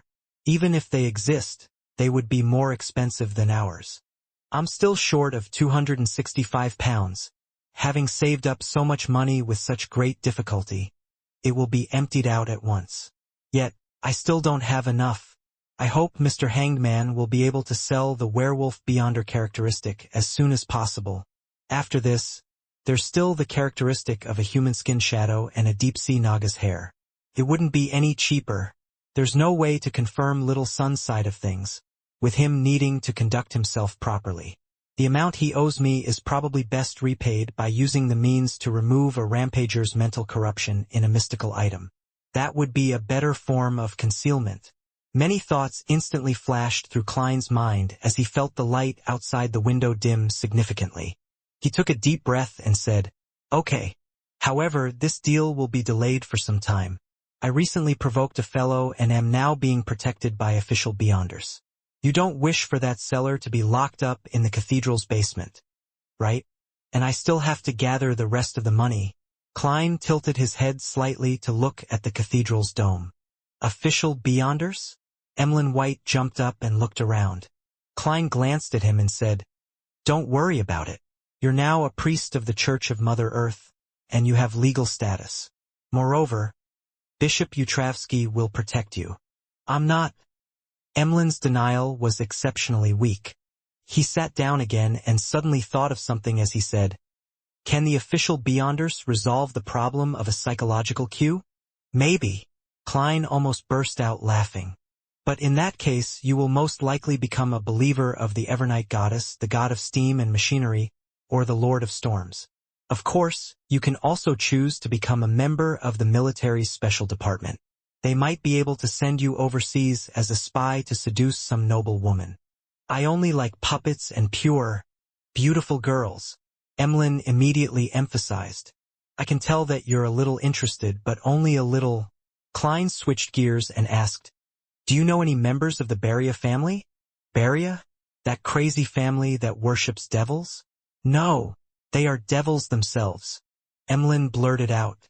"Why are you looking for them?" Klein helplessly said, "I've offended one of them, Jason Patrick Beria, due to a serial murder case. Help me find out his recent whereabouts and acquaintances in your circle. If you have any accurate information, I will pay you, depending on the importance of the information." Of course, this could also be claimed from the Nighthawks, the machinery hive mind, and the military. Klein thought with relief. Emlyn nodded thoughtfully. "You actually dared to provoke a real devil. When you have exact information about him, he will know that you will bring him a great deal of harm." "It's all right, I have the protection of the authorities," Klein replied indifferently. After a few seconds of silence, Emlyn said, "Well, I'll try. The payment for information needs to be at least £20. After finalizing this matter, Klein didn't stay any longer, and he walked out of the cathedral. His mind was filled with the question of how he was going to gather the money. Miss Magician's new book is about to be published. She should receive a sizable amount of money for it. There will still be royalties later on. Perhaps I can promote the astrologer potion formula to her. However, she hasn't even gathered all the potion ingredients of Trickmaster. Miss Justice has joined the psychology alchemists, and I have no formulas to sell her. Sell her knowledge? The werewolf beyonder characteristic is worth about £1,300, perhaps even lower. Must I produce a mystical item? Or should I think of a way to get Emlyn White to become a believer of the Fool, receiving tributes at the cost of offering to remove the psychological cue? Right, Jason Beria carried a lot of cash, jewelry, and precious metals. If he can be found, perhaps I might get a share. As his thoughts raced, Klein walked out of the cathedral and saw the dark sky and the thin fog. He sighed and said, "I'm really short on money." Back at Minsk Street, Klein walked into the bathroom with a thick stack of newspapers in his hand, as if he was about to fight a protracted war. He wanted to head above the gray fog and use Jason's handkerchief to divine his whereabouts. Inside the bathroom in 15 Minsk Street, Klein took out a paper figurine from a concealed pocket, shook it, and transformed it into a body double. He made the body double sit on the toilet with a newspaper in hand as a way to deceive others. Then, he hid himself in the shadows, took 4 steps counterclockwise, and went above the gray fog. These series of actions were even more magical than magic. Inside the majestic ancient palace, Klein sat at the very end of the long bronze table, conjuring Jason Beria's handkerchief in front of him. It was only a projection, but it could also be used for divination as long as the handkerchief didn't leave his body in the real world. The earliest instance was back when he used the projection of the mutated sun sacred emblem in Tingen City as a divination object. At that time, he still didn't know how to summon himself, and he was unable to bring items with spirituality above the gray fog. Of course, there was still a big difference between using a projection and using the actual object for divination. Therefore, Klein often tried his best to use the actual object.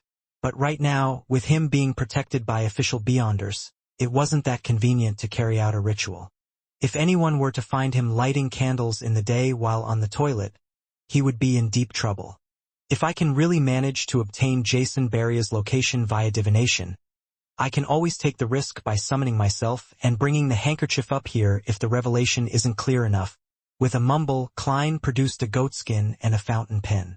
He wrote the divination sentence, Jason Beria's current location. Normally speaking, relying on a handkerchief that the target used only during a certain ritual made it impossible to divine the whereabouts of the target since the connection wasn't strong enough, and there was too much interference. For example, it was very easy to end up provoking the Abyss Grand Duke which the ritual was directed at. But for Klein, interferences could be eliminated. The so-called Abyss Grand Duke was at most a high-sequence devil, and not the incarnation of the dark side of the universe. Above the fog, the mysterious space had already handled deities like the eternal blazing sun and the true creator. Even a slightly weaker one was at the level of an angel, Mr. Door, and up to this point in time, he hadn't suffered any serious mishaps. As for the problem of the connection not being strong enough, Klein, who could only be enhanced to a certain degree by the gray fog, was helpless as well. He could only give it a try and try his luck. Perhaps it would only be after he became a high-sequence Beyonder saint in this domain that he could have the corresponding confidence. In theory, it's possible. After all, when holding a ritual, one's body, heart, and mind were unified the most. It was also the easiest to communicate with the outside world. Klein, who was now barely considered an expert in mysticism, muttered. He held the handkerchief and the goatskin with the divination statement written on it, and he leaned back into his chair. He quickly entered a state of cogitation and constantly chanted, Jason Beria's current location. After chanting it 7 times, Klein fell into a deep sleep and entered the dream world. Within the gray world, countless images flashed and intersected with each other in a rather dispersed manner. Soon, the scene became clear and filled Klein's vision, which made him feel as if he had entered a dream.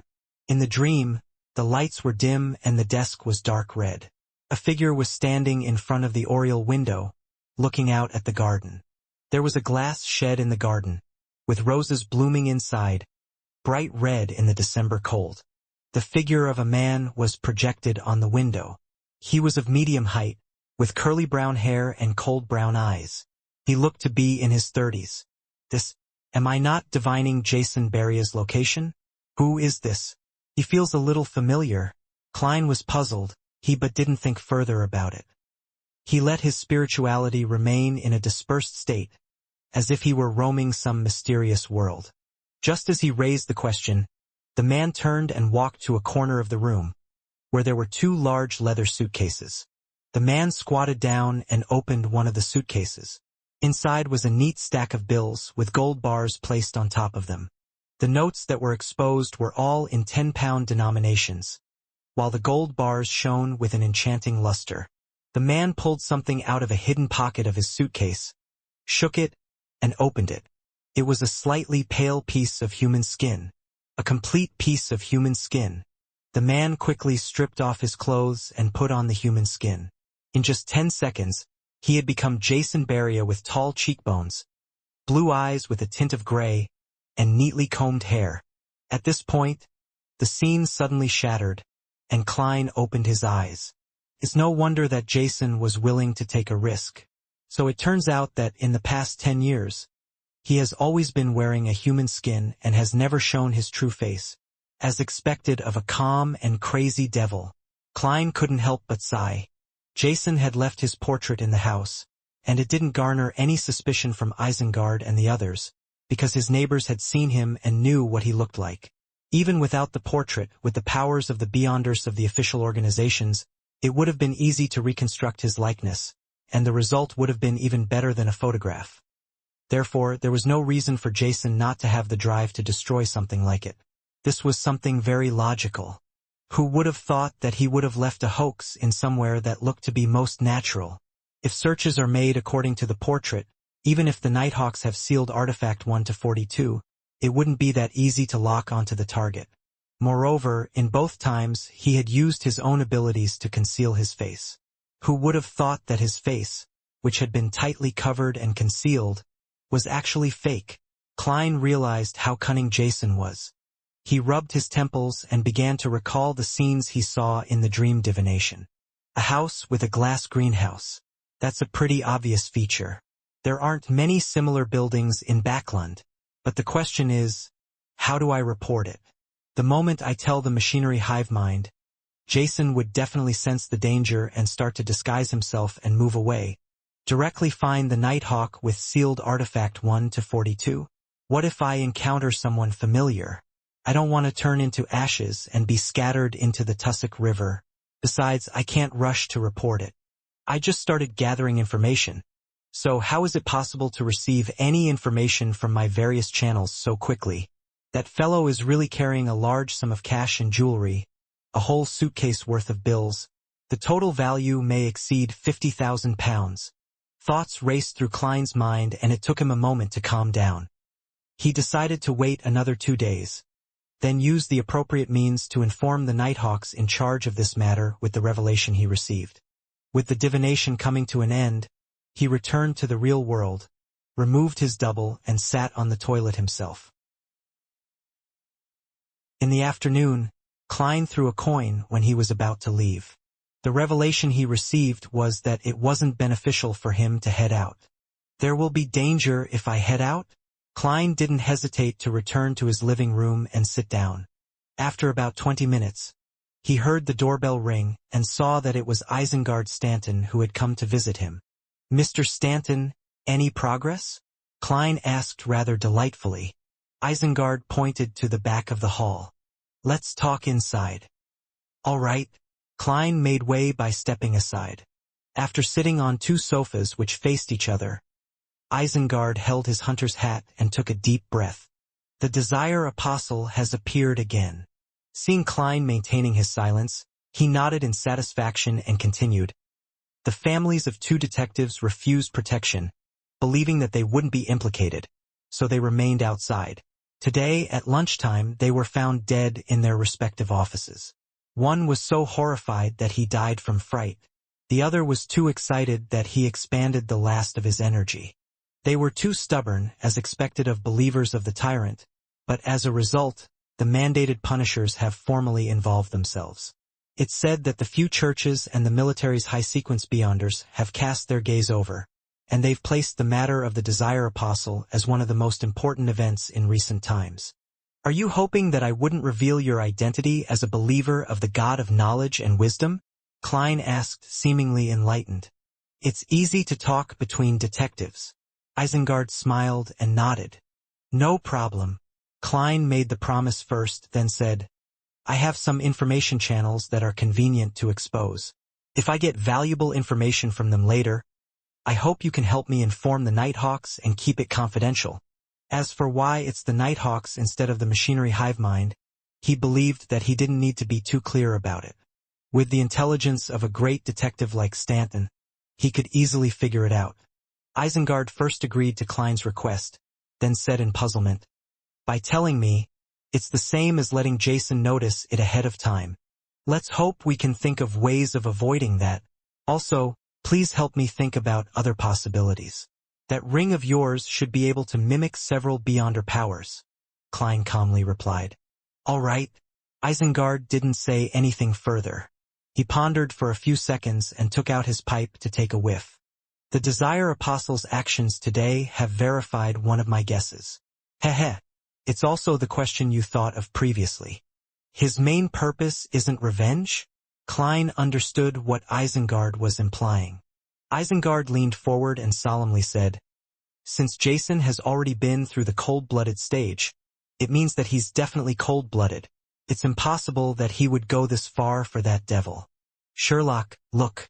Up until now, all of the official Beyonders in Backlund have been mobilized, and even the high-sequence Beyonders have shifted their attention to this matter.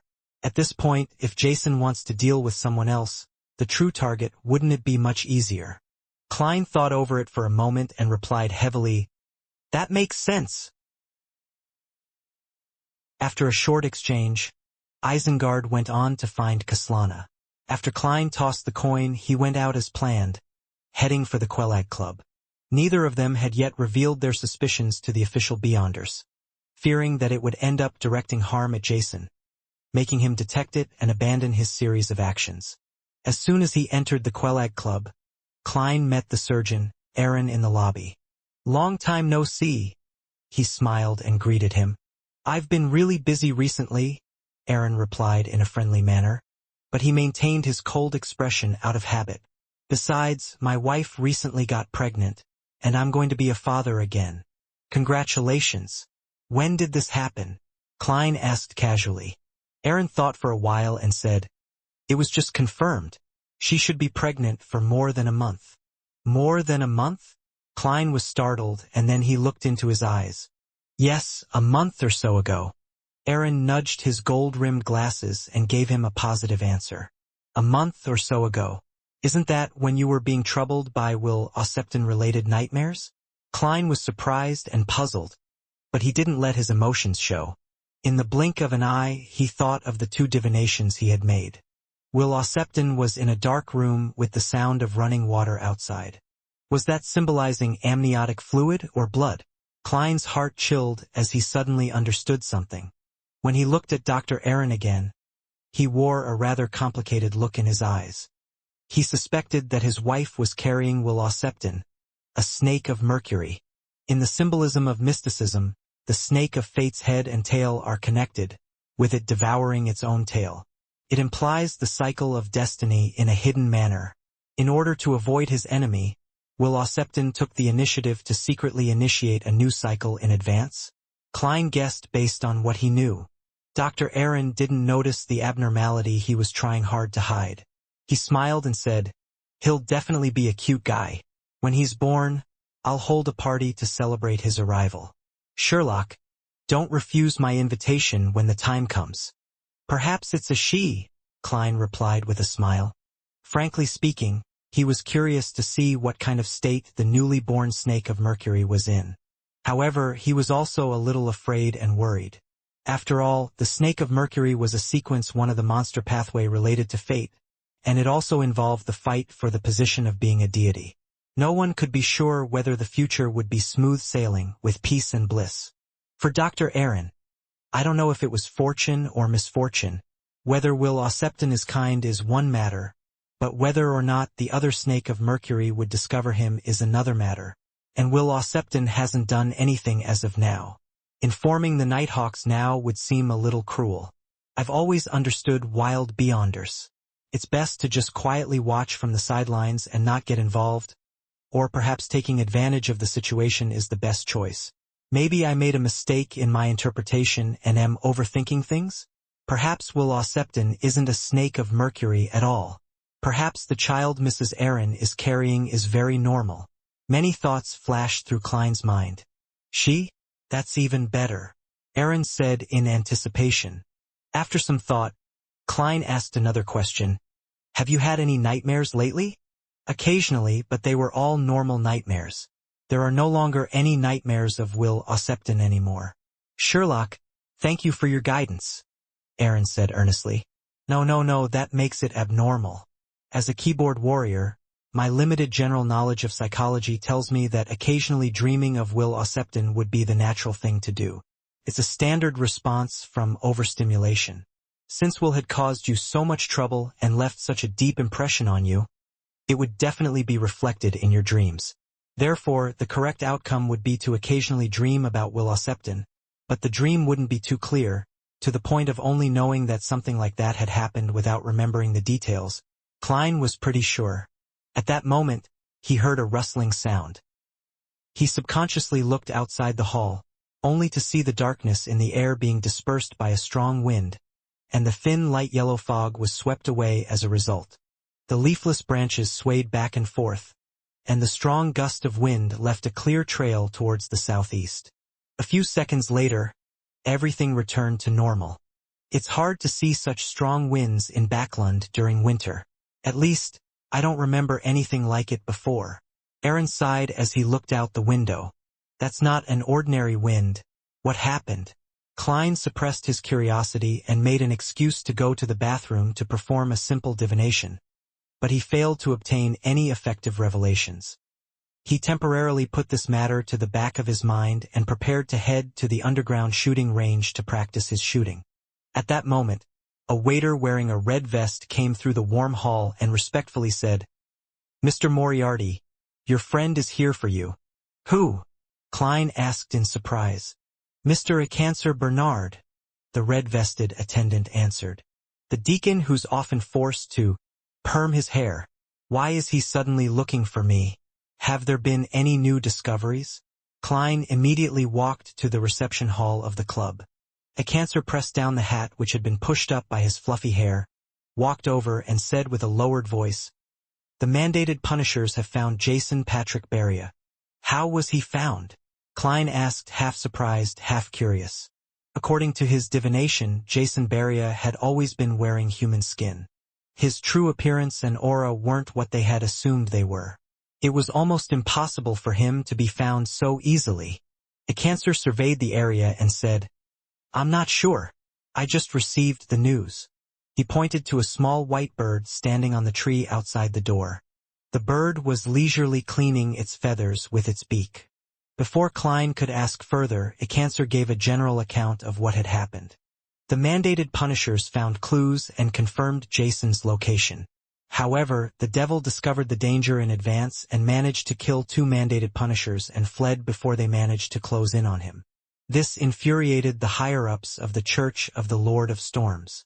As such, Spellsinger of God, Ace Snake, is currently personally in pursuit.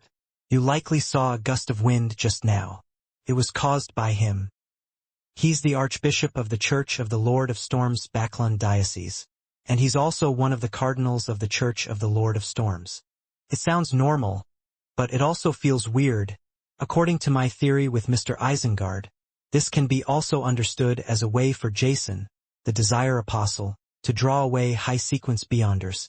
Klein asked after some deliberation, "Are you sure that the person discovered is Jason Beria?" Acancer's expression instantly turned heavy as he replied with an odd tone. "I'll give it a try," he replied in a strange tone. He motioned to Klein to follow him out and into a large carriage parked at the side of the street. There were 2 members of the machinery hive mind inside. Acancer took a deep breath and took out the strange patterned silver mirror from a special pocket in his clothes. After doing the necessary steps, he gloomily said, "Honorable Rhodes, my question is, where is Jason Patrick Beria's current location?" The surrounding light suddenly warped, as if they were lights after a rain. A scene rapidly surfaced on the silver mirror. It was a riverboat with a sail raised. Jason Beria, with his high cheekbones, blue eyes with a gray tint, and neatly combed hair, pressed down his cap, propped up the collar of his coat, and hurried into the cabin. He's really trying to escape Backlund. Spellsinger of God seems to be heading towards the dock area. A female machinery hive mind member said in realization, "That's way too easy for him to be exposed, right?" Klein was filled with doubt. Acancer wasn't concerned with any of this. All his attention was placed on the silver mirror's surface. This time, there was only the choice of answering. Answering it wrongly or lying meant suffering a terrifying penalty. Soon, words in blood red appeared on the mirror. "If the man you like is covered with lumps, has his skin shed, reducing him only to flesh and blood, or has become a monster, but it is still able to communicate with him, will you still like him?" What a shameful question. Wait, a man? Klein almost turned his head to look at Acancer. Acancer slowly breathed out and said, "I will, but I will kill him with my own hands." Very honest. A new combination of words appeared on the surface of the silver mirror. This question and answer game is simply a public hearing. Klein really wanted to cover his face. He looked at the other 2 machinery hive mind members and saw no abnormalities from them, or perhaps, it should be said that they were pretending to not have any abnormal expressions. He hesitantly said, "I keep feeling that all of this has been too easy. Perhaps that's not the real Jason Beria." But Jason Beria was directed at him. Acancer was planning to put away the silver mirror. Klein thought for a few seconds and said after organizing his words, No, what I truly mean is that we have to abandon any ingrained judgments. What we are looking for is that desire apostle, not Jason Beria. The two might not necessarily be the same. This is a point that I have to mention as a detective. On King's Avenue, a luxurious carriage left the kingdom's parliament. The carpeted carriage was furnished with a bed, a sofa, a table and other furniture, like a mobile room. Duke Palace Negan, who was dressed in a dark blue admiral's uniform, was drinking a polished crystal glass of red wine that resembled crimson blood. As he sampled the wine, he said thoughtfully, "Invite Earl Hall to be my guest tomorrow. I would like to discuss with him about increasing the remuneration of the factory workers and improving their working hours, as well as amending the poor law. These are bills he has been pushing hard for recently. He should be very interested." Heh! Why would the Church of the Evernight Goddess suddenly be concerned over such matters? When sending the invitation, you can first inform Earl Hall about the topics I wish to discuss. The property restrictions for the elections are necessary and cannot be lowered. Otherwise, those who are in control of a large number of workers will take up more seats. Also, suppress the recent attack on the invalid voting districts. The secretary at the side quickly scribbled down Duke Negan's orders. After he was done, Duke Negan sighed and said, "The reason I'm doing this is also for the sake of the nobles. However, there are more and more useless fellows among us, and there's even quite a number of them who owe money to the tycoons." At that moment, the carriage didn't turn towards Empress Borough but went straight ahead. As the greatest property-owning noble apart from the king, Duke Negan had many mistresses, but in the relatively conservative Lone Kingdom, this was something which would leave him vulnerable to his political enemies. Therefore, even as a noble duke, he still had to sneak around when he went to his mistress's place. But this seemed to only give him more pleasure. Today, he was planning to go to his most beloved mistress of the past 2 to 3 years, a young girl who had just turned 20. Duke Negan took out a bottle of medicine made of mummy powder and drank it. He couldn't help but touch the accessory hanging from his neck. It was a dark blue thumb-sized conch. It was a mystical item that the Church of the Lord of Storms had specially provided after his last assassination attempt by Kalangos. As long as Duke Negan blew on it, the Holy Wind Cathedral's Spellsinger of God, Ace Snake would hear it and lock onto his position. In order to protect himself, Duke Negan even moved the residences of his mistresses to areas near the Holy Wind Cathedral.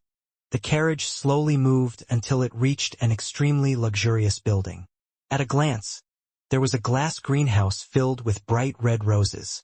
Inside the carriage, outside the Quelag Club. The Desire Apostle might not necessarily be Jason Beria? You believe that we might have been misled. The Cancer didn't scoff, show contempt, or think lightly of what Klein had said. Instead, he began to seriously discuss the problem with him. Not a bad deacon. However, it could also be due to him frequently using the magic mirror name erodes. No matter how bad his temper is, it would eventually be worn out. Klein praised silently and nodded sincerely. This is my personal opinion, derived from a cautious standpoint. It's very easy to prove it again. Ask the magic mirror of the Desire Apostle's location, and not of Jason Beria's location. A Cancer pressed down his hat and said, "Makes sense." His expression turned serious once again, and his gaze landed on the magic mirror in his palm. "Deacon A Cancer, if you were to ask for any clues here, the devil will definitely be able to detect it," Klein reminded them. "That's right." A Cancer turned his head to the other 2 members and said, "Continue protecting Mr. Moriarty in secret. Even if the Desire Apostle attacks, the 3 of you should be able to last for some time. Besides, there's military personnel nearby." "Yes, Deacon." The 2 Machinery Hive Mind members answered without hesitation. A Cancer left at once, heading for where the Nighthawks were, which was around Isengard Stanton. With the Spellsinger of God stirred, and the sealed artifact of the Church of Goddess Church out in force. If the Desire Apostle were to really do anything, it would definitely be this afternoon. Let's hope that there's enough time and that the magic mirror will give him the correct answer. But this way I won't have a chance to get involved, and I won't be able to personally see the devil that has harmed all of us die, and I won't have access to his suitcase full of money, gold bars, gold coins, and jewelry. Klein looked at the Acancers departing back and sighed in disappointment. However, his mood soon recovered. That's good too. At the very least, I won't have to take any risks and be able to safely get out of this predicament. Furthermore, the machinery hive mind definitely won't treat me unfairly. If I were to succeed, my opinions and suggestions definitely would have played an important role. Furthermore, I'm a believer of the god of steam and machinery, so it's likely I'll receive some of the spoils. Considering the premise of £50,000, it shouldn't be too small. Klein couldn't help but feel a bit regretful as he thought of this. But he wouldn't risk himself by getting involved. A magician never performs unprepared. It happened too quickly and hastily, without giving me any time to plan at all. Klein nodded at the two machinery hive mind members, got out of the carriage and returned to the Quelag Club, where he had no trouble getting the attendant to allocate him a break room. Hilston Burrow.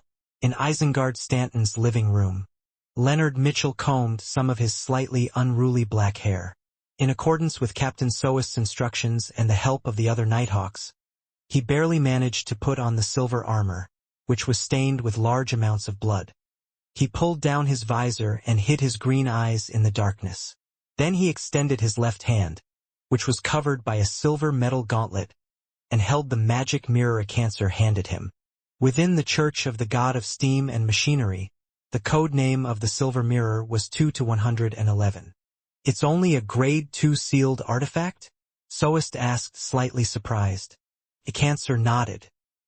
Yes, it's not that dangerous. As he said that, he suddenly sounded like he was gritting his teeth. That is to say that its other aspects have reached the standards of a grade 1 sealed artifact? Soast asked in thought. Acancer warily glanced at him. Only in certain aspects.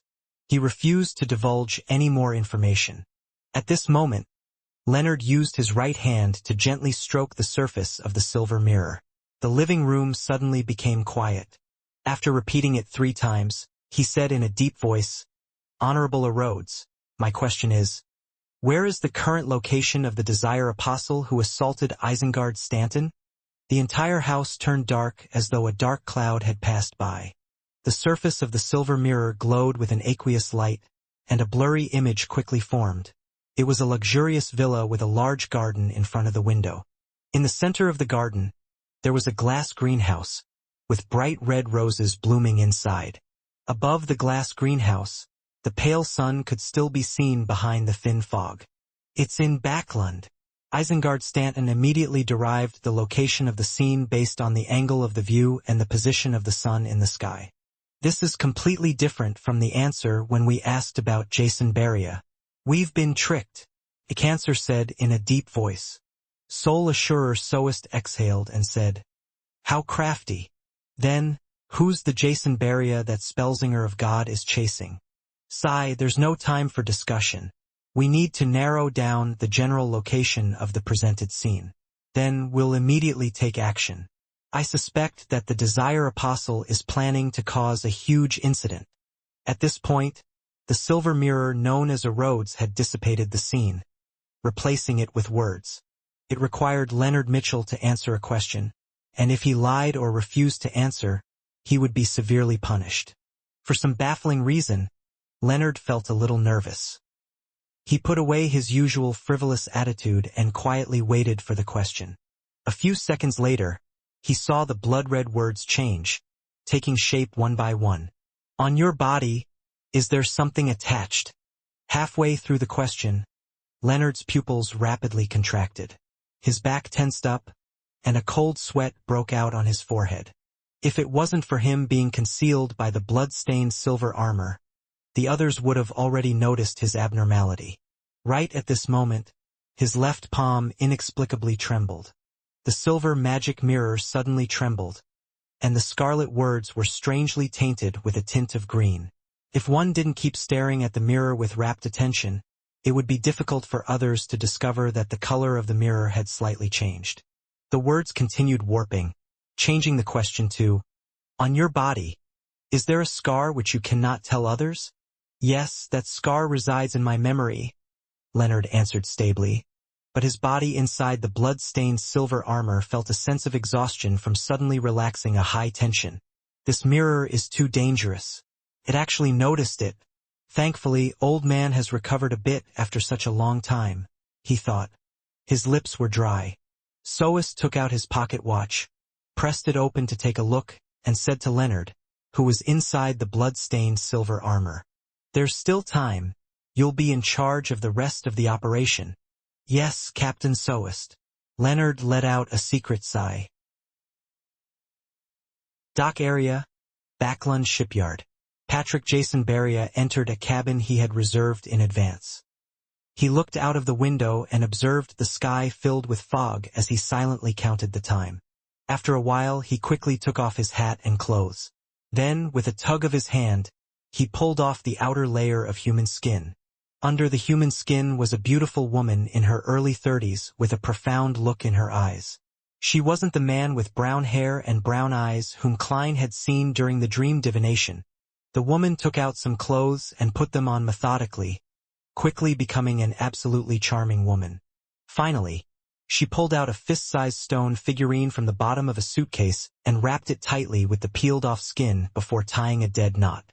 Having done all this, the riverboat was already some distance away. She opened the window and threw Patrick Jason's skin along with the stone figurine into the river. Plop! The human skin that was tied to the heavy object quickly sank. The woman clapped her hands and closed the window. Carrying the suitcase, she changed to a different cabin she had prepared. Then, she sat down at the window of the new cabin, propped up her elbows, her face in her hands, and looked out leisurely. After an unknown period of time, she saw a strong gust of wind blowing in the air, dispersing the thin fog. The corners of her lips curled up into a brilliant smile. In a luxurious villa not far from the Holy Wind Cathedral in Sherwood Borough, the bloated, blue-eyed Palace Negan Bear hugged his approaching mistress, a beautiful young girl with a bit of innocence on her face. There were two people following him. One of them was a middle-aged man wearing a black tailcoat.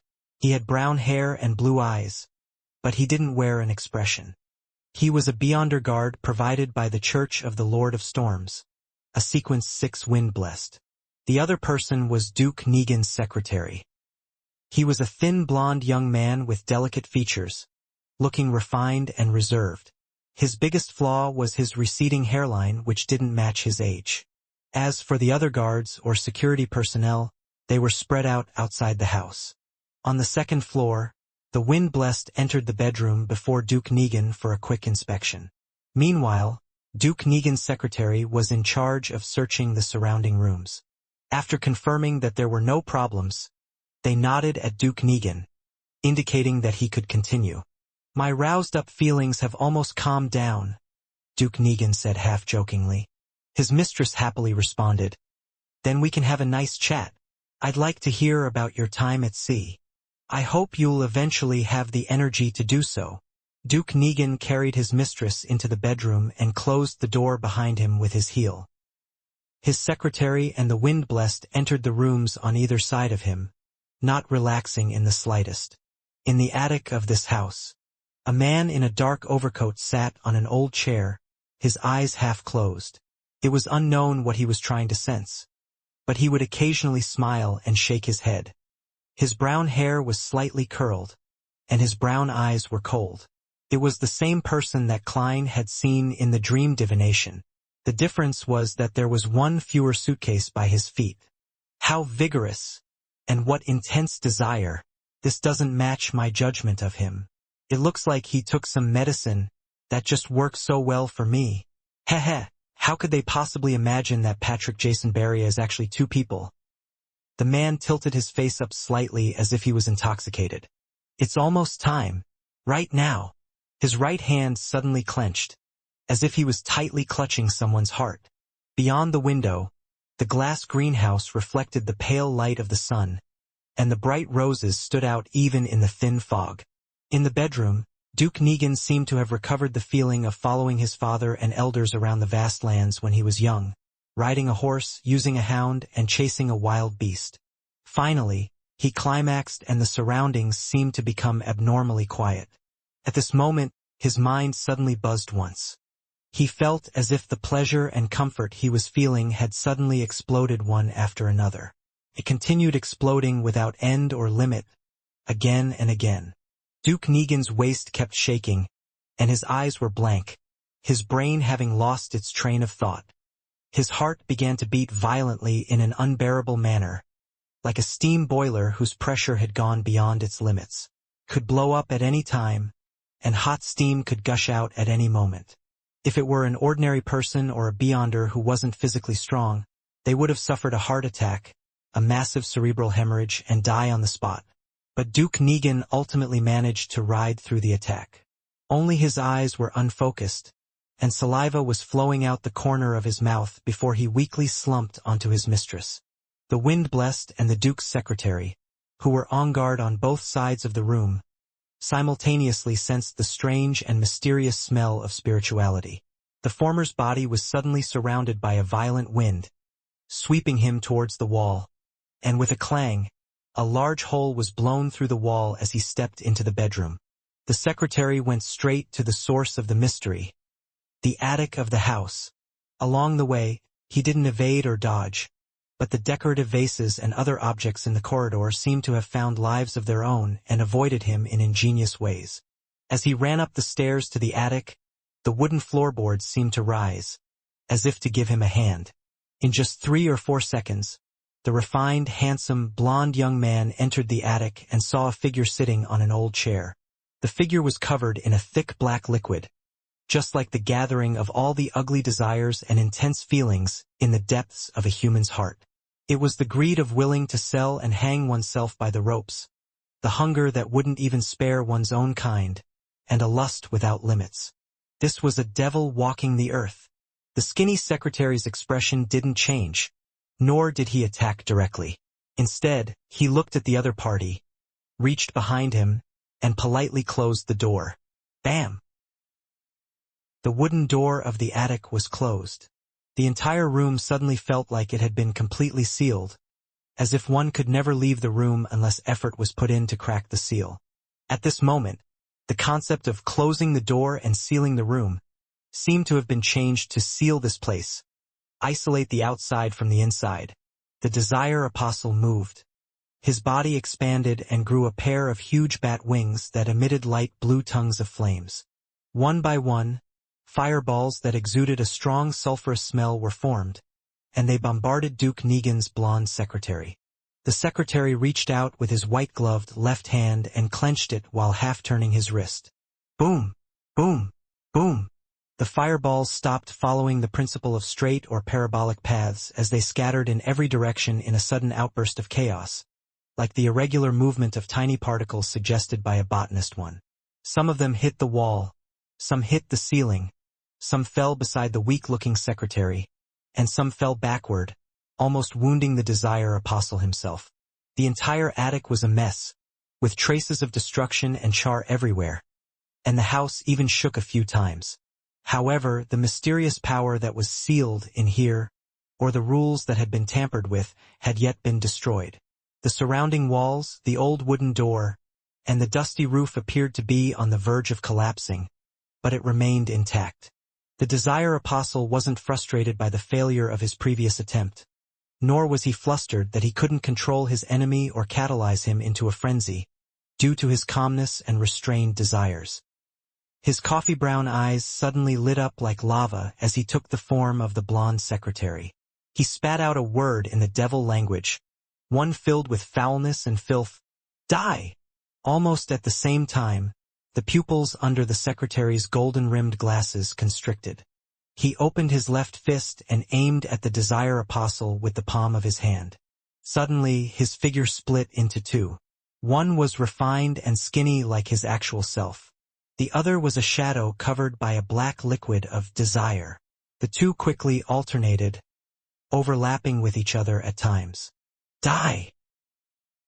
The words said in the language of foulness echoed in the attic as the secretary let out a low grunt and took 2 steps back. Following that, the split silhouette dissipated, and large swaths of rusted red marks appeared on his face, as though he had turned into a man of iron that had been left in a humid area for years. Cough, cough, cough. He coughed violently, spitting out blobs of rusted blood that had congealed into clumps. The marks on his body began to slowly peel off. Cough, cough, cough. The Desire Apostle was also coughing out blood that had clumped and turned to rust. The viscous black liquid covering his entire body suddenly became much thinner. The language of foulness seemed to have half of its effects transferred to him by Duke Negan's secretary. In the bedroom, the Wind-Blessed helped Duke Negan up and kicked the beautiful mistress to the other side in case she was an accomplice of the assailant. The reason why he didn't help the secretary was because he knew he had only one responsibility: to protect Duke Negan, and in similar situations, one had to be wary of more than one enemy. At this point, Duke Negan had somewhat recovered a little. He was rather strong, but his limbs still felt weak. His body felt empty and his mind was sluggish. He was completely unable to use his Beyonder powers. He motioned to the Wind-Blessed to remove the conch necklace from his neck and brought the item to his lips. Duke Negan took a deep breath and blew into the small conch, which was covered in strange patterns. Splash! The low and deep sound of the tide was heard as it rushed towards the Holy Wind Cathedral. With his grace's speed, he should be able to arrive very soon. The Wind-Blessed first reassured him, and then with Duke Negan on his back, he went to the window and leaped down. He wanted to meet up with the Duke's guards outside. There were 2 or 3 low-sequence Beyonders among them. Duke Negan gasped for breath and said, "Catch him. Make sure to catch him alive, or with a spirit body. I want to know who it is." He had suffered an assassination attempt from Pirate Admiral Kalangos the last time, and now it was an unknown Sequence 5 expert. Duke Negan was very aware that he hadn't developed any irredeemable grudges with anyone recently. As such, he was especially angry and resentful. He wanted to find the mastermind and use all the resources at his disposal to tear the mastermind apart. The premise of all this was that he could find clues from the assassin. 7 or 8 seconds later, most of the Duke's guards surged forward, surrounding Palace Negan and the Wind-Blessed in the middle as they gathered in front of the garden. "Wait here and be on guard against the enemy," the Wind-Blessed gave the order. Under normal circumstances, he had to protect the Duke and evacuate from the assassination grounds as quickly as possible and rush to the safety of the Holy Wind Cathedral. However, he wasn't sure if there were any other enemies, and he was afraid of being ambushed en route. He was afraid of missing the reinforcements from Spellsinger of God, Ace Snake, and ending up being placed in a more perilous situation. 1 second, 2 seconds, 3 seconds. Time kept flowing by as the house shook from time to time, and the battle inside seemed to have reached its climax. "Why is the Archbishop not here yet?" the panting Duke Negan asked in a slightly panicked voice. With the Archbishop's flying speed, he should have arrived very quickly. However, there weren't any signs of the thin fog being scattered in the direction of the Holy Wind Cathedral. On high alert, the Wind-Blessed hesitantly said, Perhaps the Archbishop. He eventually failed to mention the possibility that the Archbishop wasn't in the Holy Wind Cathedral. At that moment, the beautiful mistress of Duke Negan came to the window of the bedroom on the 2nd floor. Her eyes filled with a lost and beautiful smile.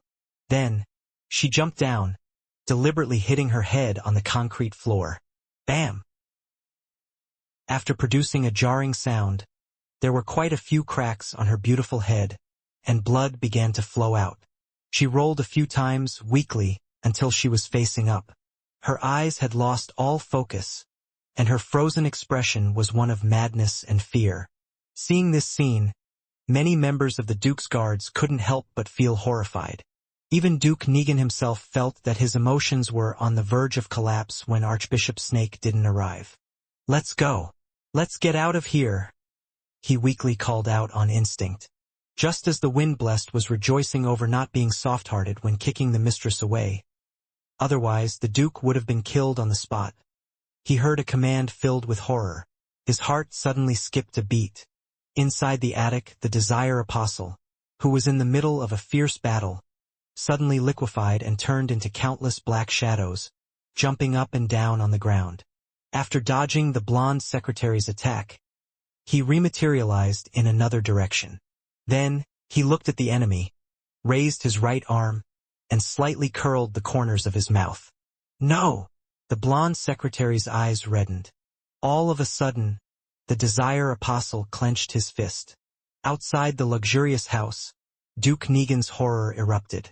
It shot straight to his brain and into his veins, blanketing all his nerves. He heard the sound of something shattering and felt a warm sensation at the back of his head. At the same time, several members of the Duke's guards became flustered and panicked. They all raised their custom revolvers or rifles in their hands and started shooting randomly towards the center. Bang! Bang! Bang! The Windblessed was the first to reach out and grab Duke Negan. He rolled to the ground, and a formless wind as sharp as knives appeared out of thin air, slicing through the throats of the guards. Splat! Splat! The guards clutched at their throats, slowly falling to the ground in a pool of fresh blood. Duke Negan's body twitched a few times, but then it stopped moving. He was robbed of his life by his own horror.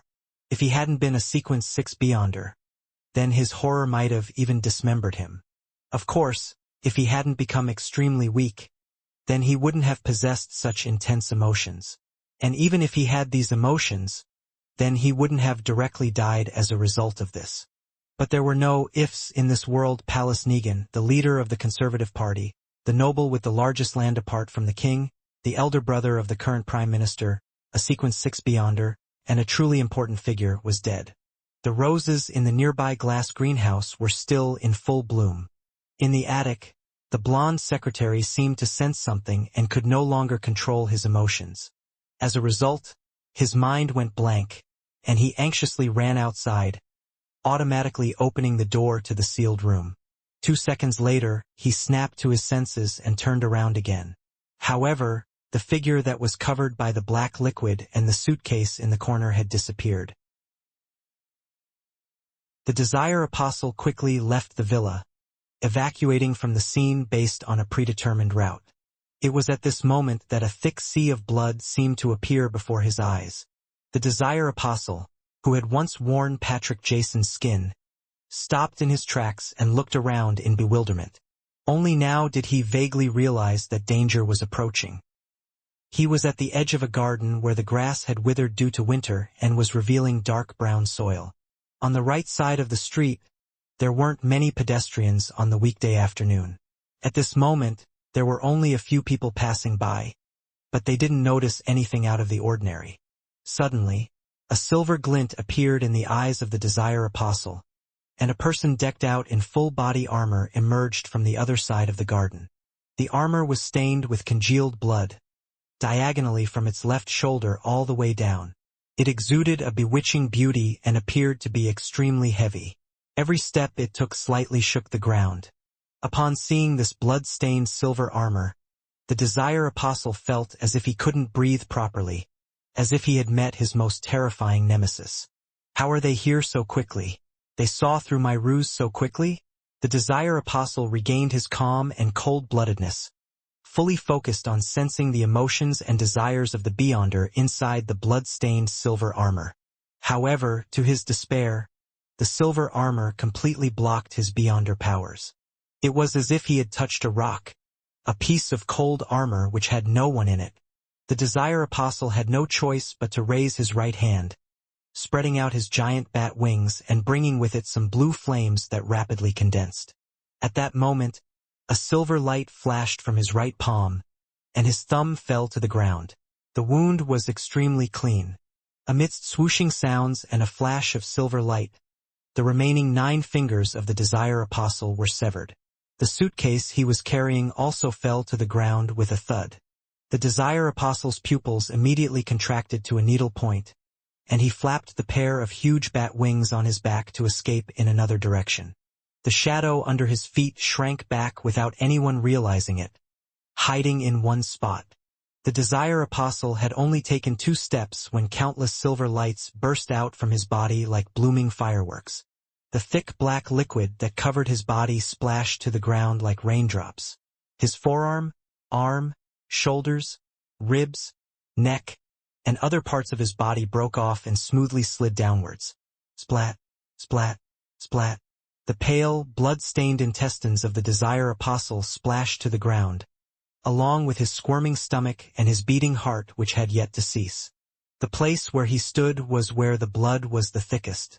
The further he went, the more splat it looked, which when put together, they formed a beautiful flower of death.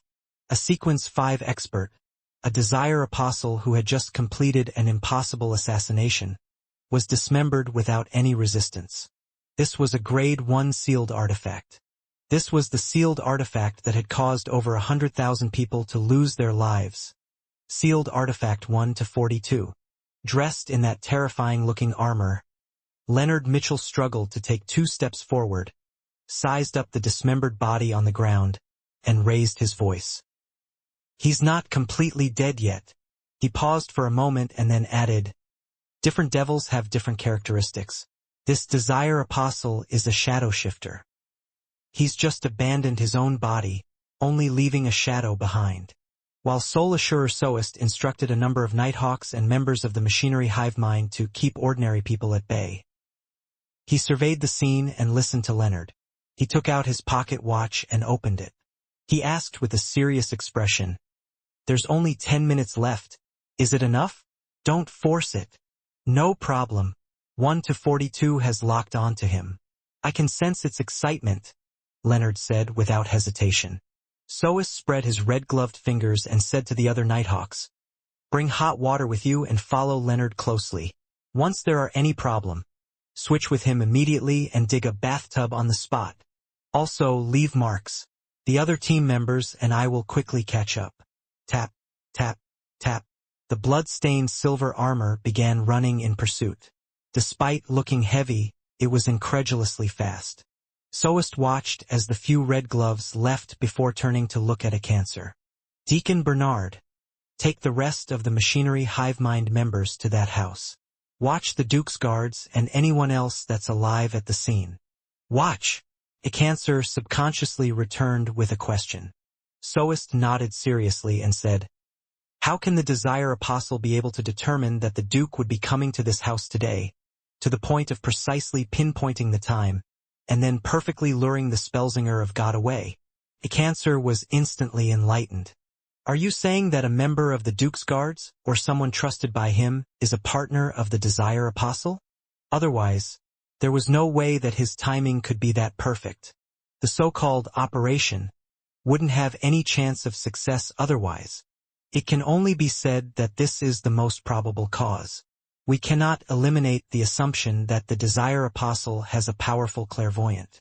Soist didn't continue as he led a second batch of Nighthawks and followed the marks to reinforce the teammates up ahead. With a calm face, he led the rest of the machinery hive mind back to the house of the Duke's mistress.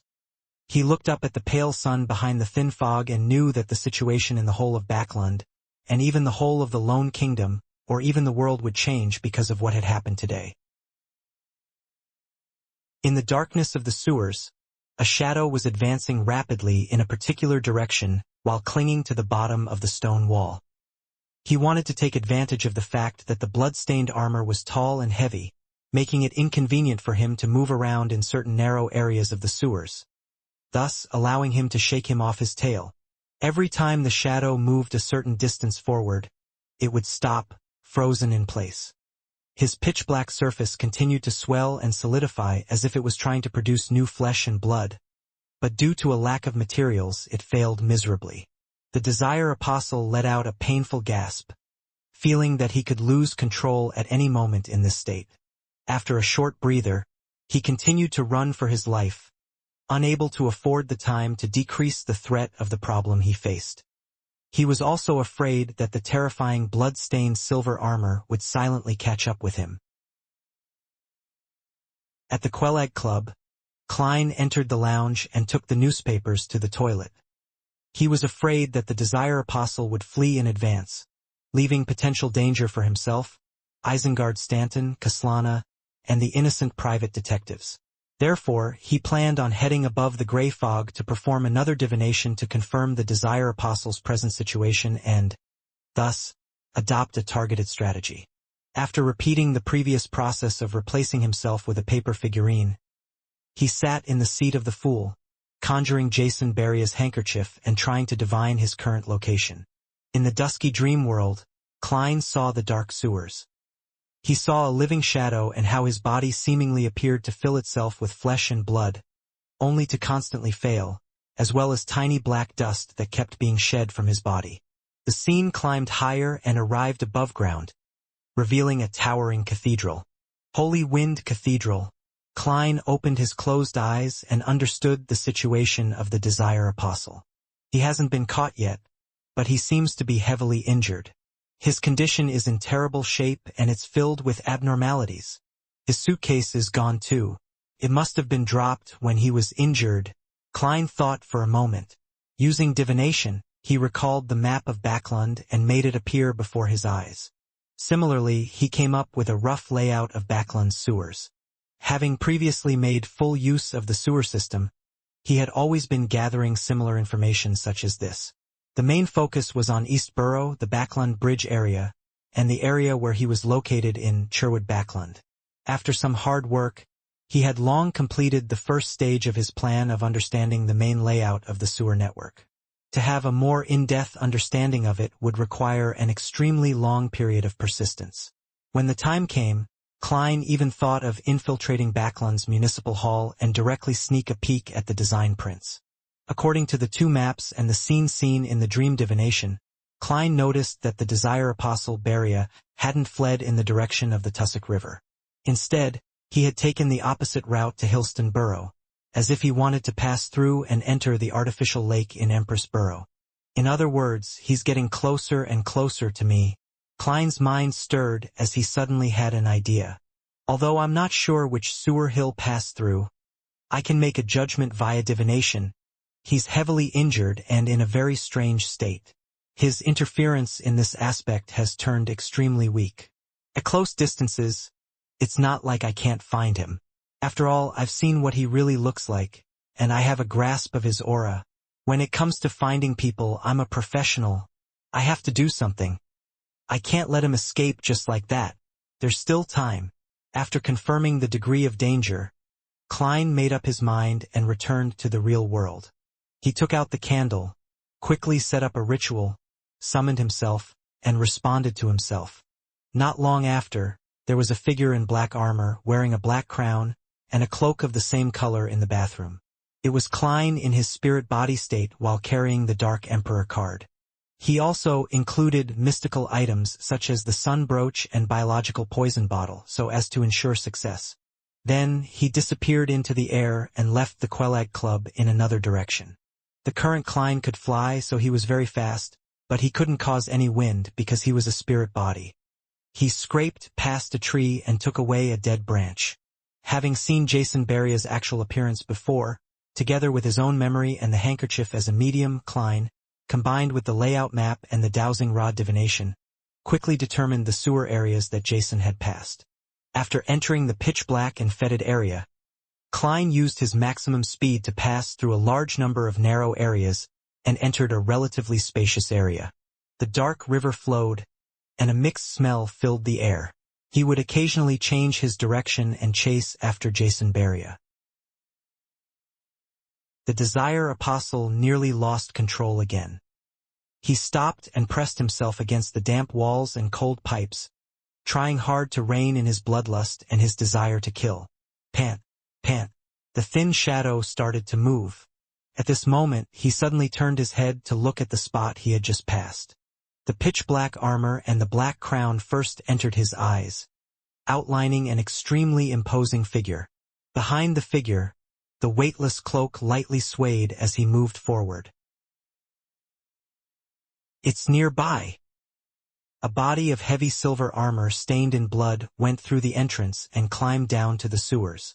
The murky river in the sewers flowed beneath the unlit surroundings. If a normal person walked in here, then he would have to carry a lantern in order to see the necessary details of the situation clearly. However, to Klein, who was in his spirit body state, this wasn't an obstacle. Everything around him had long been reflected in his eyes. Therefore, when the Desire Apostle discovered him, he also discovered the Desire Apostle. He didn't speak, nor did he hesitate. He opened his mouth and let out a soundless screech. This was an attack that directly damaged the soul. The Desire Apostle suddenly stopped moving, as if someone had delivered a heavy blow to him.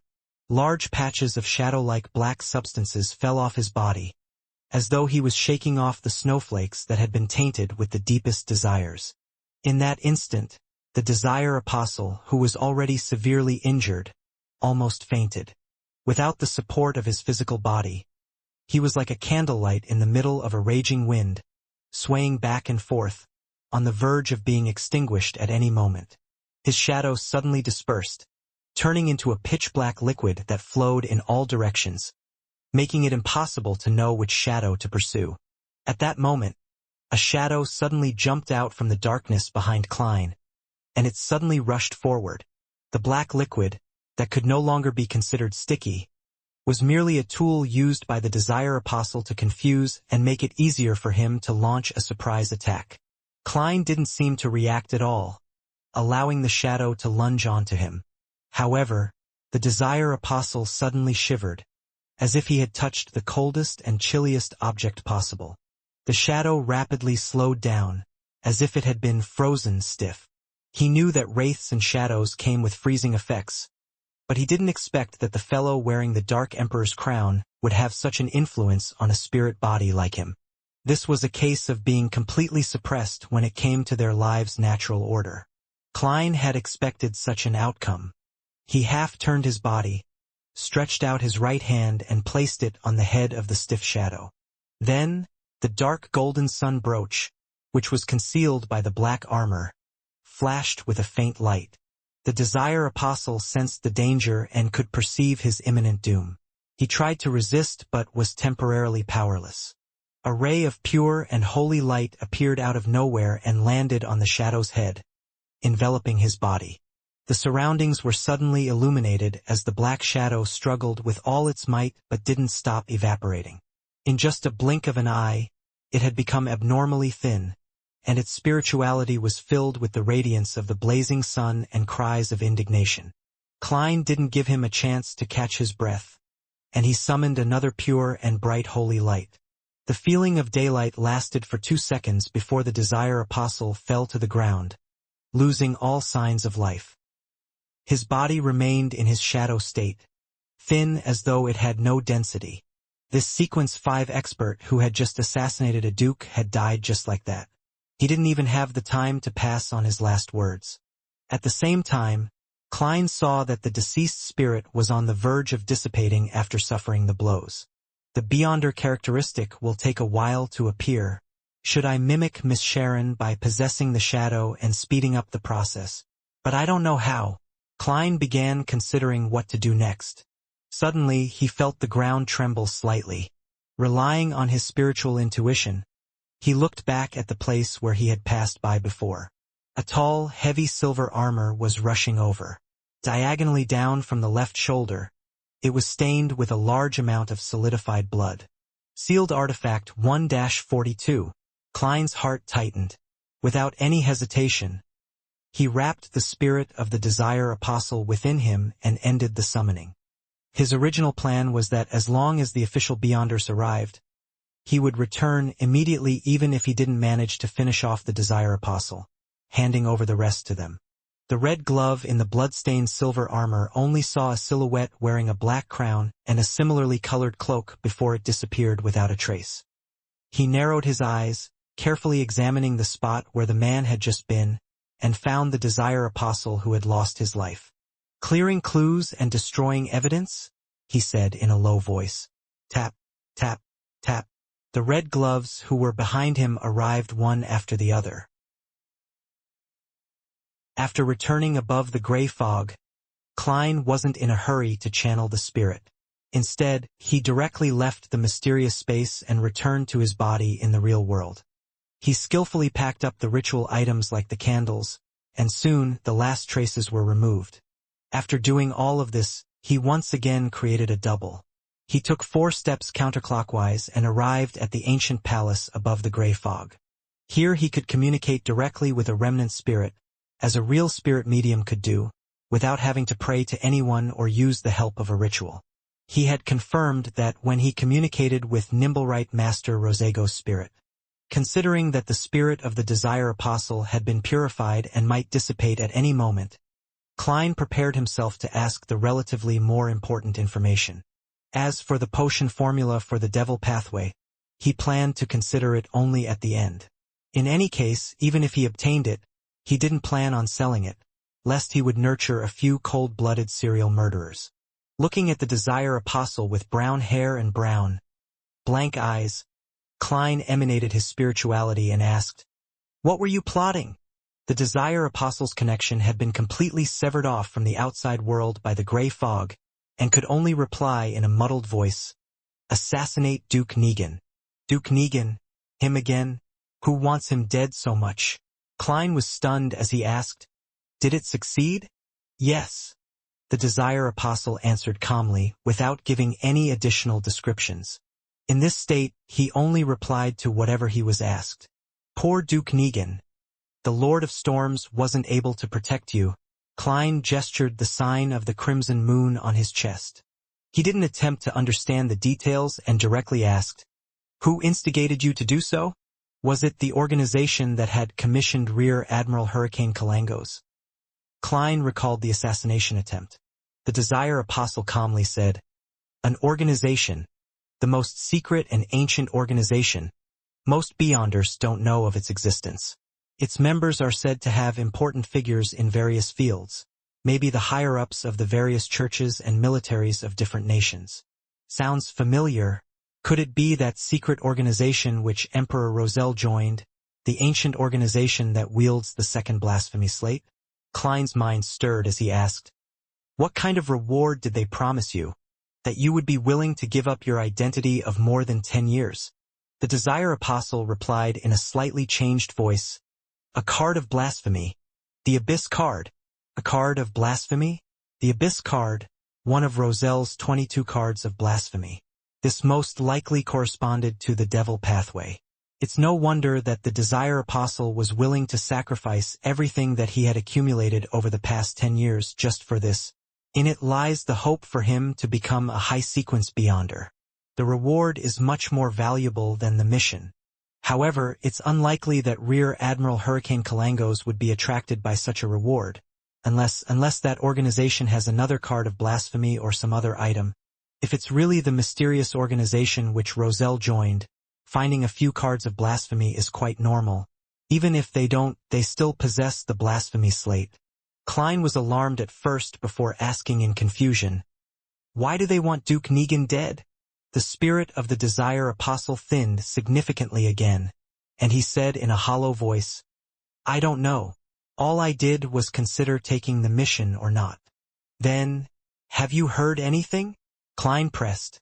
The Desire Apostle remained in the same unperturbed state. "I have heard that their purpose is the resurrection or awakening of the Creator. They interfere with the progress of history, making it fit their needs, in order to achieve their goals at a certain point in time. If the trend of the times aren't as they expect, then they will try their best to reverse it. Other than that, they just quietly watch from the sidelines, apathetic.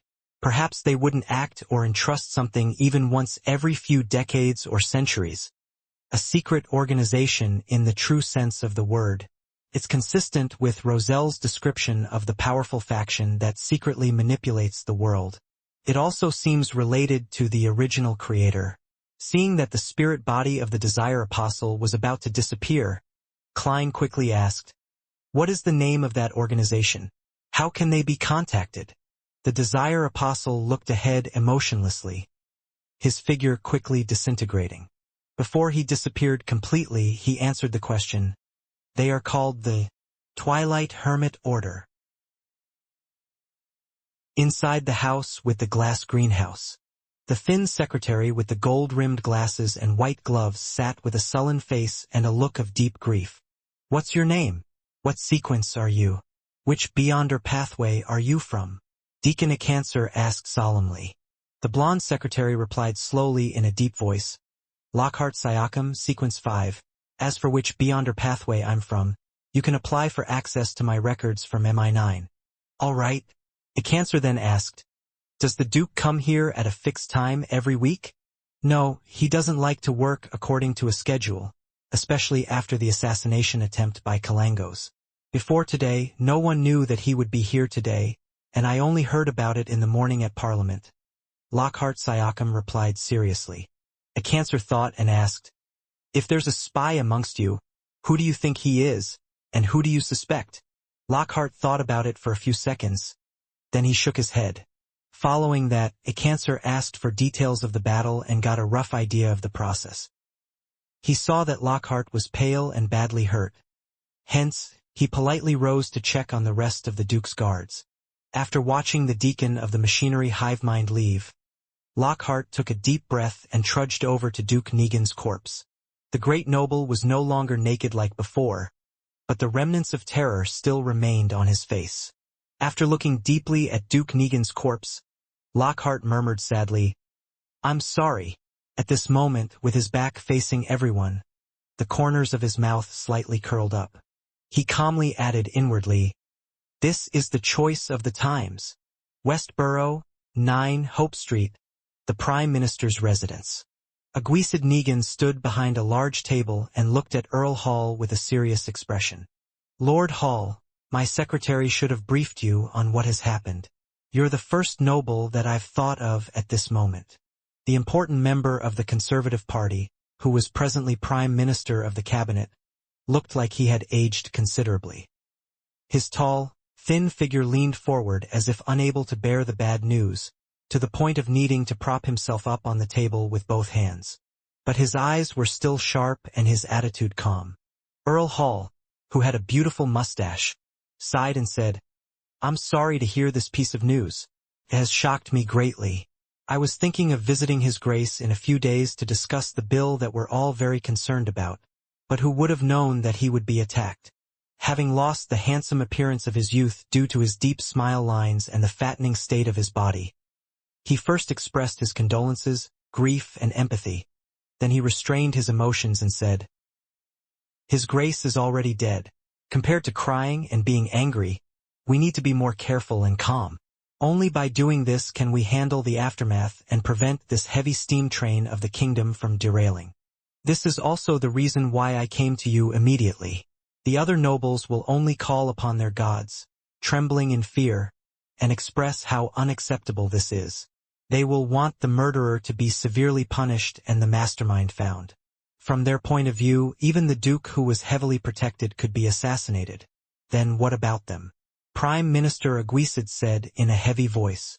It's a perfectly natural and understandable reaction, but it's not the reaction we need. Earl Hall nodded and asked, Who's the murderer? What was the motive? A devil who was disguised as a banker for more than a decade. A true devil. By the way, your Varvat Bank just acquired his business, Aguisid said, his tone unchanged. Patrick Jason? Earl Hall immediately remembered the man's name. He was the one who approved the acquisition of the bank. Without reprimanding him, Prime Minister Aguisid thoughtfully said, He's a Sequence 5, but he suddenly sold his business, abandoning an identity which he had used for more than a decade, and took an extreme risk in order to assassinate my brother. From this, we can make a compelling guess that he was instigated by a person or some faction. Unfortunately, he was killed while escaping. Even his spirit body was taken away. According to reports from the Nighthawks, it was done by the hero bandit Dark Emperor. It involves an extremely secretive organization, and we aren't able to find out anything about it in a short period of time? Earl Hall asked. Yes, that so-called hero bandit didn't leave any traces behind.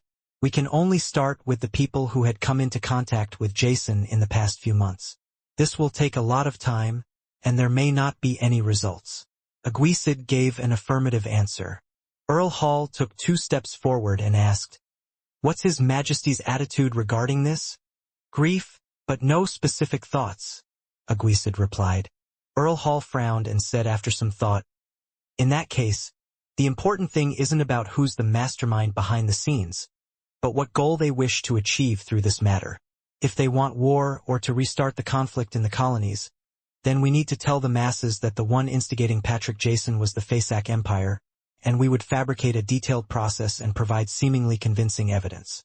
In the past several centuries, this northern neighbor of ours has always played a similar role, and I think everyone is already used to it.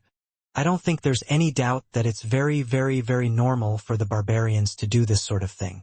And the masses will be afraid of them. Prime Minister Aguisid curled the corners of his lips, without intending to smile. But we're making a series of changes that will take at least half of next year for us to stabilize before we have the ability to wage war. Earl Hall muttered to himself. Then let's find a target that everyone will find acceptable. Hero Bandit Dark Emperor is too mysterious and likewise for the secret organization behind him. If it's made public just like that, it would definitely incur extreme panic. People are always afraid of the unknown. Yes, what about the Aurora Order? They assassinated that pervert from Intis a few months ago. It wouldn't surprise anyone if they do anything else. Their reputation is bad enough. Their situation has already been repeated by the papers numerous times, to the point of becoming a horror element or classic antagonist in many novels. Besides, it will effectively reduce the suspicions that others have on us. There will always be people that believe the previous assassination was us commissioning the Aurora Order. Also, while we're fighting against the illegal terrorist organization, let's clean up Backlund. There are too many dangerous people hidden here. Aguisid answered tersely in agreement. The Aurora Order isn't a bad target. We shall first use them as a target. When the next year comes and we're ready, then we'll publish the results of the investigation, making an accusation that the one instigating the Aurora Order was the Fasak Empire. I believe that no one will care to defend a terrorist organization and the northern barbarians. Earl Hall was taken aback for a moment before saying, "This goes one step further than I thought." Without another word, Aguisid stood up and said, "I'm going to meet His Majesty now." Having said that, he looked at Earl Hall. "You have to be careful of your safety too. We still haven't figured out the motives of the people who assassinated my brother." Humph, the Church of the Lord of Storms has already agreed to replace the Archbishop of Backlund Diocese. Snake is always late at crucial moments. The believers of the storm are always irritable, irascible, stubborn, conceited, and easily maneuvered by others. Don't be prejudiced. For example, Lumi is very intelligent. Earl Hall let out a low laugh, and then he tapped his chest 4 times. "Thank you. The goddess will protect me." The Twilight Hermit Order. Sounds very imposing. Returning to the real world, Klein stood up and pressed the mechanical button for the toilet. He walked out of the bathroom amidst the sound of running water and thought about the information he had just received from spirit channeling. He suspected that Twilight Hermit Order was the ancient organization with the second blasphemy slate which Emperor Roselle had joined. To choose to have someone assassinate Duke Negan for the sake of a so-called historical process sounds a little absurd, but it also seems to make sense. Their goal is to revive or awaken the original creator. This is similar to the City of Silver's belief. Little Sun and company have never believed that the creator is dead. They can only accept that he has abandoned that piece of land and has been trying to get a response from him. Klein paced back and forth, letting his thoughts wander. After an unknown amount of time, he suddenly heard knocking on the door. It wasn't an attendant or maid from the Quelag Club, but the bespectacled Carlson, one of the Machinery Hivemind members whom Klein had seen before. "How did you get in?" Klein asked deliberately. When Carlson saw that he was indeed in the room, he relaxed a little. Seeing that no one was around, he smiled. "As a Beyonder, we often have all sorts of methods." He received news from Deacon Cancer, learning of the Desire Apostle's death, and came to confirm my situation. As for my performance, it's rather successful. My illusion of a living person wasn't exposed, and I successfully pulled the wool over everyone's eyes. Klein's heart had stirred and said, "Your expression tells me that there's good news?" "Yes, Patrick Jason Beria has been killed. You're safe and no longer need to be protected by us," Carlson said honestly. Such feedback made Klein feel the potion inside his body to seemingly accelerate its digestion. Surprised and delighted, He asked. Are you sure? Yes. Carlson gave an affirmative answer. That's great, Klein said happily. Carlson looked at him and complimented him wholeheartedly. Your detective instincts and logical thinking have given us a great deal of help. The deacon wrote that after this matter is over, a reward will be given to you in secret. Probably about £1,000. £1,000. Not bad, very generous. However, even if the bills in Jason's suitcase were of £5 or £1 denominations, and even if his jewelry isn't too expensive, it should still add up to about £50,000, right? Ma'am Mary of the National Atmospheric Pollution Council is probably worth that much if one counts her shares in the coin company. Yes, Jason's accomplice in luring Spelzinger of God away had probably taken some of the money. The remaining amount is probably around £20,000 to £30,000, but that's still nothing £1,000 can compare with. What a pity. I can't think of it that way. Maybe Jason's accomplice took all the wealth ahead of time. Klein felt a wave of disappointment and joy, and the reward from the machinery hive mind was even more proof of the success of his performance during this period of time. It made him feel like he was only one step away from completely digesting the potion. This is something I should do. After all, the person being threatened is me. Klein smiled. He wasn't worried about retaliation from Jason's accomplice, because revenge was only a ruse. More importantly, he would be a Sequence 6 by then. Carlson nudged his glasses and said thoughtfully, Sherlock, you're also a believer of God. We hope to establish a good relationship with you. In the future, you can inform us of whatever you encounter and gather. This is them developing me into an informant of the machinery hive mind. I have another channel for reimbursement. Klein drew a triangular-shaped sacred emblem on his chest. No problem. No longer being protected by the machinery hive mind, Klein stayed at the Quelag Club until dinner. Then he slowly took a carriage back to 15 Minsk Street. He opened the letterbox out of habit and saw a new letter with no postage stamp. The letter was from Detective Isengard Stanton, who left it after an afternoon visit, had written, I heard from the machinery hive mind of the suggestion you offered. Your sharpness and caution is truly astounding. If you weren't already a beyonder, then I would even believe that being a reader is the pathway that suits you best. You truly are the best young man at deduction that I've ever met. Klein stood in the living room, reading Isengard's letter by the light of the gas lamp. This time there was nothing new to the performance. It was done step by step and conformed to the past performances. It didn't even have much of an effect. But there were enough people in the audience, and all of them were by my side, which allowed me to get feedback directly. Klein held onto the letter as he reflected over the matter. He half closed his eyes and felt something inside his body rapidly disintegrating and dissipating. Numerous illusory stars around him seemed to appear, and he could only feel a very weak attraction from the resplendent stars. On the last month of 1349, his magician potion was finally digested. The street lamps at night illuminated the wet ground, which was sent splashing by the occasional horse carriage that passed by. Backlund was located in the middle of the kingdom, only dozens of kilometers from the Sonia Sea, and it rained frequently all year round. The highest temperature in July was only 28 degrees Celsius, and the lowest was around 2 degrees Celsius in winter. The weather seldom had a chance of dropping to 0 or lower, but this didn't stop people from feeling the cold here. Even the northerners from Faysac, who were used to living in ice and snow, sometimes couldn't bear the humidity that penetrated through their clothing and flesh. Klein stood behind the oriel window in a room which didn't have its fireplace lit. He looked at the tranquil scene outside and felt relaxed in his body, heart, and soul. As long as he gathered the ingredients and concocted the potion, he could immediately advance to Sequence 6, becoming a faceless. The magician potion has been completely digested. The Desire Apostle was personally finished off by me and he failed to escape. The Aurora Order's search of the Fool's Believers is still going in circles.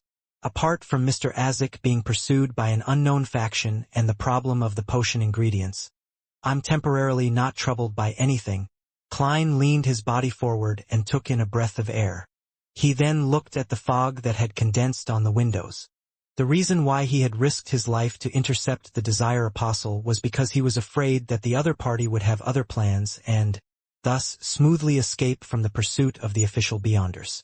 At that time, he might be remembered for his crucial advice and be avenged afterwards. As a cold-blooded, a devil was unlikely to take the risk of avenging his comrades, but that didn't mean that they wouldn't choose to vent their anger on someone who nearly caused their death. This operation was definitely necessary. Perhaps someone from the Twilight Hermit Order is somewhere receiving him. Once the Desire Apostle escapes, and with me not having any relevant information, perhaps I'll be prepared against a Sequence 5, believing that I would be pretty safe once I advance to Faceless.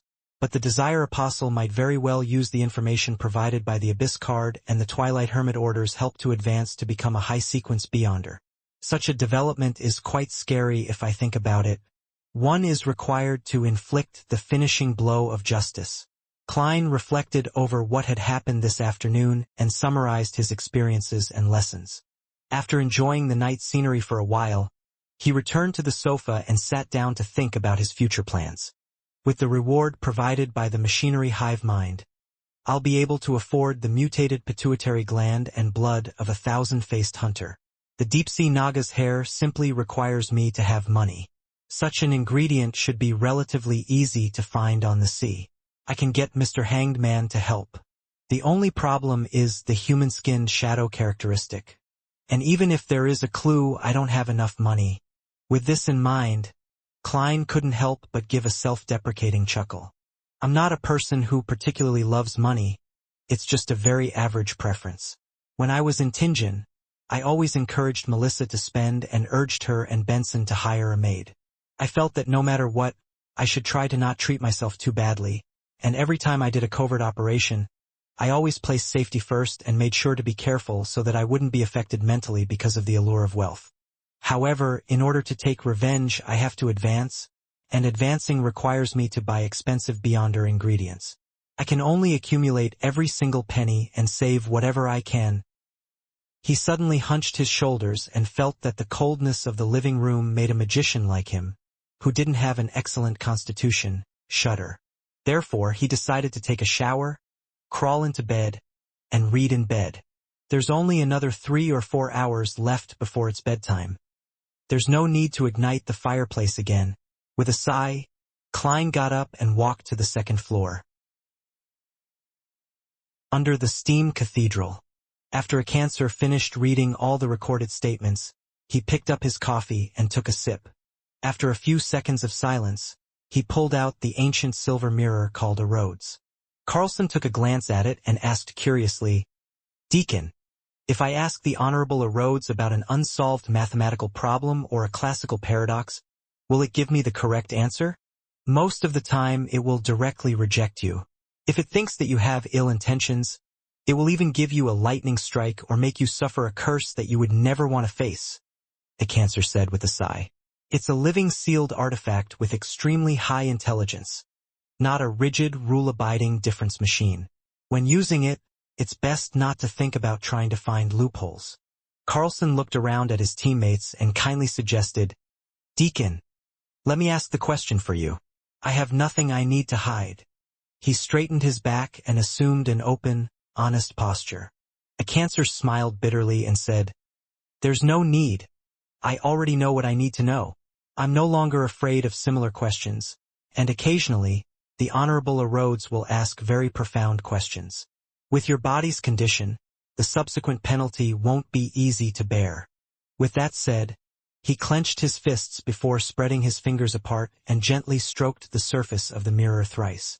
In that subtle atmosphere, a cancer asked in a deep voice, "Honorable Rhodes, my question is, who or what faction instigated the Desire Apostle to assassinate Duke Negan?"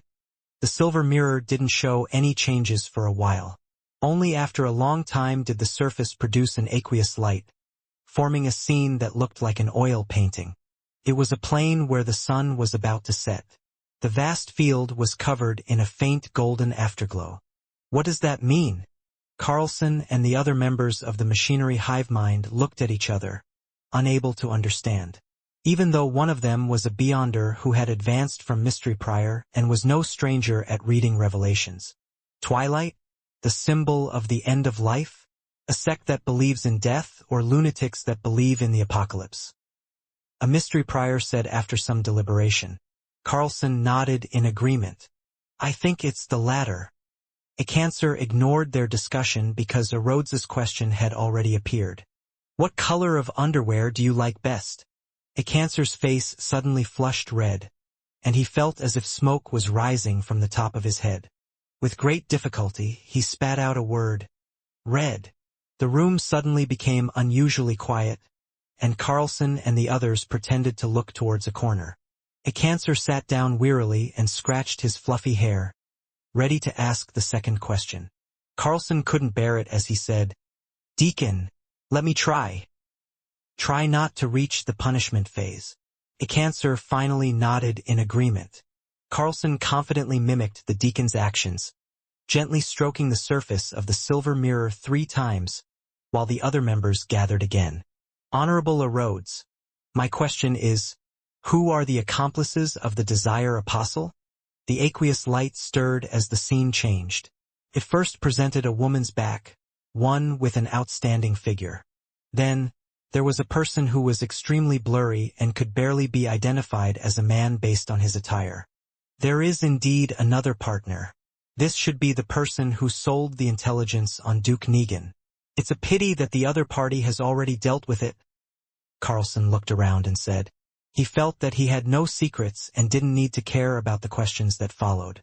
This time, the choices that a Rhodes offered was a question, a mission, or a penalty. Without any hesitation, Carlson said, Question. Words that looked like dripping blood quickly outlined the surface of the silver mirror. Do you relieve yourself daily with your hand? Carlson's lips quivered, and he felt his ears rapidly turn hot. Although this was something he found very normal, giving an answer in front of so many teammates and his superior still gave him the urge to bury his head in the ground. Yes, he answered very quietly. Under St. Samuel Cathedral, Daly, with her blue eyeshadow, tossed a stack of documents in front of Soul Assurer Soist. All the information you want on the tarot card case. It's smaller than I thought, Soist said, slightly surprised. Daly snickered. This is just an index. Upon seeing this, Leonard touched his lower lip with the palm of his red-gloved right hand. Captain Soist, why don't we do a thorough investigation of the people who interacted with Jason Barria and compare it with the 2 previous cases? There might be clues to the organization that is symbolized by tarot cards. Duke Negan is a devout believer of the Lord of Storms, and he represents the interests of the Church of the Lord of Storms in the political scene. The mandated punishers will definitely be frantically searching for the real culprit, so we don't need to get involved. Otherwise, we'll easily be put at odds with them. Let's investigate the cases involving the tarot cards, and who knows, we might find new clues. Of course, we'll definitely end up running all over the place, but that's part and parcel of a Red Glove's duties. Soist explained with a smile. Leonard nodded. I understand. And deep in his mind, the elderly voice sked and laughed. The Nighthawks have missed it just like that. That person has the smell of the Dark Emperor. The true Dark Emperor. Inside the Holy Wind Cathedral, wearing a black bonnet, Spellsinger of God, Ace Snake, swept his silver eyes and picked a mandated Punisher elite. Although I'm about to leave Backland, this is the decision of the Council of Cardinals. You only have one mission after this, and that is to investigate the assassination of Duke Negan. After applying, all of you have the right to use a Grade 1 sealed artifact. You must find out who is targeting us. Standing at the very front, a middle-aged man wearing a modified captain's hat immediately led the group. He clenched his fist and lightly tapped his chest. As you command, Your Eminence. He was lean and had no particularly outstanding features, but there was an anchor tattoo on his neck. In Empress Borough, the opulent villa of Earl Hall, Audrey looked at Susie, who had opened the door herself, and said in a low voice, What's Father and the others talking about? When she found out that Earl Hall had returned late and that his expression was unusually grave, she immediately sent Susie in to listen. Duke Negan was assassinated. Susie closed the door behind her with her feet. Ah! Audrey froze, suspecting that she had misheard. Although she had already experienced an assassination attempt on Duke Negan, she had never thought that this powerful noble would actually die. It's true. Susie gave an affirmative answer. Audrey instantly felt a little blank, finding it a little surreal. How could such a powerful noble, a person of flesh and blood, capable of speaking and laughing, the Duke who had given her a piece of land, die just like that? Suddenly, she felt the cruelty and coldness of the adult world. Who did it? Audrey asked subconsciously. A Sequence 5 devil, Sequence answered quickly. But he has already been silenced by the so-called Hero Bandit Dark Emperor. Ah! Audrey was stunned once again. How could it be the Hero Bandit Dark Emperor? How could it be Mr. Fool's adorer? He helped me resolve the problem of Duke Negan's previous assassination. This is a complete contradiction. Audrey immediately told Susie to eavesdrop again while she locked the door behind her and sat at the edge of her bed, praying to Mr. Fool. After she had finished reciting his honorific name and had described the assassination of Duke Negan, she asked with great trust, "Was your adorer present there?" After a while, she saw the endless gray fog and heard the voice of the fool. Yes. He's looking for the organization that directed the Desire Apostle. As expected, it wasn't arranged by Mr. Fool. Was the reason why he had his adorer stop Kalangos last time also because of that organization that's pulling the strings behind the scenes? Audrey relaxed and asked curiously, "What organization is that?" "For it to gain your attention." A second later, she heard Mr. Fool reply in an unperturbed manner, "Twilight Hermit Order." Twilight Hermit Order? What kind of organization is it? Why haven't I heard of it? When Mr. Hangman was filling me in on the general knowledge of the various factions, he didn't even mention anything about this. Audrey was both surprised and confused. As the gray fog faded away, Mr. Fool's aloof figure had vanished. Her eyes darted around as she quickly made a guess. This organization known as the Twilight Hermit Order sounds even more powerful and mysterious than the other underground powers such as the Aurora Order and the Life School of Thought. It's so unknown that even the knowledgeable and experienced Mr. Hangman, who's closely related to the Church of the Lord of Storms, doesn't know of its existence, and their plot was directed at a powerful noble of the kingdom, one of the most powerful people in the world. They might be the observers hidden in the deepest depths of the Beyonder world, the true controllers. They influence the situation of the northern and southern continents, so it's no wonder that they would be noticed by Mr. Fool. The last time Mr. Hangman successfully got his adorer to help wasn't because the promised reward was sufficiently high, but because Mr. Fool himself was targeting Twilight Hermit Order. This organization is as mysterious as our tarot club. Audrey, for some inexplicable reason, became a little excited, and this diluted the impact Duke Negan's assassination had on her. There definitely aren't a lot of Beyonders who know of the existence of the Twilight Hermit Order. And I'm one of them, and we, the Tarot Club, are targeting them. Audrey stood up and walked to the full-body mirror in front of her. She raised her chin slightly, showing an abnormally beautiful angle. Staring at the girl in the mirror, Audrey slowly calmed down. This was the first time she felt it was imperative that she quickly raised her sequence. Even Duke Negan, a Beyonder under tremendous amounts of protection, can be assassinated, let alone father who's just an ordinary person. Although based on the family vault situation, there are definitely many Beyonders in the family, and the Church of the Goddess will also provide additional protection.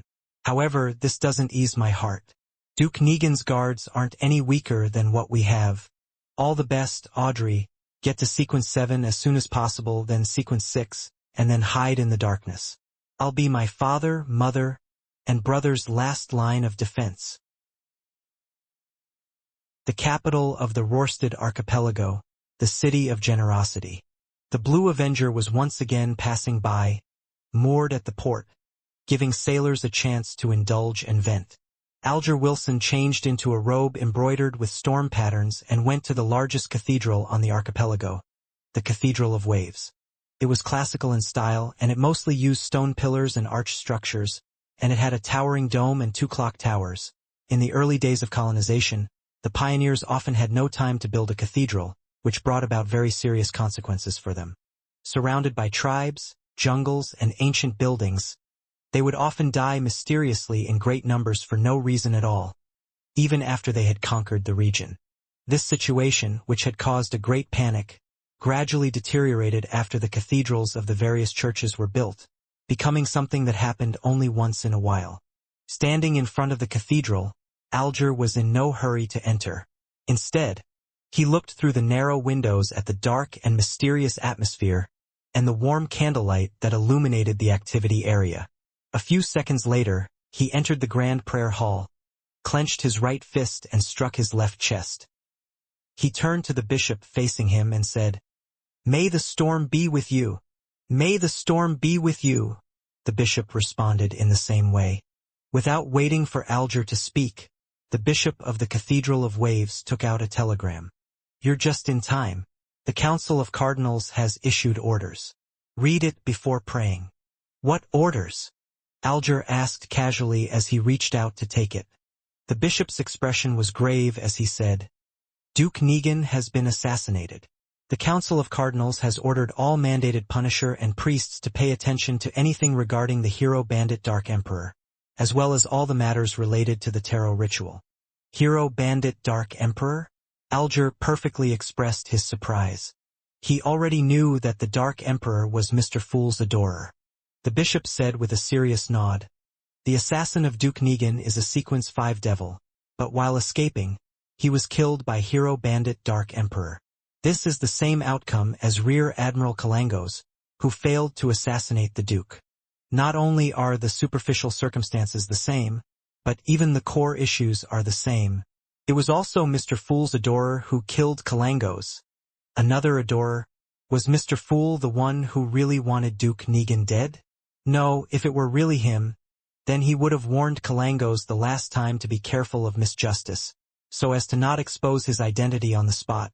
Mr. Fool is paying attention to the truth behind the assassination and the real murderer. Who could it be?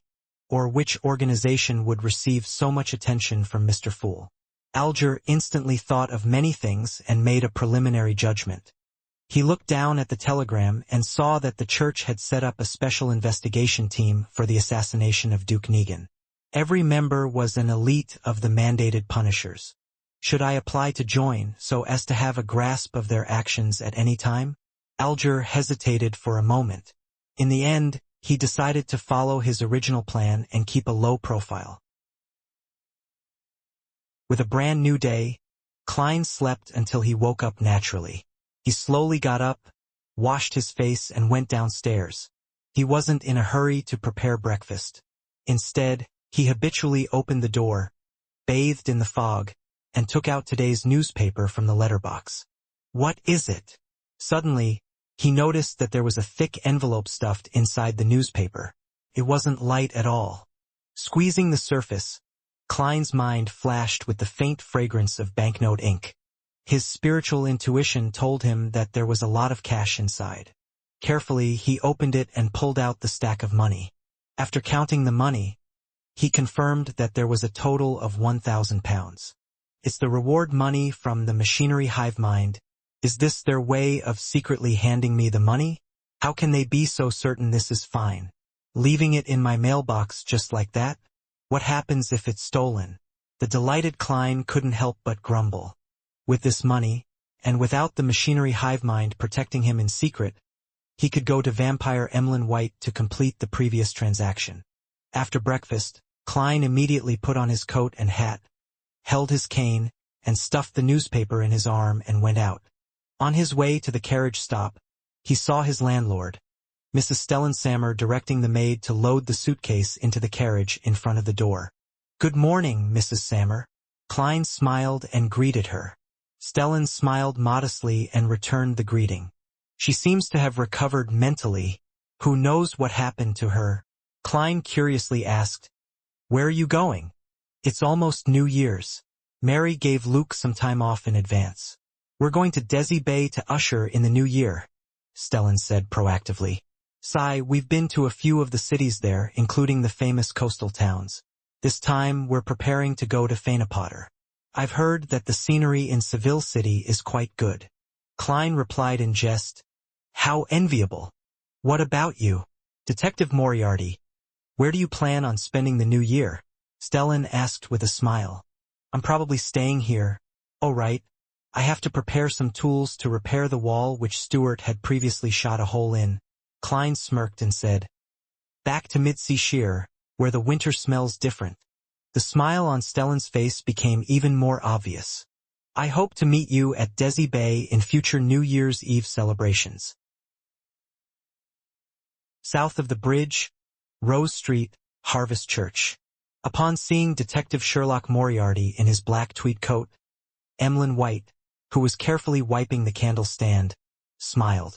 He combed his hair, walked over with his head held high and said in a low voice, There's information on Jason Beria. A sanguine knows him. I have his information as well. Klein smiled as he handed the newspaper over. The headline read, Yesterday, His Grace the Duke of Negan assassinated. A true devil plundering the land.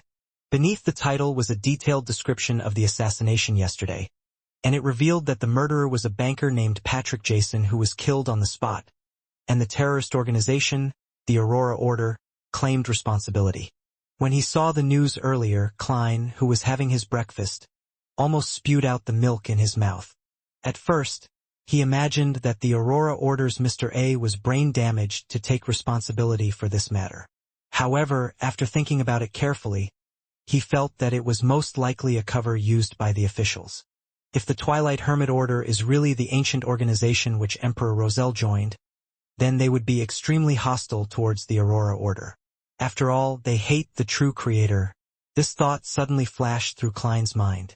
Emlyn looked blankly at the newspaper again and again before asking in disbelief, Does this mean the information I got is useless? In theory. Klein gave the vampire gentleman a sympathetic look. However, the official organizations are still investigating the masterminds behind Jason Beria. If your information points in the right direction, it should be of worth. As for Klein himself, he obviously didn't want to get involved in this matter anymore. No, he only knew Jason Beria and some of his hobbies. Emlyn sighed. Seeing his reaction, Klein asked in amusement, Don't you usually read newspapers? How did you only learn of such an important matter until now? Emlyn gave him an odd glance. Why should I read the newspapers? I'm very busy.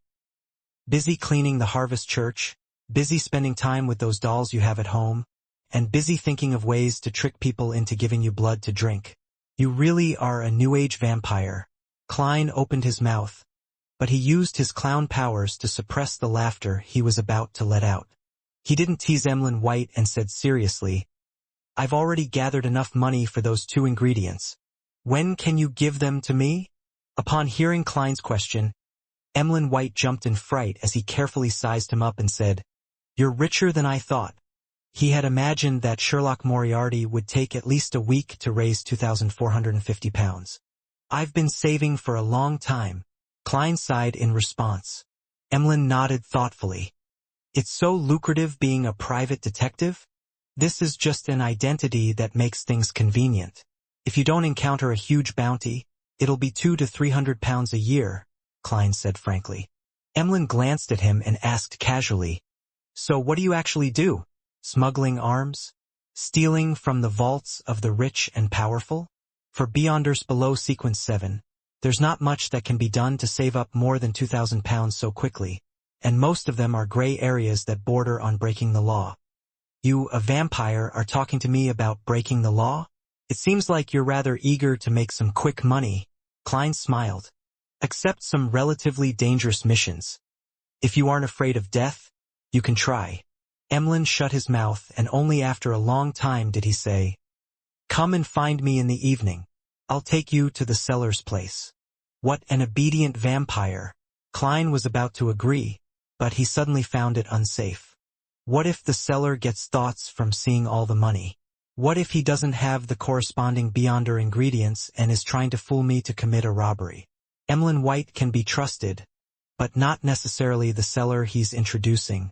I have to find an excuse to perform a divination above the gray fog to confirm the degree of danger. Yes, there's no need for it to be so complicated. There's a better way.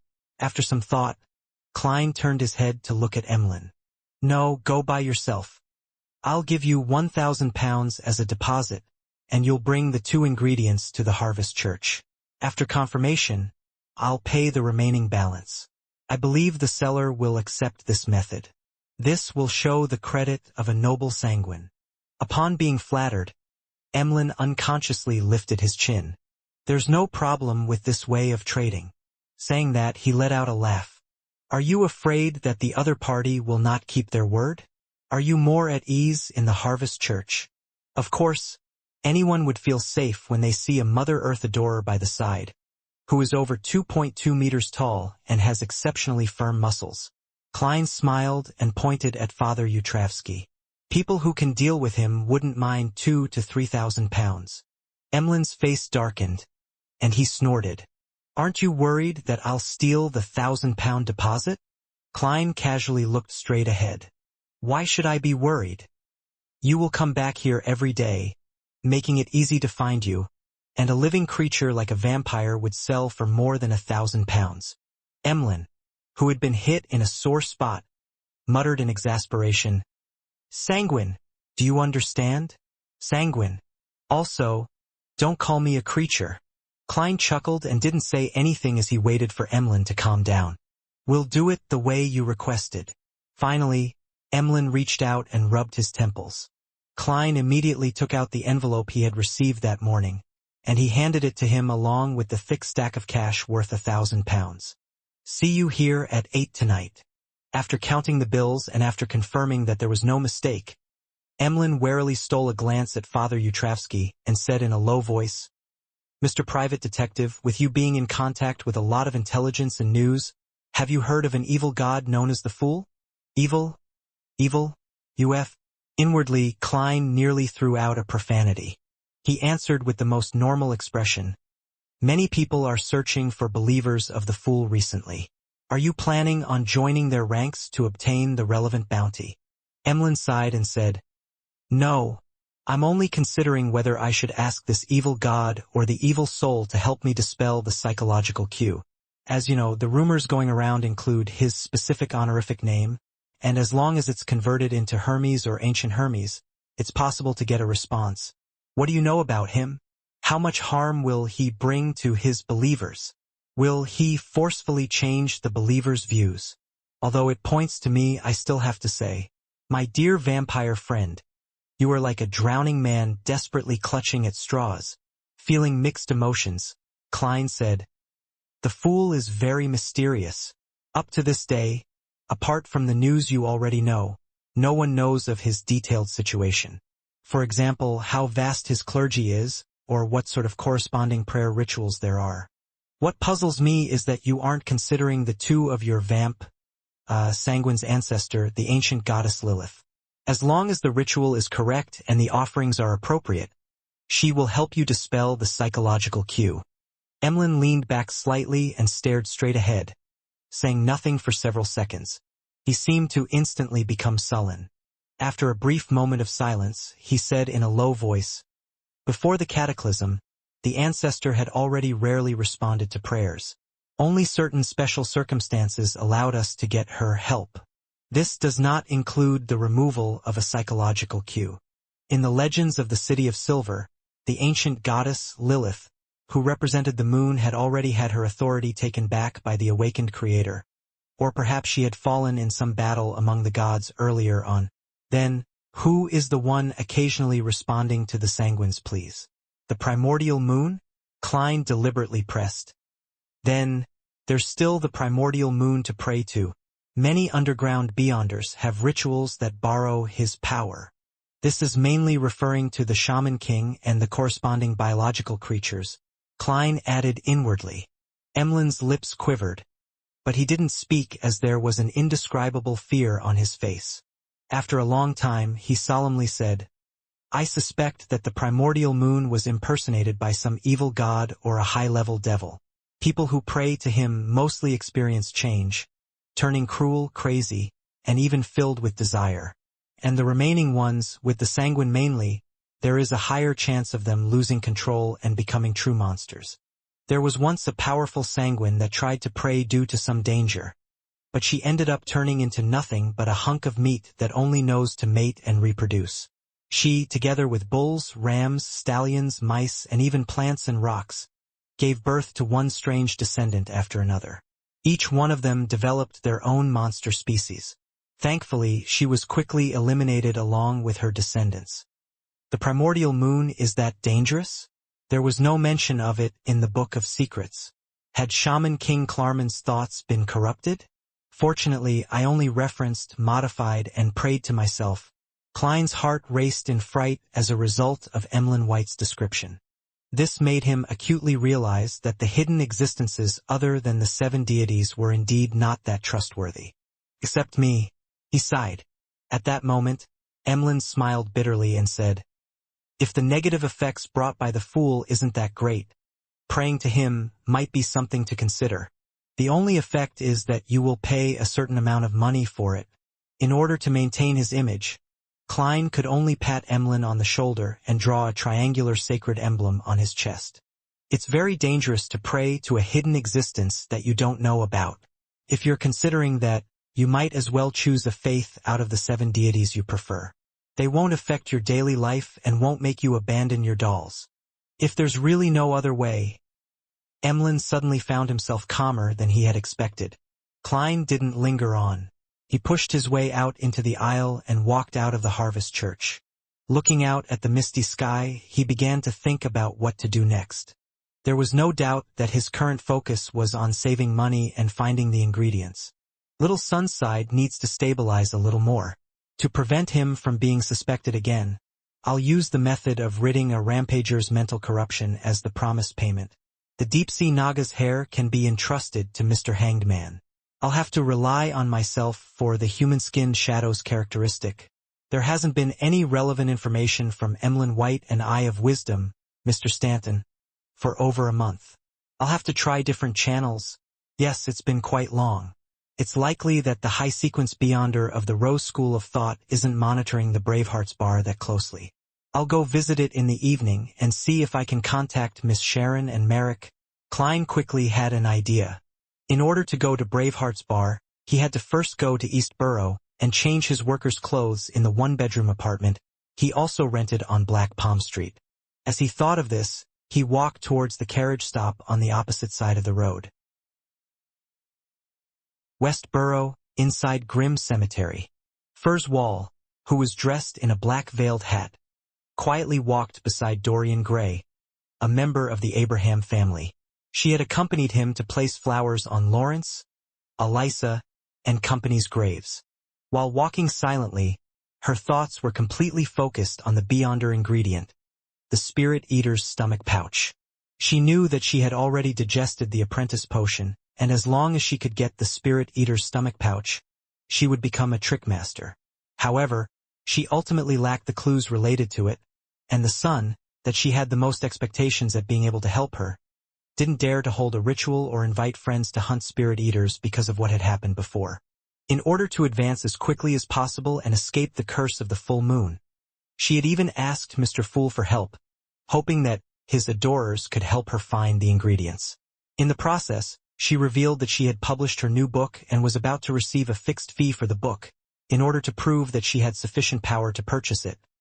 She didn't fear that her real identity would be known by Mr. Fool, because she believed that Mr. Fool clearly knew it.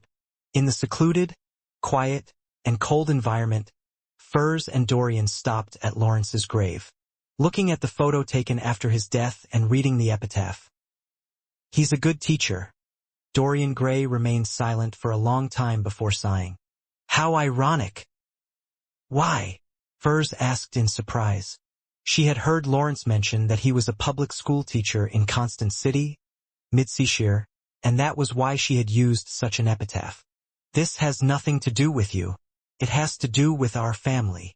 Dorian gave a self-deprecating laugh and bent down to put down the flowers. After straightening his body, he looked straight ahead and suddenly spoke out, "Furs, do you want to become a Beyonder?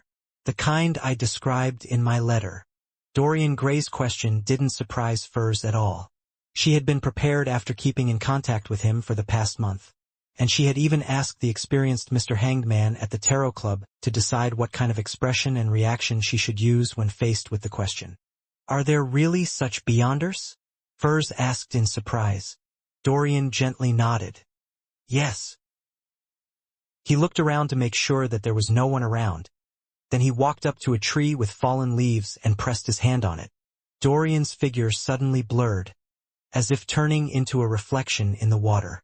When it was clear, he had already appeared behind the tree, his posture unchanging. "Oh God, that's really, really amazing." Remembering the teachings of Mr. Hanged Man and Miss Justice, her mouth opened in a semicircle as she exclaimed. Dorian walked back, smiled, and asked, "Do you want to become such a Beyonder?" Furs fell silent for a moment before she answered him, excitedly, "Yes." Now that she was finally going to be a periphery member of the Abraham family, many things would be much easier for her in the future. Her heart was filled with genuine joy. Dorian laughed before turning his expression grave, asking in all seriousness, "Are you willing to be my student?" Furs nodded. "Yes." Dorian let out a sigh of relief and then made a self-deprecating comment. "I'm not a good teacher. I even taught there's no need to mention the past anymore. In short, don't hold too high of an expectation." After considering it over this period of time, he had decided to learn from his previous experiences and lessons. He didn't tell Furs the situation regarding the Abraham family and only treated their relationship as one of teacher and student. That way, he didn't have to worry about the other party coveting his family's few remaining mystical items. "No, your explanations of mysticism are excellent, really, Mr. Gray." "No, teacher." Furs quickly confirmed the relationship between them. Dorian looked at the tombstone, shook his head, and exhaled. "I wasn't planning on taking in any more students, but your noble character infected me. If nothing unexpected happens, I can give you the corresponding potion today." "Today?" Furs asked, surprised. Back when she went to Backlund Station to pick up Dorian Gray, she noticed that he was carrying only a very small suitcase, barely enough for a change of clothes. There was no evidence that he had any Beyonder ingredients on him. Does he have his own resources and channels in Backlund, ones that belong to the Abraham family? Furs made a vague guess. Her original plan was to rely on the inconvenience of the distance between them to sell off the Beyonder ingredients for the apprentice potion, and then tell him that she had successfully advanced to become a Beyonder. This way, she was able to obtain a considerable amount of cash, as well as to avoid the tragic consequence of taking the apprentice potion again and having to spend time to digest it. "Yes." Without explaining, Dorian pointed in the other direction. "Let's go see Libero and Elisa first." Taking a turn, they left Grim Cemetery and returned to the house in Sherwood Borough which Furs and Zio had rented. For the past month or so, Zio, who had advanced to sheriff, had been leaving early and returning late every day in order to pay off her heavy debts. She had been trying hard to get every bounty she could get, so there was no doubt that she was of the house around noon. "Is there a quiet room?" Dorian looked around casually. "Plenty." Furs led her new teacher into the activity room on the first floor. Dorian circled the room, checked the surroundings, and then asked Furs to light a candle mixed with a piece of dark red sandalwood. He closed the door and drew the curtains. He walked to the candle and took out 2 bottles of essential oil and some common herbal powders. Holding a ritual? Shouldn't there be 3 candles? Furs curiously watched from the side and didn't rashly open her mouth, as if she was stunned by the atmosphere. After finishing the first part of the ritual, Dorian took a step back and, with a serious expression, switched to the language of ancient Hermes. I summon in my name special spirit bodies roaming the upper realms. The void creature that loves music, Dorian Gray, Abraham's contract companion. Whoosh! There was a sudden gust of wind in the activity room, and with a sobbing voice, the flickering candle flames were tinged with a deep blue hue. The rings of light quickly spread out, forming a door that was beyond the concept of normality. A ball of semi-illusory and half-corporeal objects flew out from the bottom of the circle of light. Its entire body was colored a milky white. There were no eyes, nose, arms, or legs around it.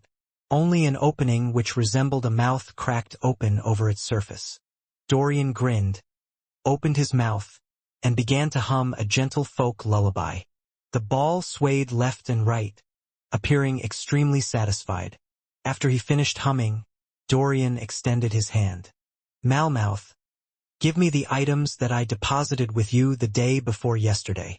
The ball jumped up and down as its body suddenly swelled while it opened its mouth extremely wide. Then, it spat out 2 Beyonder ingredients which had strange lusters to them. To think that can be done. Furs stared in surprise. Dorian caught the apprentice potion's main ingredients, cancelled the summoning, and ended the ritual. He turned his head and smiled at Furs. Even in the spirit world, void creatures like Malmouth are extremely rare. Under normal circumstances, summoning rituals will not point to them. An elder of a sufficiently high sequence must enter the spirit world and, after a long period of searching, make a contract with one of them. That way, it will allow subsequent descendants to complete a summoning ritual with their corresponding name. After the void creature arrives, a new contract can be made, making them closely connected to oneself and no longer summonable by others. So that's how it is. That sounds interesting, Furs said from the bottom of her heart. She couldn't help but look forward to the future. If I don't consider the curse of the full moon, or how ordinary Beyonders are being suppressed and constantly facing danger, exploring this wonderful world would be the most delightful thing. I hope that one day I can truly roam the spirit world. Dorian responded with a chuckle. Malmouth's greatest ability is to swallow many items into its belly without causing them any harm. It's the equivalent of a mobile, hidden warehouse that almost no one can find. Of course, it can't store too much as its stomach has limited space. Also, it doesn't like people without talent in music. It would reject signing a contract with such people. At least I can play the lyre. Just as Furs breathed a sigh of relief, Dorian instructed her to get him a black stew pot. Realizing that he was about to concoct the potion right there and then, she maintained her expression, but her heart was frantically praying for an accident. I don't want to drink the apprentice potion again. That would waste a lot of time. If I had known that this would happen, then I would have been more honest. It's too late to tell the truth. Teacher Gray must have tried a divination attempt, but the outcome suffered interference. Confessing now would mean that there's a powerful person backing me or instigating me. In the midst of her thoughts, she saw Dorian turn around and hand her a bottle of the bubbling potion. Drink it and you'll become a Beyonder, Dorian said in a flat but very seductive tone. Then he reassured her, don't worry, there won't be any problems with me here. Okay. Furs gritted her teeth, received the apprentice potion, and drank it all in one gulp. At the same time, a thought flashed in her mind. Honesty is the best policy. The carriage stopped outside Eastborough, and Klein, walking with a cane and a hat, entered the spacious slum in a relatively decent neighborhood. As he walked forward, he saw 2 familiar figures emerge from the relatively clean apartment in front of him.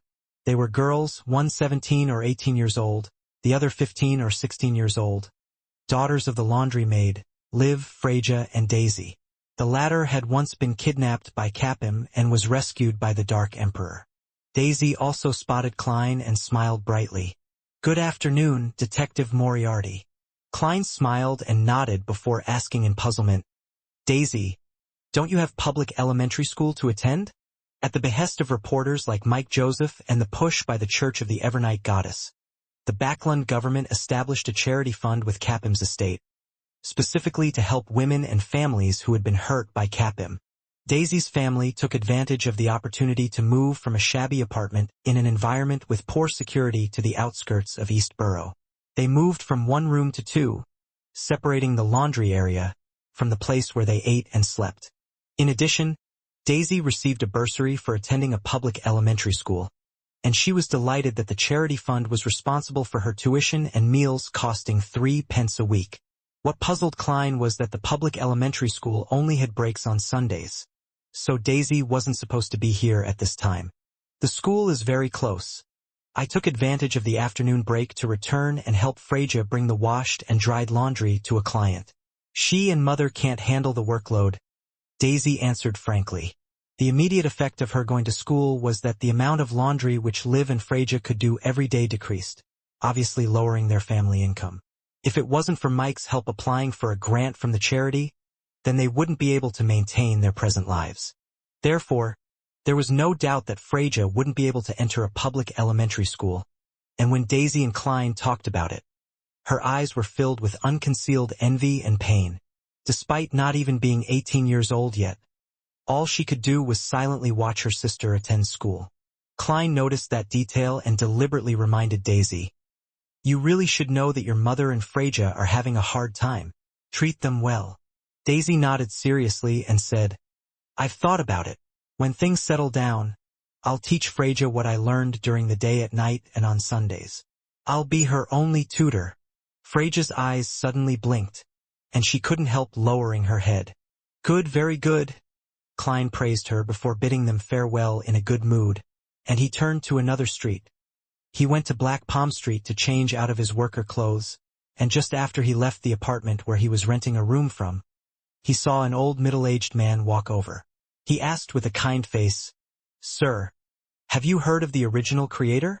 The original creator? Klein was stunned for a moment, and then he immediately thought of the intelligence that old Kohler had previously given him. Recently, there had been people preaching the faith of the original creator in East Borough, the dock area, and the factory district.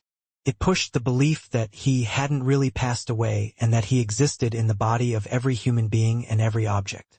As long as one served him wholeheartedly and praised him, then not only would his believers be redeemed after death, but they would also enter his kingdom. They would also suffer tremendous improvements in their present life, for instance, having sizzling meat to eat every day. This was very close to the Aurora Orders theory of the mutated creator, so Klein had decided that it was the secret organization which was behind it. He felt that they had begun to value the vast majority of the poor after the Lenivus incident.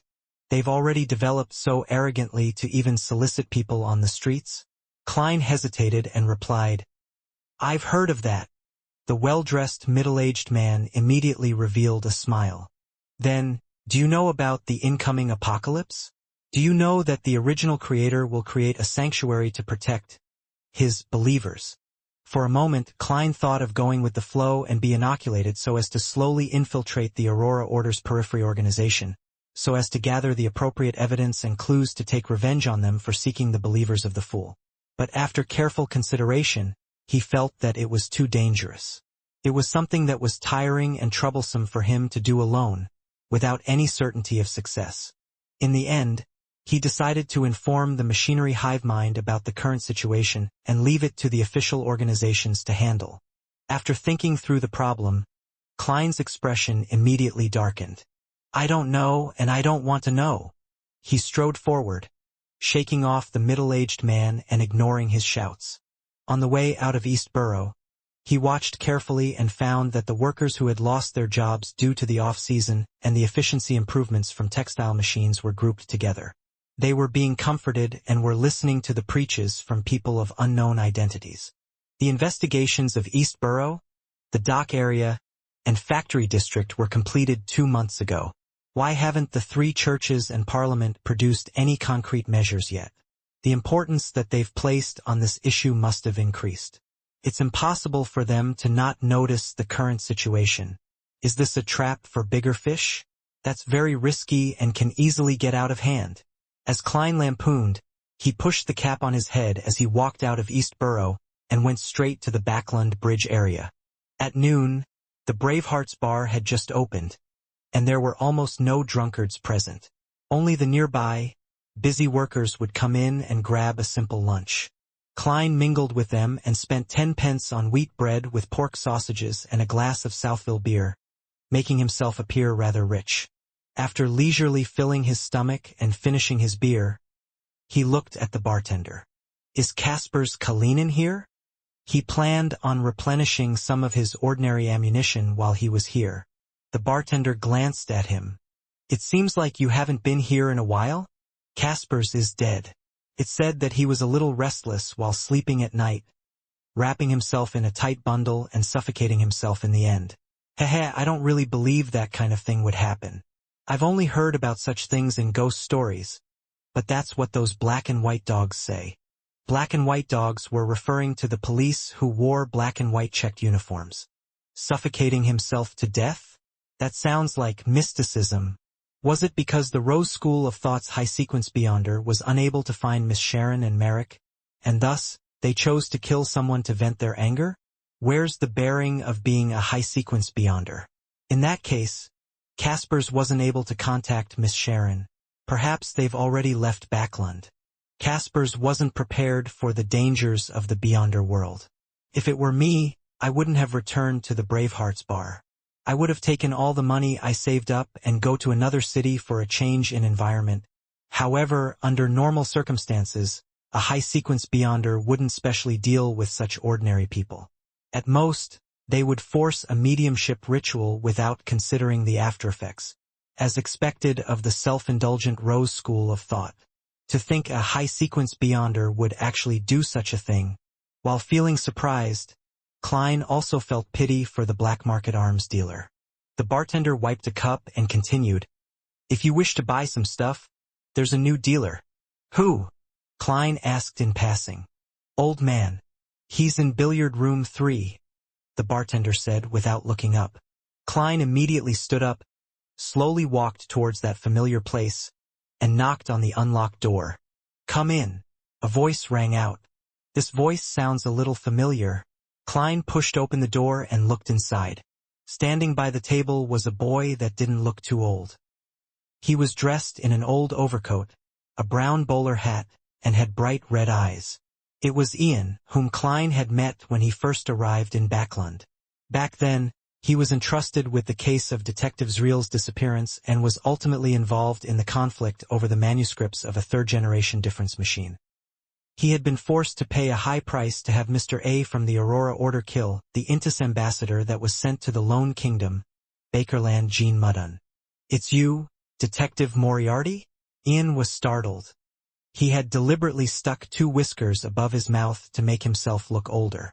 Klein smiled as he entered the billiard room and closed the door in passing. "Long time no see." He was initially surprised that Ian had appeared here and had become a black market arms dealer. But then he thought of the details behind the matter and found that it made sense. Klein being able to come to the Bravehearts bar and find Kasper's Kalinin was all thanks to Ian's introduction. This teenage boy definitely had some connections around here. "Yeah." Ian wiped away his shocked expression and mumbled, "I went to Pritz Harbor for 2 months and found those guys to be so savage and cruel.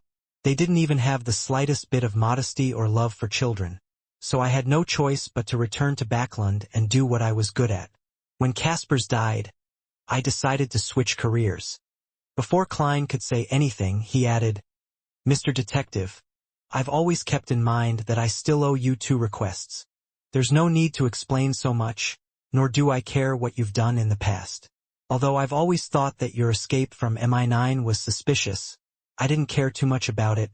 Klein picked up a cue stick, gestured and said, "Other than dealing in black market weapons, you seem to be selling information?"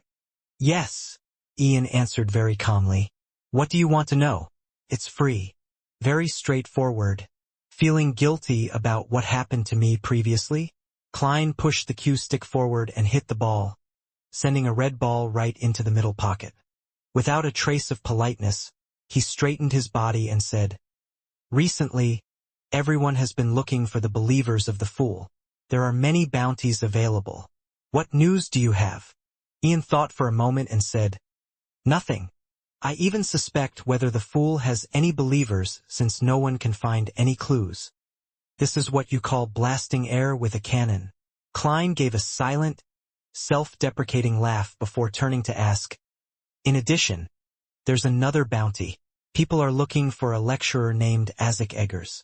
I wish to know who was the one behind the bounty so as to determine if I should involve myself in it." "Heh." Searching for people is very time-consuming. Ian didn't directly answer. He surveyed his surroundings and lowered his voice. Me 9. Me 9? It's not the numinous episcopate. It seems like it really was arranged by Insanguil. He's trying to create conflict between Mr. Azik and MI9? Perhaps he knows some secret that he shouldn't be aware of? A series of thoughts flashed through Klein's mind. Finally, he smiled and said, "Looks like I don't have to worry about the bounty being false, but I'm afraid that the circumstances as to why Azik Eggers is being pursued by MI9 is because he knows some secret. That being the case, the day I obtain the bounty might be the last day of my life." Ian spread his hands. "I'm not sure about that. But you can provide only clues." "Good suggestion." Without asking any more questions, Klein spent 5 soldi, replenished some of his ordinary ammunition, and left the Bravehearts bar. He got on the rental carriage and looked out the window at the gloomy weather. Suddenly, he felt a little wistful. Kasper's Kalinin is dead, which also means that Miss Sharon and Merrick will give up this base. With me only being able to contact them unilaterally, it'll be hard to find them, unless they encounter some difficulties that require my help, or they have reached the stage of dealing with the evil spirit buried in the ruins. Otherwise, I'll likely not be meeting them again. Although they can't be considered friends, we've cooperated with each other twice. I could interact with them as a Beyonder without hiding my face. Now, there are 2 fewer people of such people. If it wasn't for the Desire Apostle, I would only have an oddity like the vampire Emlyn White, who I can talk about mysticism with without any disguises. Thankfully, as he was sighing silently, an ethereal voice suddenly sounded in his ears. "Is there something?" Klein instantly shuddered, and only when he saw who was sitting in front of him did he heave a sigh of relief. He laughed in exasperation and said, "Miss Sharon, do you always appear all of a sudden like this?" Dressed in a Gothic regal dress and a matching soft black hat, Sharon was sitting quietly on the other side of the carriage, her face as pale as ever. "I'll knock on the window next time." Sharon nodded without emotion. She didn't repeat the question, but she looked quietly at Klein in a reserved manner. Knocking on the window all of a sudden? That's equally scary. Klein was in no hurry to mention the matter about the human skin shadow, and instead he asked, "Has the high sequence Beyonder left?" "Yes," Sharon said tersely. Klein was slightly relieved as he warned her. "It could also be a trap." As he said this, he remembered something and quickly added, "I've finished reading the Book of Secrets, and I've obtained the corresponding information from other sources that praying to the primordial moon is prone to problems. It's best not to try." "All right." Sharon didn't ask why. She paused for a second and said in an ethereal voice, "The primordial moon and the chained god seem to be archenemies. Because they can switch sequences? Or could there be other reasons?" Klein thought as he directed the conversation to what really mattered. "Miss Sharon, do you know of any places with the characteristic of a human skin shadow? Like a puppet?" Sharon listened quietly before nodding her head. "Yes." "She knows?" Klein was overjoyed and quickly asked, "Where?" In his heart, he was already prepared to pay the consultation fee. Sharon sat there without moving and said like a talking doll, "In one of the gatherings that Merrick participated in, someone once discovered the tomb of an ancient noble. They explored the periphery but didn't dare to venture deep, but there were traces of human-skinned shadow activity. They hoped to recruit a team strong enough to completely explore the tomb and split the valuables equally. To seek help in a gathering of Beyonders who are not familiar with each other. How can all parties guarantee each other's credibility? What if there's no tomb at all and it's just a trap?" Klein quickly thought and asked in response, "Did they succeed?" "Yes," Sharon answered simply. Klein temporarily didn't pursue the details. He suppressed his voice to avoid being overheard by the carriage driver. "And then, after that, they never appeared again," Sharon calmly recounted. "One of the members was a friend of Merrick's, and he disappeared completely after that matter." Without waiting for Klein to ask, she continued to speak with her ethereal voice. "Merrick found some of his friend's belongings. I used the method of divination to track them down to White Cliff Town, and I found a hidden entrance to the tomb at the riverbend of the Stratford River. Merrick's friend was inside, but he was already dead. You went in, Klein blurted out. No, I determined it using another method, Sharon explained. That tomb gave me a sense of great danger. I didn't try to explore it. At this point, she looked at Klein with her blue eyes. Without the help of a sequence for Beyonder or a sealed artifact of a corresponding level, it would be best not to venture deep into that tomb. Even you find it very dangerous. I don't need to go above the gray fog to divine it to know how terrifying it is. Klein looked down at the floor of the carriage and thought for a few seconds. Do you know which ancient noble's tomb it belongs to? Sharon did not pause in her reply. His last name is Amon. Amon? A member of the family of that Amon who had possessed Little Son's body and almost sneaked into the mysterious space above the gray fog? Klein used his ability as a clown to control the slight twitch of his eyelids. He asked in puzzlement, Are you sure? At this moment, a figure appeared in his mind. A black classic robe, a matching pointed hat, a broad forehead, a thin face, black eyes, black hair, and a crystal monocle. Sharon's pale blonde hair shone through the mist like an oil painting drawn by a master, and she said in her usual flat tone, according to the items obtained from the initial exploration, a member of the gathering who specializes in ancient history determined that the owner of the tomb came from the Tudor dynasty of the Fourth Epoch. The family name is Amon. It really is the blasphemer family of the Fourth Epoch. This family isn't cursed like the Abraham family, nor was it destroyed directly by the church of a certain goddess like the Antigonus family. According to the special and powerful performance Amon showed in the City of Silver, the situation of this family might be comparable to that of Zeradol's. They were all secretly passed down, with the presence of high-sequence Beyonders among their ranks, perhaps even with powerful angels. They protect certain crucial secrets, such as the coordinates of the forsaken land of the gods. The danger of a tomb left behind by such a family can be imagined. Perhaps Amon can borrow the power of certain changes to cast his gaze over from the distant forsaken land of the gods. I can't use the perspective of a low or mid-sequence Beyonder to deduce the terror of a demigod. Klein didn't ponder for long before denying the possibility of exploring the tomb of the Amon family. Slightly disappointed, he looked up at Sharon. Is that place the only place with a human-skinned shadow? Sharon shook her head. No. Oh. Klein's eyes lit up, and he assumed a listening posture. Sharon said, her voice unchanged. I've participated in a gathering. A Beyonder promised that as long as someone completes a mission given by her, she would satisfy any reasonable request. When it comes to ingredients, it is limited to those below that of high-sequence Beyonder ingredients. In other words, she can give any Beyonder ingredient below that of high-sequence Beyonders? The first thought that came to Klein's mind was, is she bragging? Even for the Church of the Evernight Goddess, only the Holy Cathedral, or in other words, the Cathedral of Serenity, would possess such a possibility. Many of these ingredients weren't commonly needed because they weren't needed at all. Upon hearing Klein's question, Sharon calmly replied, she's a high-sequence Beyonder. High-sequence Beyonder? No wonder. That would be on the level of the high-ranking members of the churches or secret organizations. Even if they don't belong to any party, they would still build up their own faction. However, the promise of any type of Beyonder ingredient below a high-sequence potion definitely can't be completely met. Klein momentarily had such a thought. Sharon simply added. She said that certain ingredients would require a certain period of time. That's more like it. Klein asked with interest. What mission did she give? Sharon sat up straight and dignified. Investigate Hero Bandit Dark Emperor's true identity. Klein believed that if he had been drinking water at that moment, then he wouldn't have been able to control himself and that he would have sprayed it across from him. Who did I offend? Why am I the target of a high-sequence Beyonder? He first lamented in Chinese, then he quickly analyzed the possible parties. Members of the Twilight Hermit Order?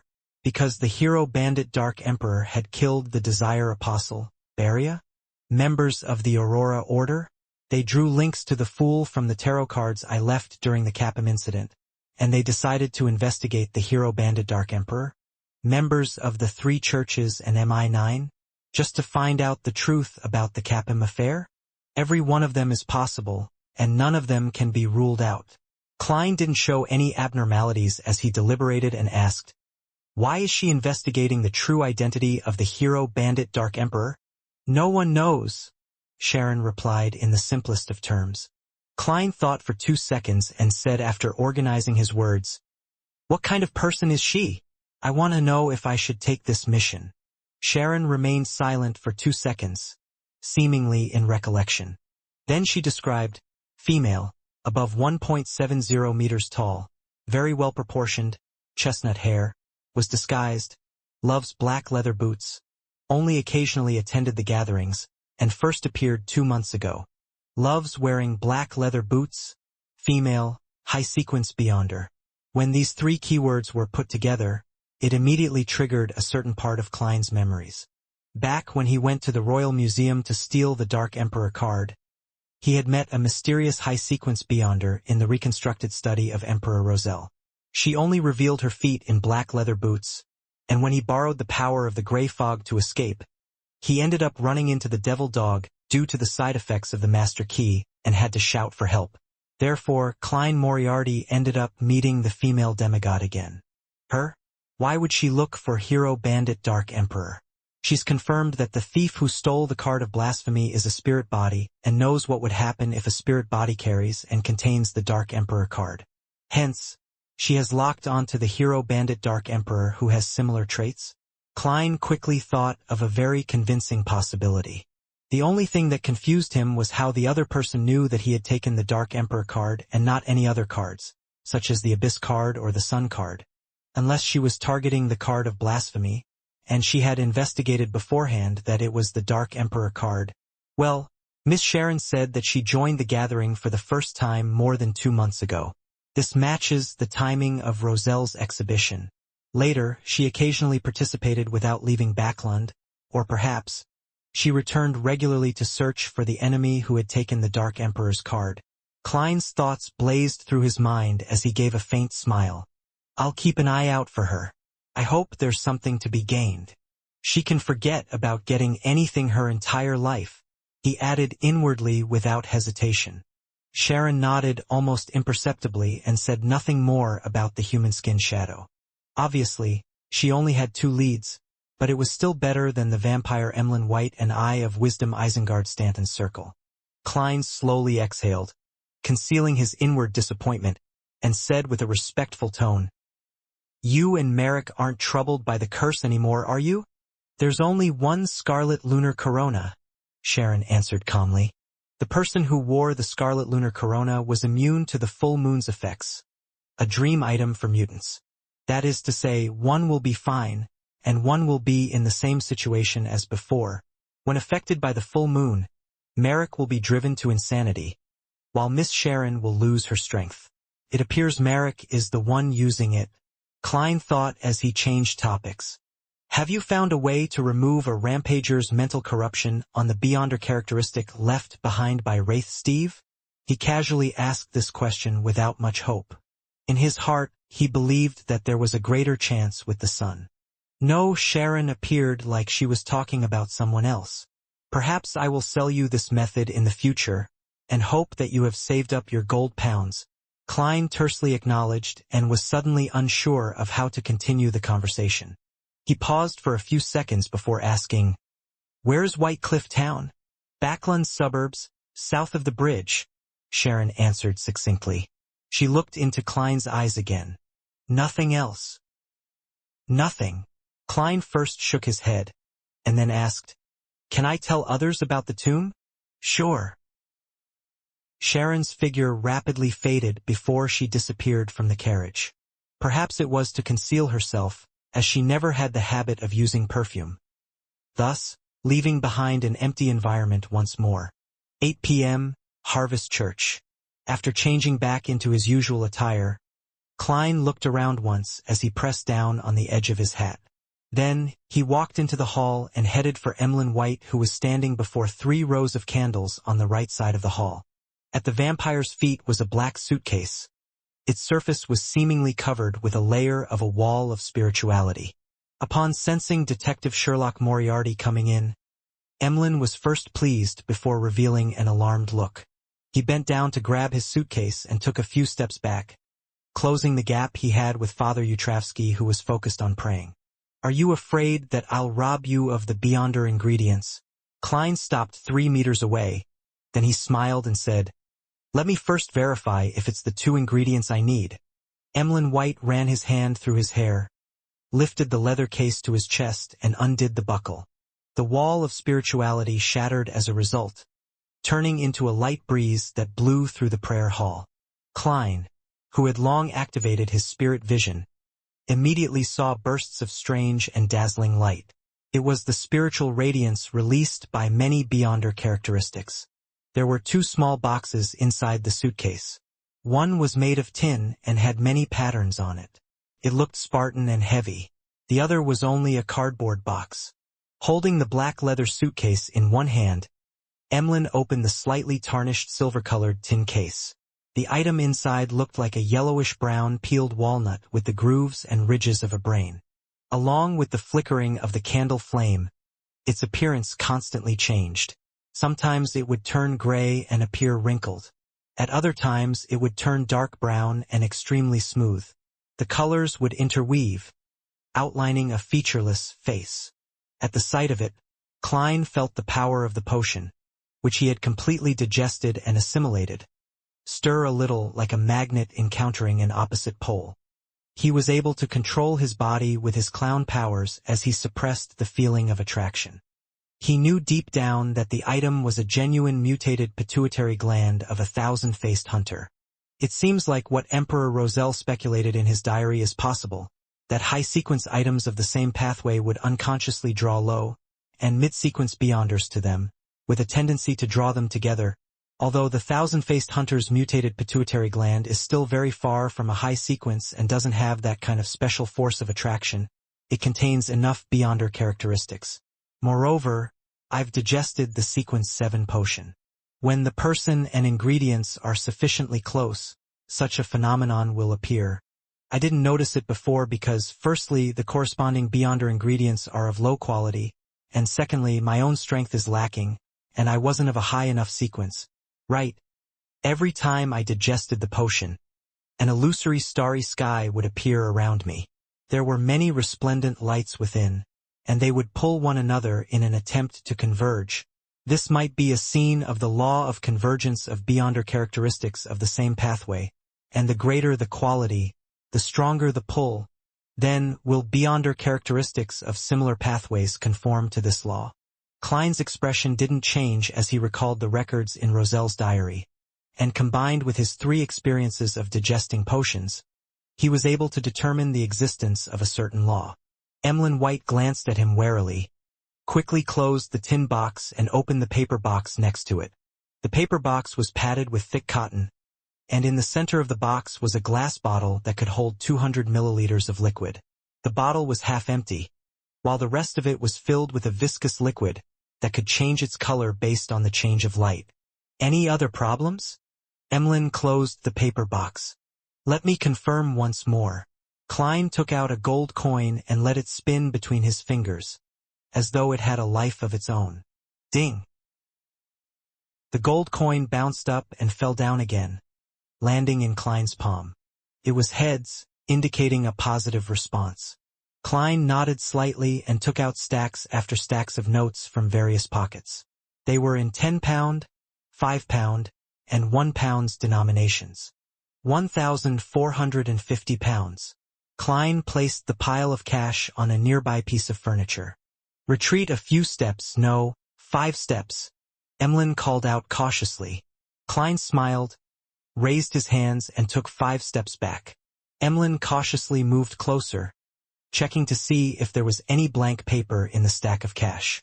After doing a slight count, he threw the leather suitcase in his hand towards Klein. Klein was startled, and with his agile moves, he accurately caught the suitcase. He was afraid that the blood of the thousand-faced hunter would seep out after the bottle shattered.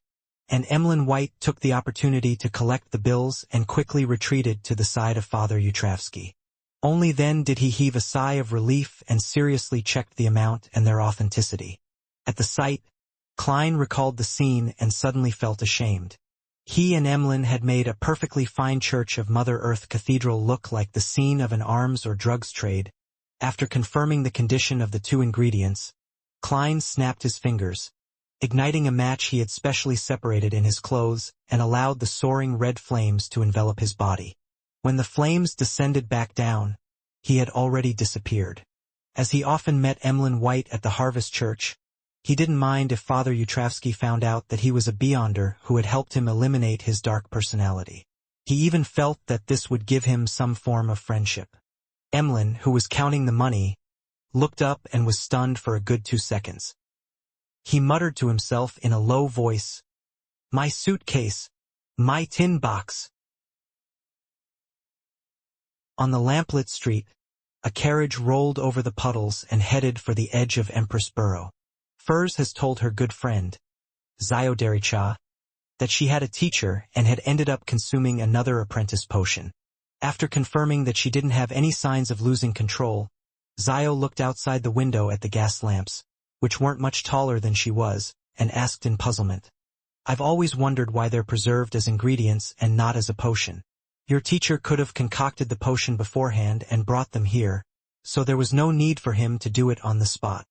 Furs gave a faint smile and said, "I've asked him about this before. He said that there are 2 main reasons. One is that different Beyonder ingredients have different uses, and when they're made into a potion, they cannot be used flexibly.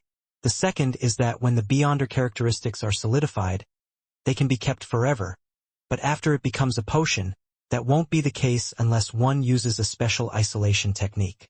"Why?" Zio asked in surprise. "This isn't an ordinary type of medicine or Beyonder weapon in which its spirituality will continue to dissipate and weaken." Furs wasn't in the mood to laugh, but she had no choice but to maintain her smile. "It's not a problem about the characteristic loss, but that once Beyonder ingredients become potions, not only can humans absorb them, even other creatures or materials without life can. It's just relatively slower. For example, if I use a glass bottle to store the potion, it might appear fine, but after a few days the glass bottle would finish drinking the potion, becoming a special mystical item. It might even gain intelligence. Of course, my teacher said that such a situation has very huge side effects, akin to what a rampager leaves behind. The 7 churches and some hidden factions have special isolation techniques, but it's rather troublesome, and they won't use it on low or mid-sequence potions." "How amazing!" Zio sighed. She took another look outside and said in a low voice, "We're almost there." She and Furs were here to attend the Beyonder gathering which Mr. A was holding. Furs smiled while feeling her heart bleed. "I hope there's the Spirit Eater's stomach pouch." Her teacher, Dorian Gray, had taught her the acting method before he left. He even gave her the potion formula for Trickmaster and got her to attempt to find the Beyonder ingredients on her own.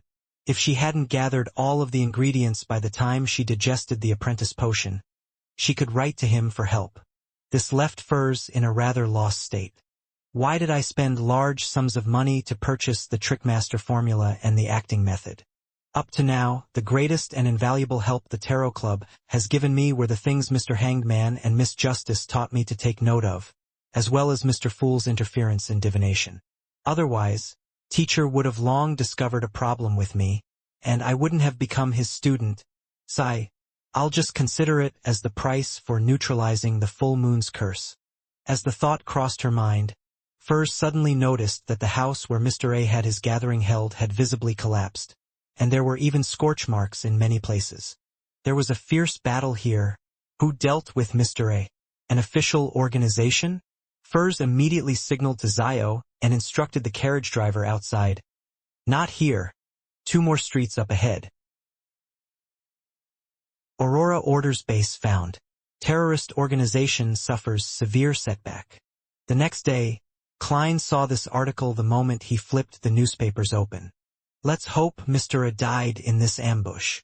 He drew the crimson moon on his chest in solemnity. He had already thrown the thousand-faced hunter's blood and mutated pituitary gland from last night above the gray fog to ensure that they wouldn't be lost. Even if I die, they won't be lost. Klein chewed on a piece of bacon with great ease.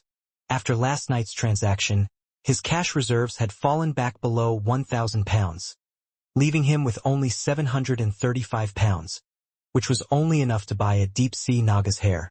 After that, he didn't have the ability to purchase the human skin shadows characteristic. Without any better clues or money, Klein rested at home the entire morning. After lunch, he dressed up and headed straight for the Backlund Bridge area. He had previously made an agreement with Carlson of the Machinery Hive Mind to find him at the Lucky Bar near the West Balham dock if he had any intelligence. If the intelligence was especially important and Carlson wasn't there, he was to go straight to Lever Cathedral. After all, Sherlock Moriarty wasn't a member of a secret organization, so there was no need for caution.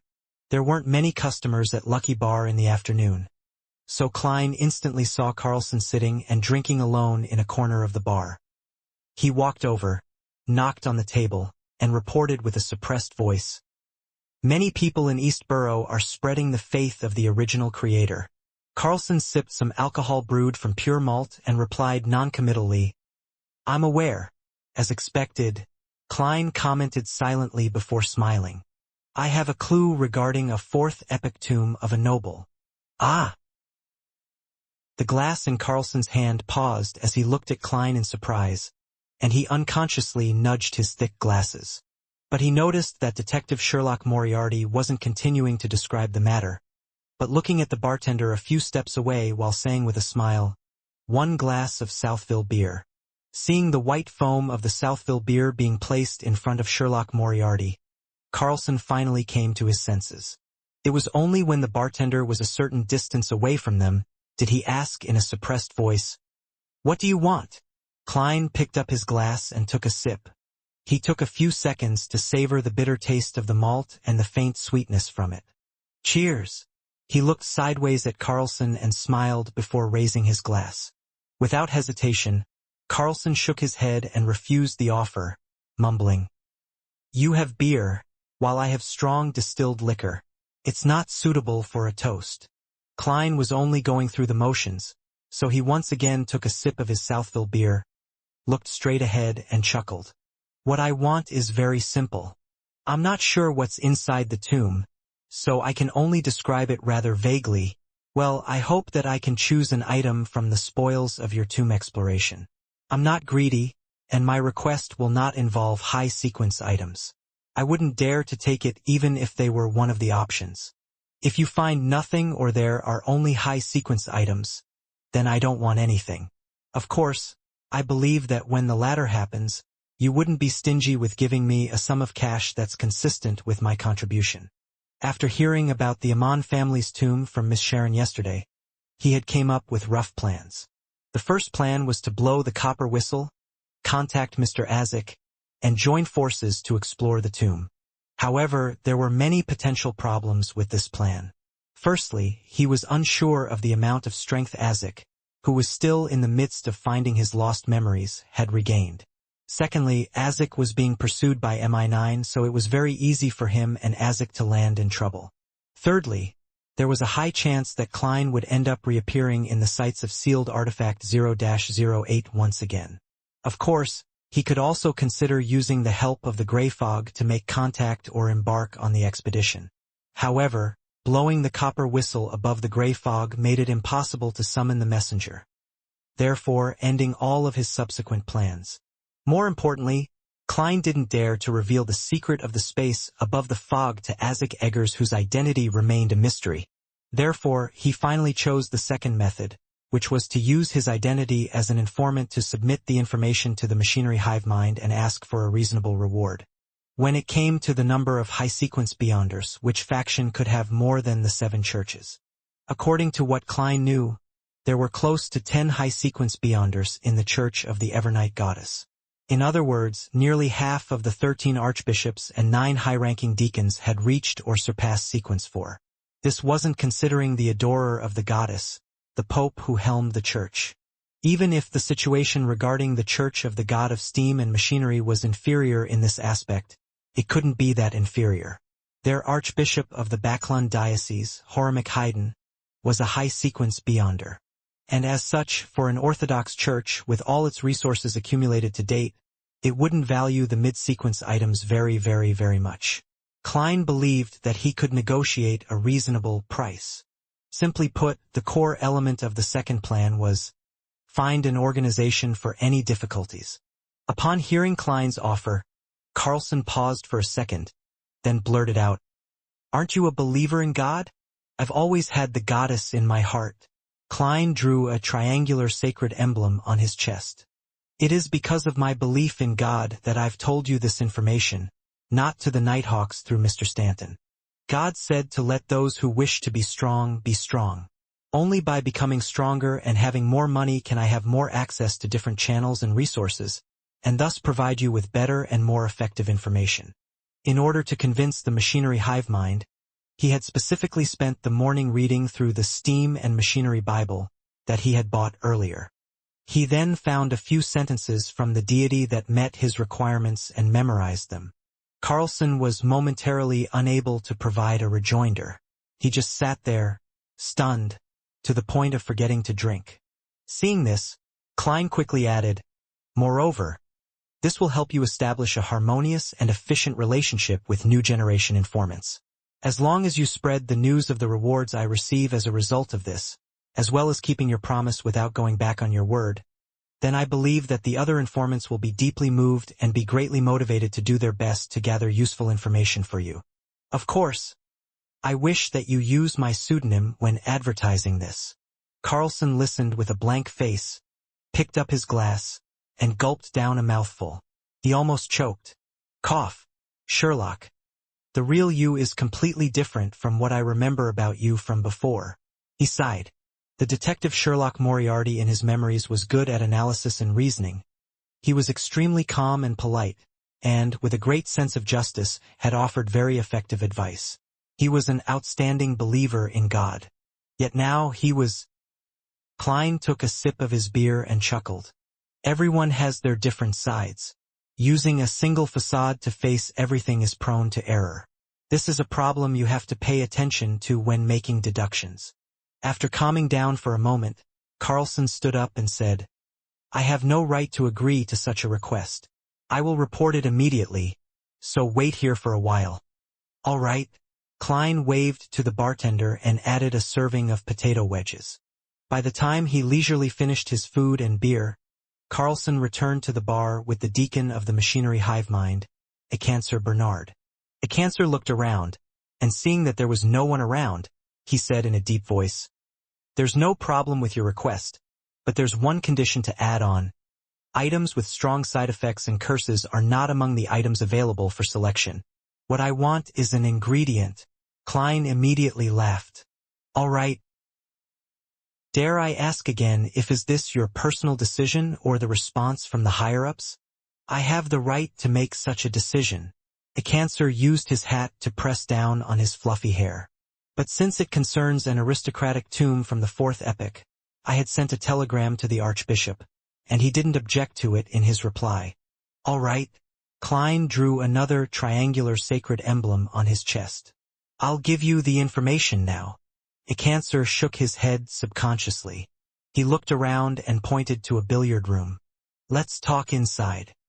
This deacon, who is always publicly placed on trial by the mirror called a Rhodes, is quite experienced."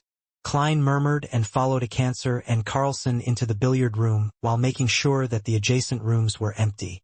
Klein paused for a few seconds and said with some deliberation, "The thing is, there was a beyonder who found a hidden tomb at the mouth of the Stratford River in White Cliff Town.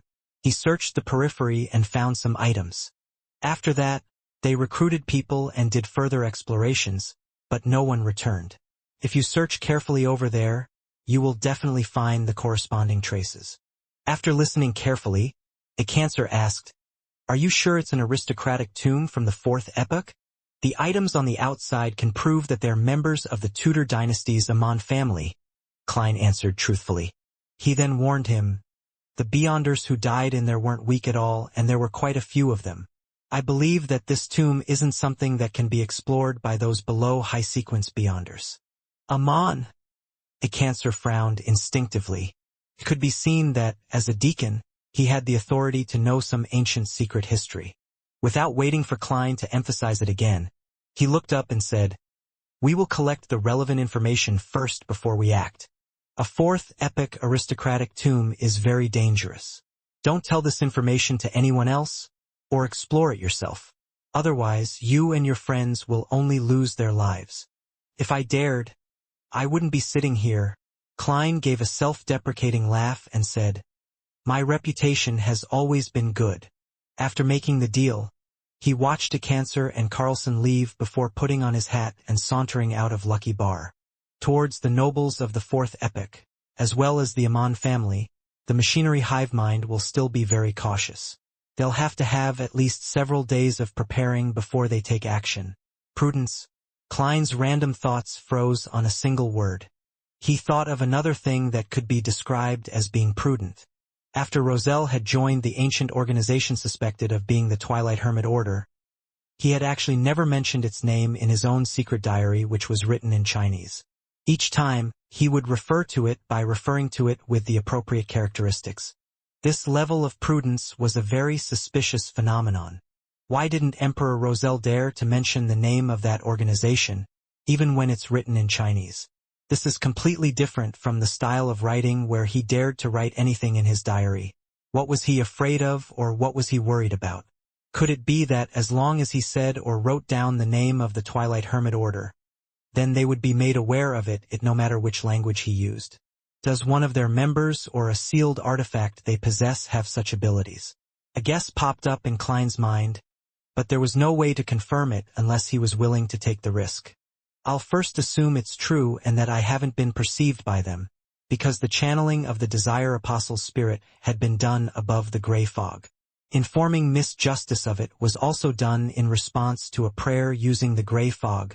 Well, it's almost Monday, and I have to remind Miss Justice at the Tarot Club not to say or write down the name Twilight Hermit Order. As for the reason, she can understand it by herself with me simply giving her a look. Klein quickly made his next arrangements and strode out of Lucky Bar. Seeing that it was still early, he took a horse carriage to the Quelag Club, intending to spend the afternoon there. As soon as he entered the hall, he saw the equestrian teacher, Talum Dumont. This descendant of blue blood was seated in a corner, holding a glass of scarlet grape wine. His face was rosy, and he was sipping it in high spirits. "You seem to be in a good mood, Talum." Klein smiled and greeted him. Talum chuckled and said, "Because the new year is coming." Then, rather excitedly, he asked, "Sherlock, do you know what it's like to really like someone?" Klein showed a fake smile. "I'm sorry, I'm still single." Talum finished the rest of his wine, stood up, waved his hand and said, "That's a pity. Well, I have to get busy. By the way, thank you for introducing Mr. Frama's cage." Klein recalled the investment of the bike project and sincerely expressed his gratitude. "When are you free these days? I'd like to get you to bring me around to sample some of Backlund's delicacies." After the new year, Talum put on his hat and walked with a smile to the reception hall. Has this fellow entered the season of love? Klein couldn't help but mutter. Just as he turned around and took a few steps, he suddenly heard a heavy thud. Klein jerked his head back and saw Talum Dumont on the ground. His left hand clamped tightly at his chest where his heart was. His body was convulsing non-stop. Klein hurried over. But at this moment, Talum had already spat out all of the white foam on his mouth, losing his last breath of life. In just a few seconds, he had turned into a dead corpse. This wasn't the first time Klein had seen someone familiar die in front of him, but it was the most abrupt and unforeseen death. The expression on Talum Dumont's face when he had asked about what it felt to really like someone was a vivid expression of hidden excitement and flaunting, but one which couldn't be directly shared due to the need of being careful as a result of certain factors. That was too fast. Normal diseases do not cause death so quickly. Klein's expression was solemn as he lightly tapped his molars to activate his spirit vision. He dropped to one knee and crouched down. He saw Talum Dumont's aura and the colors of his emotions fading rapidly. Furthermore, there were strands of black gas wrapped around his heart like a snake which were gradually dimming. A beyonder ability similar to a curse? Klein instantly made a preliminary conclusion. At this moment, a nearby red-vested attendant and a servant girl in a black and white dress ran over. They looked at the dead body on the ground in horror. His eyes were wide and round, and the corners of his mouth still had remnant white foam. Klein closed his eyes and instructed in a deep voice, "Go to the nearby police station and tell them someone died here." "Yes, Mr. Moriarty." The red-vested attendant immediately turned around and ran out the door, so flustered that he even forgot to put on his coat. Under the watchful gaze of the crowd, Klein didn't check Talam's belongings, nor did he try to pull out a few strands of hair for a divination attempt when he wasn't around anyone. His identity was already considered semi-official, so he could use the power of the machinery hive mind to conduct a follow-up investigation. There was no need for him to act as a lone hero. Thinking of the many times he had played cards with Talam Dumont, and how he had introduced clients and investors, and the love story that had been hanging in his mind for so long, Klein couldn't help but take a long, slow, deep breath. Who's Talam's murderer? Which beyonder who's adept at curses did Talam offend? Judging from his attitude today, he should be in a very happy and calm state, completely unaware of the fact that he has provoked a terrifying character. Questions flashed through Klein's mind, but his lack of understanding about Talam Dumont resulted in a lack of soil to nurture any inspiration. When the police arrived, he was questioned as a witness, and that wasted quite a bit of his time. It wasn't until all of this was over that Klein had a chance to leave Hillston Borough and head back to Lucky Bar in the Backland Bridge area.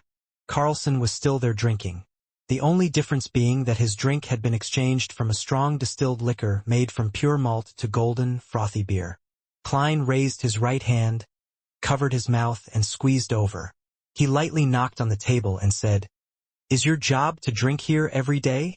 Carlson jumped in fright as he turned his head, relaxing only when he saw that it was Sherlock Moriarty. What is it now?" "This reaction is very familiar." Klein sighed silently and said gravely, "There is a case involving beyonders." Carlson looked around and saw that Lucky Bar already had quite a number of patrons. They were either hollering over their glasses or eager to fight in the ring. "Follow me. Let's play a round of billiards." Carlson nudged his thick glasses and carried his beer to an empty billiard room. Klein followed, closing the door behind him. "Your alcohol tolerance seems pretty good," he said in passing. "No, I just drink very slowly." Carlson put down his glass and picked up the cue stick.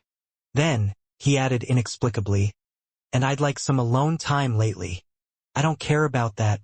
Klein pursed his lips and said, "I encountered a death at the Quelag Club in Hillston Borough. That was a friend of mine, a noble descendant, and an equestrian teacher. He's usually healthy and had recently been in a very good mental state, but just now, he suddenly died in front of me. It looked like a heart attack, but my spirit vision told me that he might have been cursed." "You're adept at spirit vision?" Carlson asked subconsciously. "What sort of details did Mr. Stanton fabricate for me? After becoming a machinery hive mind informant, they never even asked me which pathway I was, or which sequence I'm at. Nor did they try to find out about my origins and background. Of course, letting an informant keep certain secrets of their own is also a common tactic used by official organizations." Klein frankly responded, "Yes, the chest of the deceased had some decaying, illusory black gas. It does involve the possibility of a curse and a beyonder." Carlson didn't ask further as he slowly nodded. "Hillston Borough, that's the territory of our machinery hive mind. In the northwest of Backland, which was the heart of the metropolis, Empress Borough and Sherwood Backland came under the mandated Punisher's jurisdiction. The western and northern areas came under the Nighthawks, and Hillston Borough and Backland Bridge area came under the machinery hive mind." Having said this, Carlson looked at Klein and attempted to confirm the details. "What deity does your friend believe in?" After thinking carefully for a few seconds, Klein replied hesitantly, "The Lord of Storms." "A believer of the Lord of Storms. Is he the only deceased?" Carlson asked with a frown. "Yes. Klein gave an affirmative answer. Carlson chalked the cue stick and sighed. We have no right to take the case. This is under the mandated punishers. But I will pass on your information to them. In the Lone Kingdom, the principle of jurisdiction over Beyonder events was first to divide them according to their beliefs. If they involved the followers of multiple deities, then it would be decided according to who held jurisdiction over the area. Klein was no stranger to this. He had no intention of making things difficult for Carlson, so he earnestly said, "Thank you.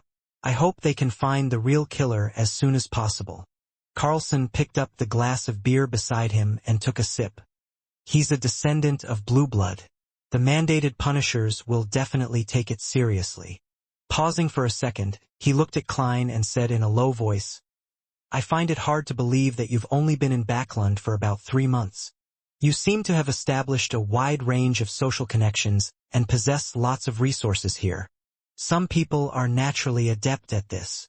Klein shook his head with a self-deprecating laugh before bidding farewell. By the time he got back to Minsk Street, it was completely dark and the gas lamps lining the streets were being lit by workers. Although his relationship with Talon Dumont didn't go deep, he was an acquaintance he met nearly every week. He was a friend he would play cards with every now and then, and Talon was rather warm and had always exalted him as a great detective. Furthermore, he had practiced what he preached by introducing clients and investors. His passing also made Klein feel sad, making him fully aware of his helplessness towards fate. Other than that, he was also very angry. He was angry at the murderer who had cursed Talon to death. I hope that they can figure out what happened. I hope that the mandated punishers doesn't run out of manpower because of Duke Negan's assassination case. Klein sighed as he got off the carriage and walked towards the gate. In the process, he discovered that there was no light at the Sammers house next door. It looks like they're on their way to Desi Bay. Is this the New Year atmosphere in Backland? Yet I don't feel anything at all. Klein momentarily felt melancholic. With these emotions in mind, he went to bed early and woke up at 7 in the morning. In an attempt to change his mood, Klein decided to bake a homemade cake today. I'll buy the ingredients after breakfast, he whispered, drinking his milk and flipping through the newspapers. Soon, he saw an obituary in the Tussock Times. My beloved son, Talon Dumont, passed away on December 18th due to a sudden heart disease. His funeral will be held at the Crown Cemetery at exactly 9 a.m. on December 21st. In the northern continent, due to reanimations, it was already an ancient tradition to be buried as quickly as possible after one's death. Of course, this was on the premise that there was no shortage of money for a funeral. Sudden heart disease? Is this the final result of the investigation? Or could it be that the mandated punishers are trying to lull the culprit? Klein frowned, unable to make a judgment. Perhaps I can go above the gray fog to see if it's a trap set up by the mandated punishers, but there's a high probability of failure. After all, I don't have one of his items with me, nor was I targeted. He took a breath, calmed down, and methodically filled his stomach. The subsequent attempt didn't exceed Klein's expectations. He could only leave Minsk Street and take a bus to Hillston Borough to visit Isengard Stanton. The great detective walked in the warm room, pointed to the front and said, Sherlock, would you like some breakfast? My chef skills aren't worse than mine. No, I've already had breakfast. Klein shook his head and declined. Isengard stopped in his tracks and casually asked, Where are you going to spend the New Year's? I'm planning on, returning to Lenberg. I haven't confirmed it yet. Perhaps Midsea Shear, Klein said, perfunctorily. The scenery there was originally pretty good, but unfortunately, there's an abundance in coal and iron resources. There was also a rather developed shipping industry. Isengard straightened his collar and touched the pipe in his pocket. You seem to be a little anxious? Mr. Stanton, I have something to ask you. Klein took the opportunity when asked the question to relate in detail Talon Dumont's death, the results of his spirit vision, his advice to the machinery hive mind, and what he had seen in this morning's obituary. Of course, he had hidden the fact that he had become an informant for the machinery hive mind. He only said that for his friend, he had found an official beyonder he got to know due to the Desire Apostle case. "Do you think this is a trap by the mandated punishers?" he finally asked. Holding the pipe, Isengard said thoughtfully, "I've been trying to avoid the mandated punishers, and I don't know enough about the situation. I'll get someone to find out. If there's any news, then I'll write to you." "Okay, thank you." Klein bowed sincerely. In the evening, he received a letter specially sent from Isengard. There was only one sentence in the letter. "This case isn't handled by the mandated punishers. The royal family has taken the case by claiming that Talum Dumont is a noble." The royal family. Klein held the letter he received from Isengard Stanton and silently murmured to himself. He looked up and outside the window, and he saw the rain pattering down. The gas lamps on the streets were giving off quiet halos. Inside the living room, the coffee table was neat and tidy, with a few stacks of newspapers placed in the corner. There was silence all around him. Klein sat on the sofa as he leaned forward a little. He sat there silently for a long time. After nearly 10 minutes, he exhaled and shook his head. Slowly and heavily, he tossed the letter into the trash can. He slowly stood up and expressionlessly walked to the second floor.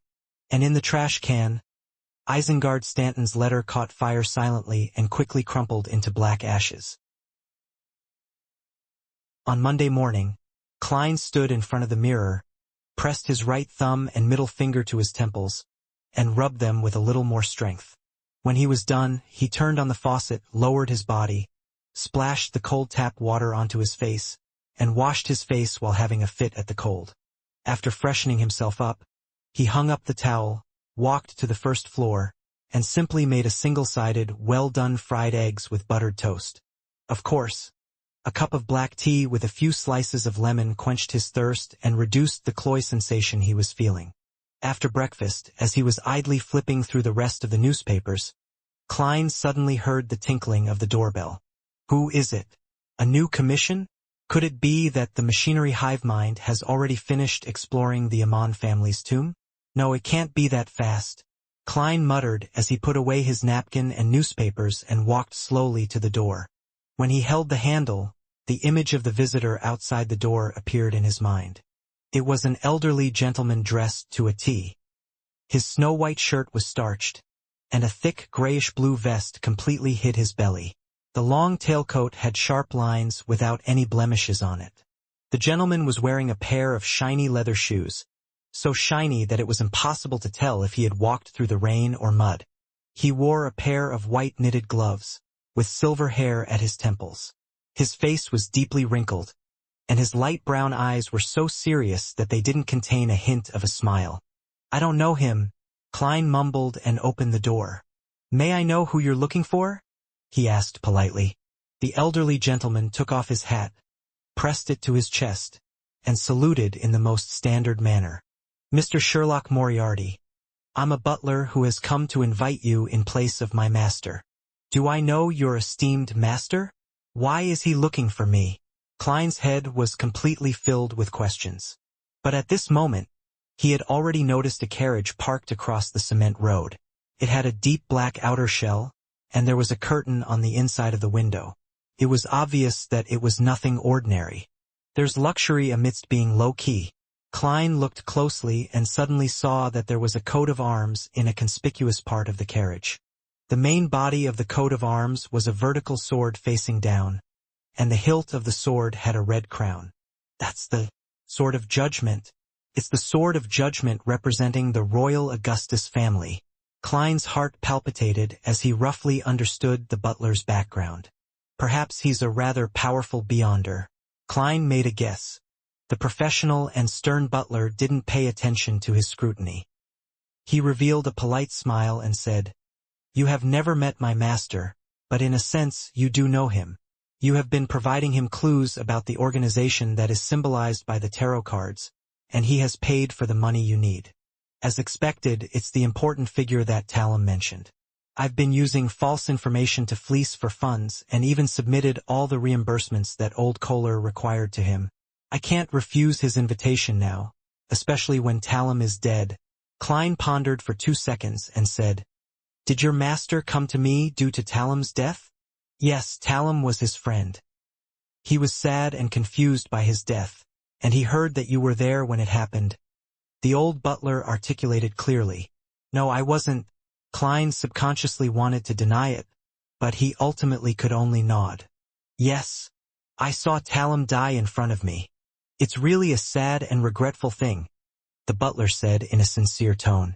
Are you willing to accept my master's invitation? Do I have any reason to refuse? That would just make me look very suspicious. I might even be killed on the spot by you. Klein looked at him and said, I happen to have nothing planned this morning. All right then, Mr. Moriarty, please. The old butler bent down slightly, extended his right white-gloved hand, and pointed at the carriage on the opposite side of the cement road. I've been trying to avoid getting involved with important figures. In the end, I have no choice but to face the person behind Talum after his death. I wonder if this would attract attention or lead to more in-depth background checks. I have to plan ahead and be ready to give up my identity and this foothold at any time. Also, I need to get the human skin shadow characteristic and the deep-sea Naga's hair and advance to faceless as soon as possible. In that case, my ability to resist risks would more than double. When Klein put on his coat and hat and walked to the carriage with the royal coat of arms, he had already thought of the subsequent developments. At this moment, the servant the old butler brought with him opened the door for him. Stepping on the thick brown carpet, Klein looked at the wooden cabinets containing red wine, white wine, champagne, Lanty and black rand, along with the crystal glasses. Klein felt rather restricted as he sat by the window. Lanty referred to strong distilled spirits made from pure malt. There were many types, such as the sailor's favorite Lanty proof. The bottles displayed in the cabinets were obviously of high quality. As for black rand, they referred to strong distilled wines mixed with other fermented grains, which, like Lanty, was something unique to Lone. As the carriage drove through the wet streets, Klein asked in passing, Are we going to Empress Borough? No, my master is waiting for you at the Red Rose Manor on the outskirts of Empress Borough. The old butler didn't hide anything. Looks like this is the royal family's manor. Klein thought for a moment, then he asked with a smile, Can you tell me your master's identity now? The old housekeeper's back, which was already straight, became even straighter as he raised his chin. He is the descendant of the founder and protector. He's the grandson of the Might Wielder, the fifth son of His Majesty, Duke of Lastings, His Highness Prince Edisac Augustus. So it's the third prince, the second youngest prince, but he should be around 21 to 22 years old. Klein recalled what he had seen in the occasional descriptions in the newspapers and magazines at the Quelag Club. The horse carriage passed through one street after another, going from an artificial lake to the northwest. After more than an hour, they finally arrived at an extremely large manor. At the entrance to the manor, Klein was inspected by two soldiers in red military uniforms and white trousers. He didn't hide the existence of his gun holster and revolver. He believed that there were definitely people around Prince Edisac who could tell that he was carrying a gun, and that it easily made things worse if he fooled them with illusions. In any case, the prince knows that I'm a private detective, so his subordinates definitely wouldn't send guests to the police station just because I was illegally in possession of a gun. Klein watched as the soldier took the gun holster and revolver before he was informed to take it when he came out. After two more inspections, Klein followed the old butler, went around the main house and came to a wide area with hills and flowing waters. The only drawback of this place was that the vegetation had long since withered away in the dead of winter, leaving nothing but desolation. Tap, tap, tap. Several horses came running from the distance and stopped in front of them. A young man in white trousers, high-heeled black boots, a fitted shirt, and a dark rider's tunic nimbly dismounted and walked over. Everyone else followed closely by his side. He removed his helmet from his head and smiled at Klein. I'm finally meeting you, Detective Moriarty. Upon seeing this, Klein's eyes lit up. It wasn't because of how handsome he was, but because he looked like the Henry Augustus I imprinted on 5-pound notes. Edisac Augustus also had a rotund face and a pair of slender eyes, but he didn't look serious at all. Instead, he always had a smile on his face, looking young and spirited. I didn't know that you, your highness, were the one who entrusted me with the task. Klein bowed. Holding a horsewhip in his hand, Edisac weighed it in his palm and chuckled. I heard that you played an important role in the serial killer and Desire Apostle cases. Talam's recommendation was indeed good. Sai, who knew that he would be gone days after I was horse racing with him. He has gone to the kingdom of storm and lightning. Since the founding of the kingdom, the Augustus family had always believed in the Lord of the Storms. Without waiting for Klein to answer, he said with a heavy expression, "The investigation into Talam's death didn't go through me, Mr. Moriarty. I want you to help me discover the truth. The conclusion given by the rest of the royal family? Your two elder brothers? This sudden level of infighting isn't something I can handle. Also, Your Highness, your style is really direct." Klein sighed. "I'm sorry, but I'd still say that Talam died of a sudden heart disease." "Is that so?" News came from the mandated punishers that a detective by the name of Sherlock Moriarty had testified that Talam had signs of suffering from a curse. Prince Edisac chuckled. Klein could only respond with a wry smile. "Your Highness, you should know the principles I adhere to. I still wish to live another 50 years. Wasn't Talam your friend?"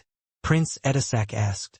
Klein was at a loss for an answer when a maid suddenly came from the main room, quickly approached the prince, and whispered a few words.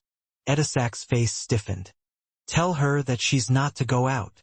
After he finished speaking, he took 2 steps forward. His serious expression softened, and a hint of softness and helplessness appeared in his blue eyes. "But I will permit her to leave the room and walk around freely in the manor." The scene before his eyes reminded Klein of the romance story which Talam Dumont had told him. His noble friend had fallen in love with a commoner woman and was insistent on marrying her.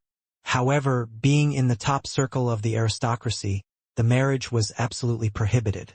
Talam had been vexed over this matter, and he had even considered the prospect of hiring a murderer. But in the end, he managed to persuade the woman to leave his friend on her own accord. Could the main character of this story be Edisac Augustus? The situation is very consistent in all aspects. As a prince, marrying a commoner is practically treason in this era. Since the founding of Lone, the spouse of a direct descendant of the Augustus family could only be a noblewoman. From what I've just heard, Edisac has brought that commoner woman back. And he has even grounded her as punishment? True love. In a split second, the story of a tyrannical prince and a pitiful frail white flower took shape in Klein's mind. He looked into the distance, enjoying the midwinter scenery. That's not what it really looks like. When spring comes and the grass sprouts, you'll see a golf course of the highest quality. Prince Edisac dismissed the maid, raised his whip, and pointed around. "Golf?" Klein asked, simultaneously knowing the answer to his question.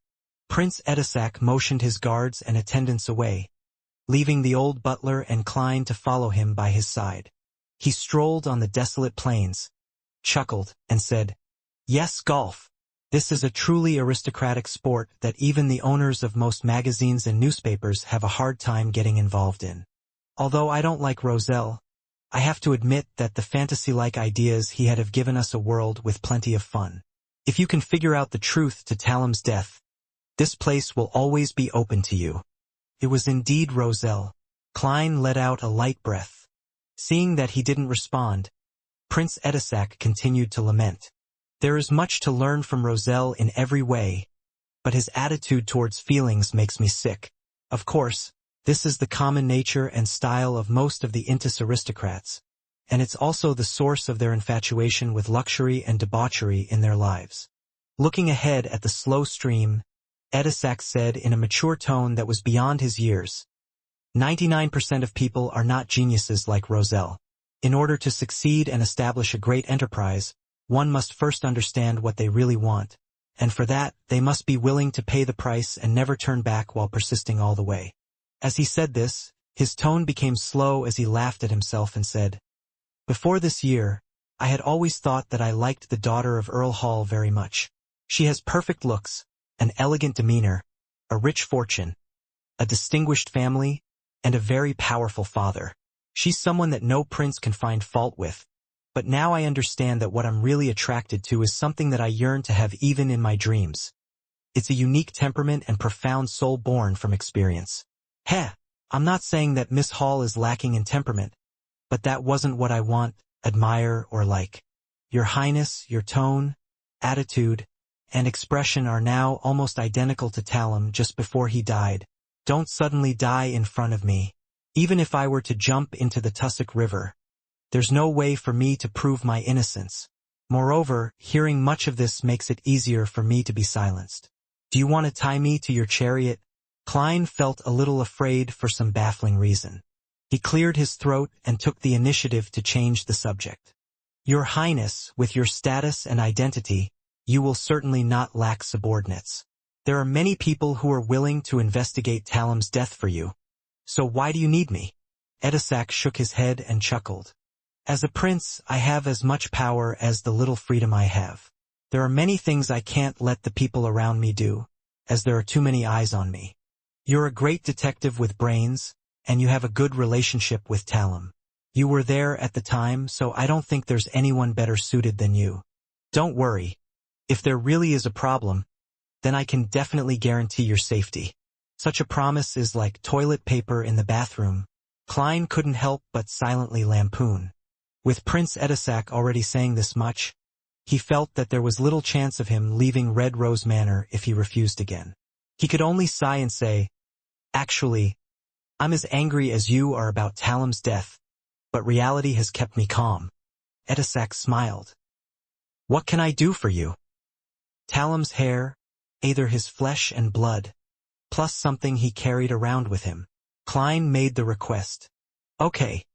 Then I'll have these delivered to your house." Edisac agreed at once, and then asked curiously, "That's all?" Klein didn't stand on ceremony. "I will only know what kind of help I need when I have a preliminary lead. Your Highness, it's best that you give me a way to communicate with you. A private detective who frequently visits this manor would definitely arouse suspicion." Edisac nodded and said as if he was prepared, "I'll have someone secretly rent the house next door to you, 13 Minsk Street. When you need to make contact, write a letter to your neighbor about visiting and put it in the mailbox. As for the reward, you should know that I'm not a stingy person, even if it ends in failure. As long as you contribute and take the risk, you will still receive the corresponding income. If you do find out the truth, I'll give you a reward sufficient for your retirement. This prince does things really swiftly and decisively. Retirement, that would be at least 3,000 pounds. Klein secretly sighed. All right. May the spirit of Talum be at peace in the kingdom of storm and lightning. He bowed. Edisac nodded slightly and instructed his elderly butler. Take Detective Moriarty out and back to Minsk Street. Why don't you keep me for lunch? Aren't you treating your guest in a little too arrogant a manner? Of course, it probably has to do with it being a long time before noon. Klein silently teased him. He followed the old butler all the way out to the entrance of the manor and retrieved the gun holster, revolver, and the bullets. At 15 Minsk Street, Klein stood at the oriel window and watched the carriage with the royal coat of arms drive away. Sherlock Moriarty might die at any moment if the investigations really goes deeper. Who knows? Someone might be watching me right now. Not for now, since I haven't made any moves yet. Klein frowned and stood still. At this moment, he was extremely eager to advance to Faceless. I can't afford to wait for the machinery hive mind's exploration of the Amon family's tomb. I have to continue trying to buy the human skin shadow characteristic via other channels. After all, no one knows how long the machinery hive mind's preparations will take. What if it exceeds a month or even half a year? That's not impossible. They can first send people to guard the entrance and slowly gather the corresponding information so as to be certain that nothing goes wrong. It's not a bad strategy, but that's not something that I can afford to wait for. As thoughts raced through Klein's mind, he made his decision. At 2:45 p.m., he brought his newspaper into the bathroom and actively prepared for this week's tarot gathering. 3 o'clock sharp. A deep red illusory radiance rose as Audrey Hall looked around in a good mood. Last night, she had finally received the Sequence 7 psychiatrist potion formula she had been dreaming of. Her emotions were still a mix of excitement, agitation, and serenity. Furthermore, the psychology alchemists hadn't immediately asked her to make any contributions, claiming that it was an advance. They had full confidence in Miss Audrey's outstanding ability to repay them. No new members. Audrey stood up and gazed at the very end of the long bronze table. She raised the corners of her skirt and bowed. "Good afternoon, Mr. Fool, good afternoon." Her light and cheerful voice broke the unchanging silence above the fog, and it allowed Klein, who had been feeling a little depressed, to temporarily be rid of the troubles that the outside world had on him. He nodded slightly and responded to the members' greetings. When she sat down again, Audrey brought the other members into view and created a dynamic scene with the previous observations. When bowing, Mr. Hanged Man silently sized up Mr. Fool with inconspicuous curiosity. Then, he looked towards Mr. World in anticipation. In other words, with him having a deep relationship with the Church of the Lord of Storms, he knows about the details of Duke Negan's assassination and is aware of the appearance of Hero Bandit Dark Emperor. He has the desire to investigate the hidden truth behind this matter. There appears to be an outcome regarding the werewolf Beyonder characteristic which Mr. World had entrusted him to sell, and he has also probably found the human skin shadow characteristics or the deep-sea Naga's hair. The son's emotions are very stable and relaxed. This means that he believes that the City of Silver's surveillance on him has been lifted. What did he rely on to make this judgment? Has he been reallocated to the so-called exploratory teams? Furs is a little depressed despite feeling relaxed. She passed the Abraham family member's test and has become his student, but she was forced to accept something that was disadvantageous to her. Mr. World is as cold and deep as ever. Perhaps when I reach sequence 7 or 6, I'll be able to grasp his emotional changes and thoughts. Well, the Fool is still as mysterious, powerful, and unfathomable. A series of thoughts flashed through Audrey's mind. She looked at the figure shrouded in the gray fog and said, "Honorable Mr. Fool, I have obtained 3 new pages of Roselle's diary." It was a copy she had requested from the psychology alchemists. However, as she had only mentioned it last night, Escalante only had the time to give her 3 pages in such short notice. "What kind of reward do you want?" Klein asked with a smile. Audrey replied sincerely, "Can you just treat it as the reward for answering my previous question?" As she said this, she had an inexplicable feeling of flaunting herself. "Mr. Hanged Man and the rest of you still don't know the existence of the Twilight Hermit Order. Phew, how envious. I wonder what problem did Miss Justice seek guidance for in private. I'll write to teacher when I get back, and I'll ask him if he has Roselle's diary, no, to the outside world, notebook." Furs immediately had the desire and motivation. Under the Hanged Man's suspicious gaze, Klein nodded without any care. "Sure." Audrey quickly produced 3 pages of tawny diary entries and passed them on to Mr. Fool. Klein took them and read them. On the first page, it wrote, "January 13th, contact with Mr. Dorr stabilized."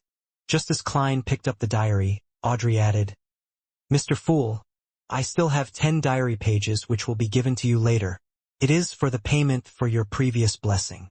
She repeated her private promise so as to not let Mr. Fool think that she had forgotten about it, and the reason why she had provided payment for the information regarding the Twilight Hermit Order was to first settle the debt, while having the intention to show off a little. The payment for the blessing. Furs ruminated over these words and suddenly realized an important oversight on her part. On the matter regarding the Abraham family, Mr. Fool had sent his angel to help me interfere with the divination. I should have paid an appropriate amount. Oh no, I didn't realize this at all. I thought, like all rituals, that it was the end to it once it was completed. For a moment, Furs fell into a panic. During ordinary ritualistic magic, if one prayed for help from a deity or a corresponding existence, they would perform a sacrifice in advance. Burning essential oils, extracts, and herbal essence that pleased the target was equivalent to making an advance payment. But in the rituals corresponding to the Fool, there were many steps that could be omitted, and the price could only be paid afterward. Sometimes, there wasn't even a need to offer anything. Furs, who was accustomed to the former, ended up only saying a word of thanks. She hurriedly looked towards the end of the long bronze table and earnestly said, "Honorable Mr. Fool, your divination interference had helped me greatly. I will try to find 10 Roselle diary pages as soon as possible as well." Seeing the performance of Miss Justice and Miss Magician, it dawned on Derek Berg that he had found a way to fully express his gratitude. However, the City of Silver doesn't have the diary pages of the so-called Emperor Roselle. Well, Mr. Fool is very interested in history, so I'll have to read more books and records on these.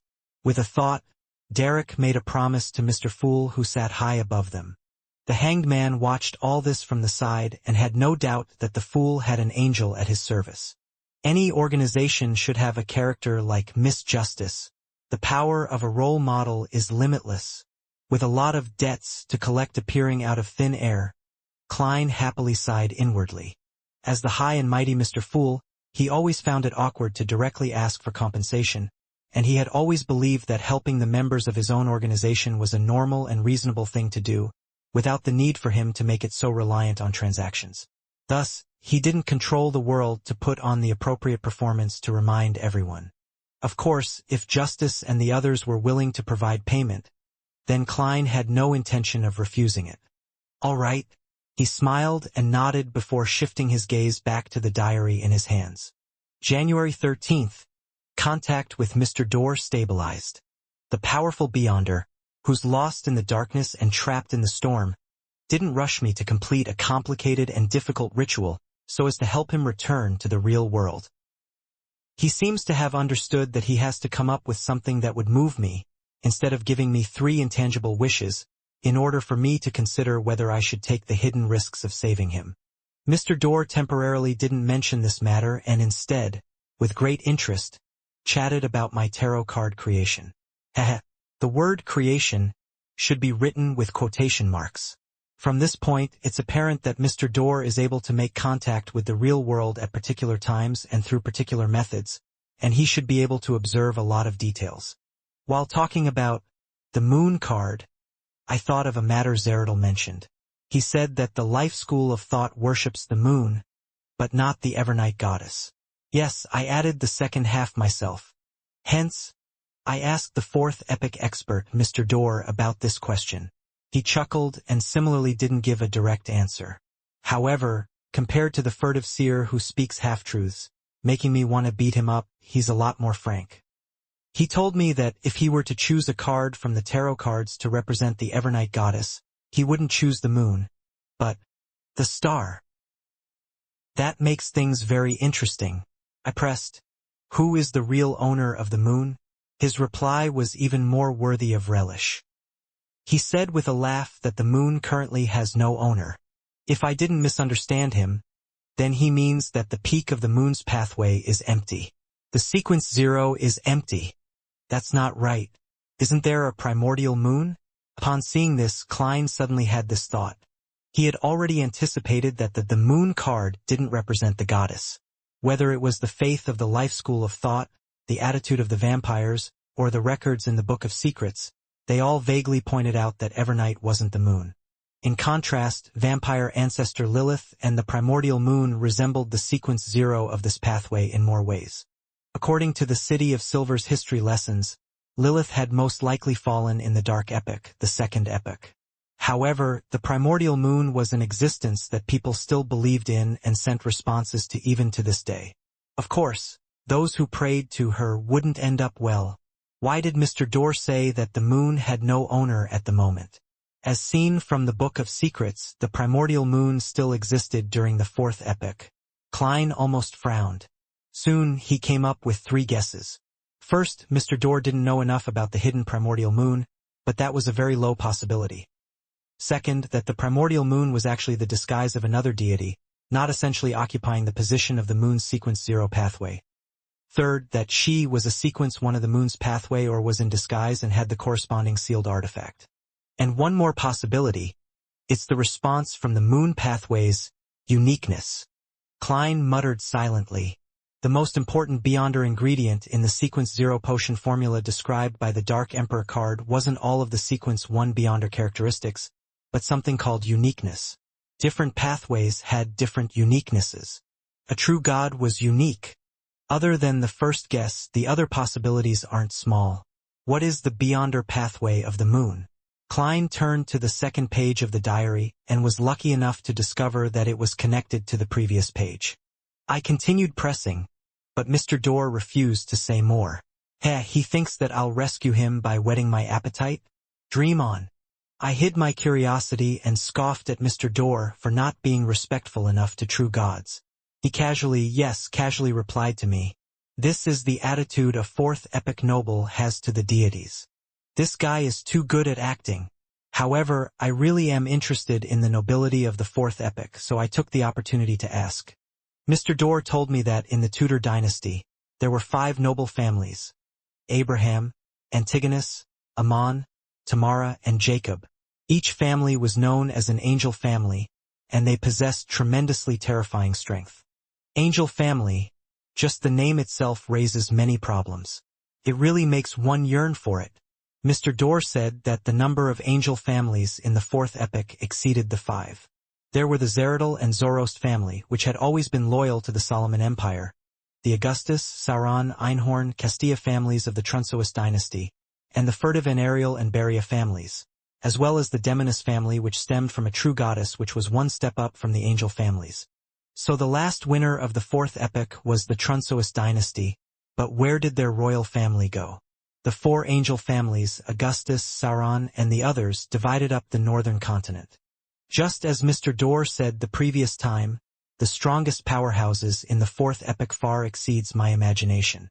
However, most of them have been buried in the ashes of history. Even the Sauron family has waned, destroyed by me. In another 1 to 2 millennia, perhaps the Augustus family might no longer exist.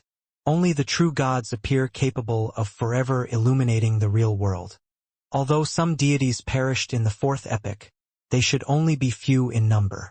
This makes me think of something that was previously written in a web novel which I memorized. Can be used here with some changes. Ashes await those who fail to become true gods. After the communication period ended, Mr. Dorr disconnected. He's like a prisoner who's released on parole for a fixed period of time. And he does know a lot. When he mentioned the Zeradal family, there was faint contempt in his tone. Perhaps I need to maintain my relationship with Mr. Dorr. Apart from the Church of the God of Steam, Zeradal, and that secret and ancient organization, I should leave another outlet. Unlike the saying, a wily hare has far more than 3 holes. When Emperor Roselle was struggling in the end, he was only thinking about the organization that's suspected to be the Twilight Hermit Order. He didn't mention Mr. Dorr at all. Something apparently happened in between. So the ancestor of the lone royal family, the Augustus family, was actually so rich and powerful to be an angel family. However, why did the royal family of the Trunsoist dynasty, to which they were loyal to, disappear just like that? Klein suddenly thought of a few things, and his desire to clear away the fog that shrouded the history of the fourth epic and see its true appearance grew. This was also the greatest hobby of his body's original owner. Perhaps that underground relic with 2 side-by-side seats and a terrifying evil spirit will help me answer a lot of questions. Klein lowered his gaze and flipped to the 3rd page. June 2nd, Bernadette massaged my back. It's good to have a daughter. She knows to care for her old father, and although I can see what she wants at a glance, at least she's willing to put on an act. Besides, she did a good job. I asked her which beyonder pathway she wanted. She said she was undecided, but she liked the maxim of do as you wish, but do no harm. June 3rd. I saw Florin again. He's very different from before, as though he's a different person. No, he still had his original memories and some of his distinctive characteristics, which is enough to prove that he's him. What exactly happened to him to experience such a huge change? Perhaps a metaphor could be used to describe it more precisely. Some monsters are physical sutures, while he is a monster of mental sutures. June 5th. I obtained an ancient book. It actually mentions the primordial demoness name, not one of an honorific name. Her name is Cheek, but that's a man's name. Is this ancient book fake?